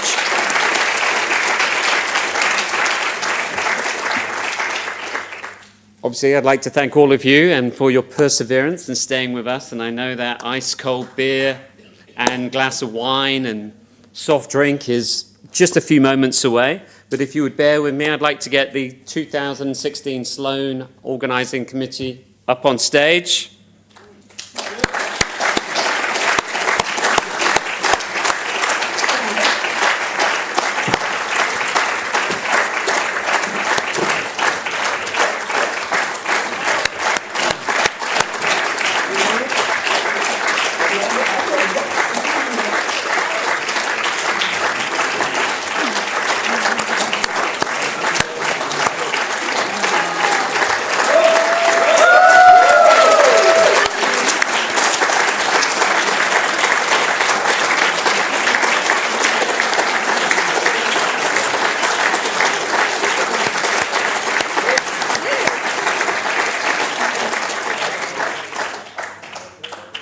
Not all of the organising committee could be here today, and I think all of us here would agree it was actually down to the individual contributions of two people. Anna Palm, who's up on stage here, who's been up in the media box most of the day, and Jason Power. I'd like you all to turn around and wave to the camera.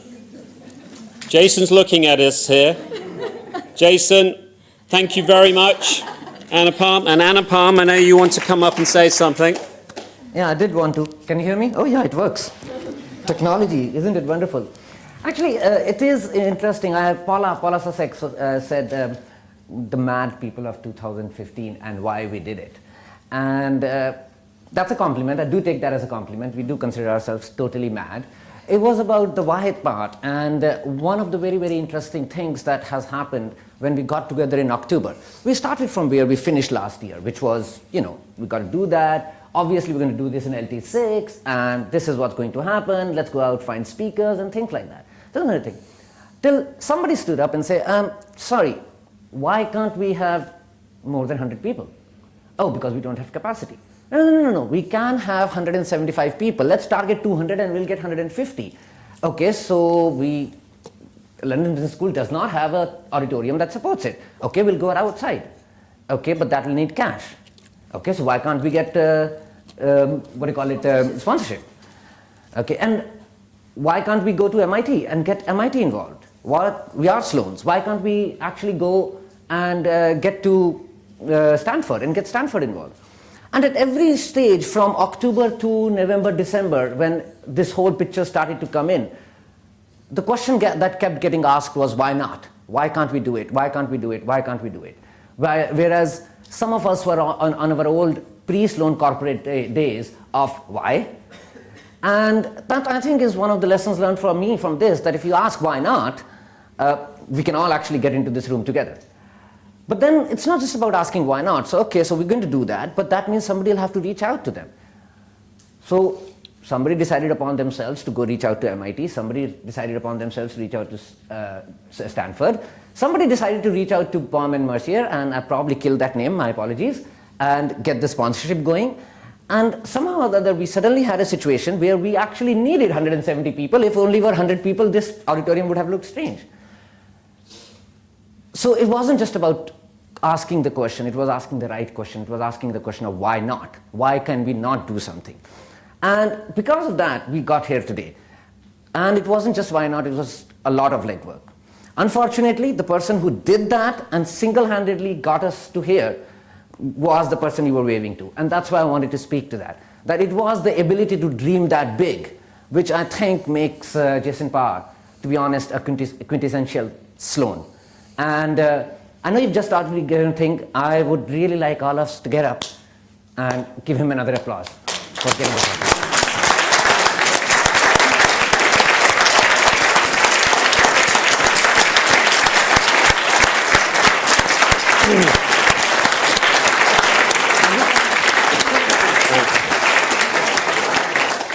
If Jason was here, I know he would say something like, well, that's all well and good, but what are we going to do about next year? Hopefully you've enjoyed today.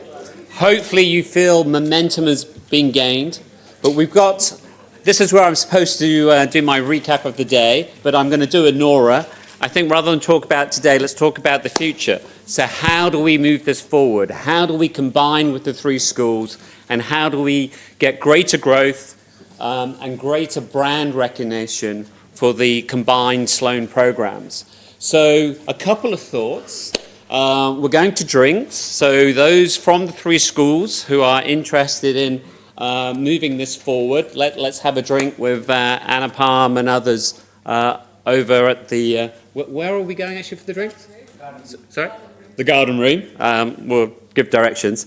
And the feedback, which I did sort of skim over before Anna Palm tells me off, is do give us the feedback about how we take this forward, what went well, what went less well. We really do need that feedback because it's for all of you that if we get that feedback and can make this an even better Sloan Summit going forward, we will have even more people coming forward and the brand will continue to propagate. So those 2 things, I suppose we felt a little bit like the London Olympics Committee after the Beijing Olympics when they handed over and thought, how do we top that?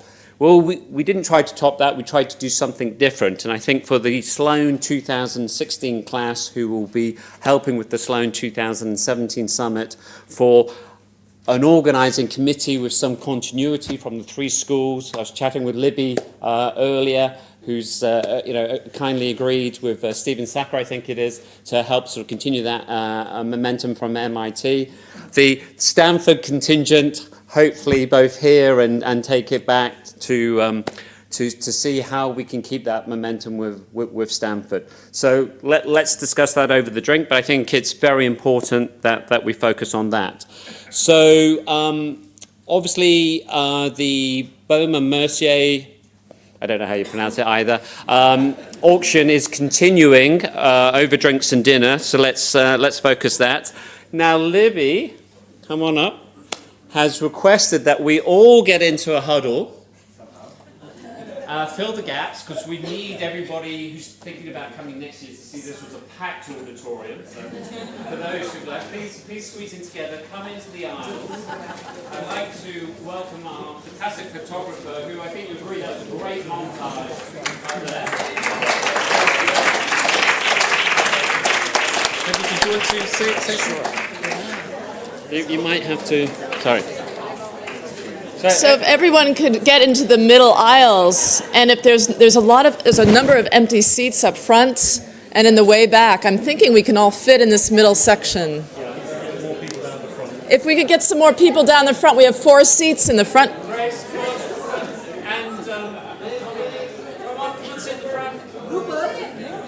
We still have 2.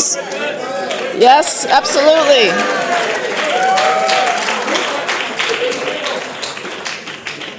And we have 1 more seat down front. I would love to have someone come down in the front just to complete, or 2, I'm sorry, we have 3 more seats, excuse me. Excellent, Jim, thank you. Okay, and Libby, you going to join us? Yeah. Oh. Okay, here I come. Yeah, there's 1 more space we left for you. That's all right. So it's the serious one and then it's the not so serious one, right? It's all not serious from now. Okay, so that's where you're looking. There you go. Nice, big, happy thoughts. That's good. Some happier thoughts. Good. I'm just going to do a quick check, make sure nobody blinked. Yeah, we'll do a couple more just to be on the safe side. Okay, that's good. And let's go out with a cheer. Yes! Great, thank you very much. Thank you. Okay, let's all head out for drinks. Thank you very much.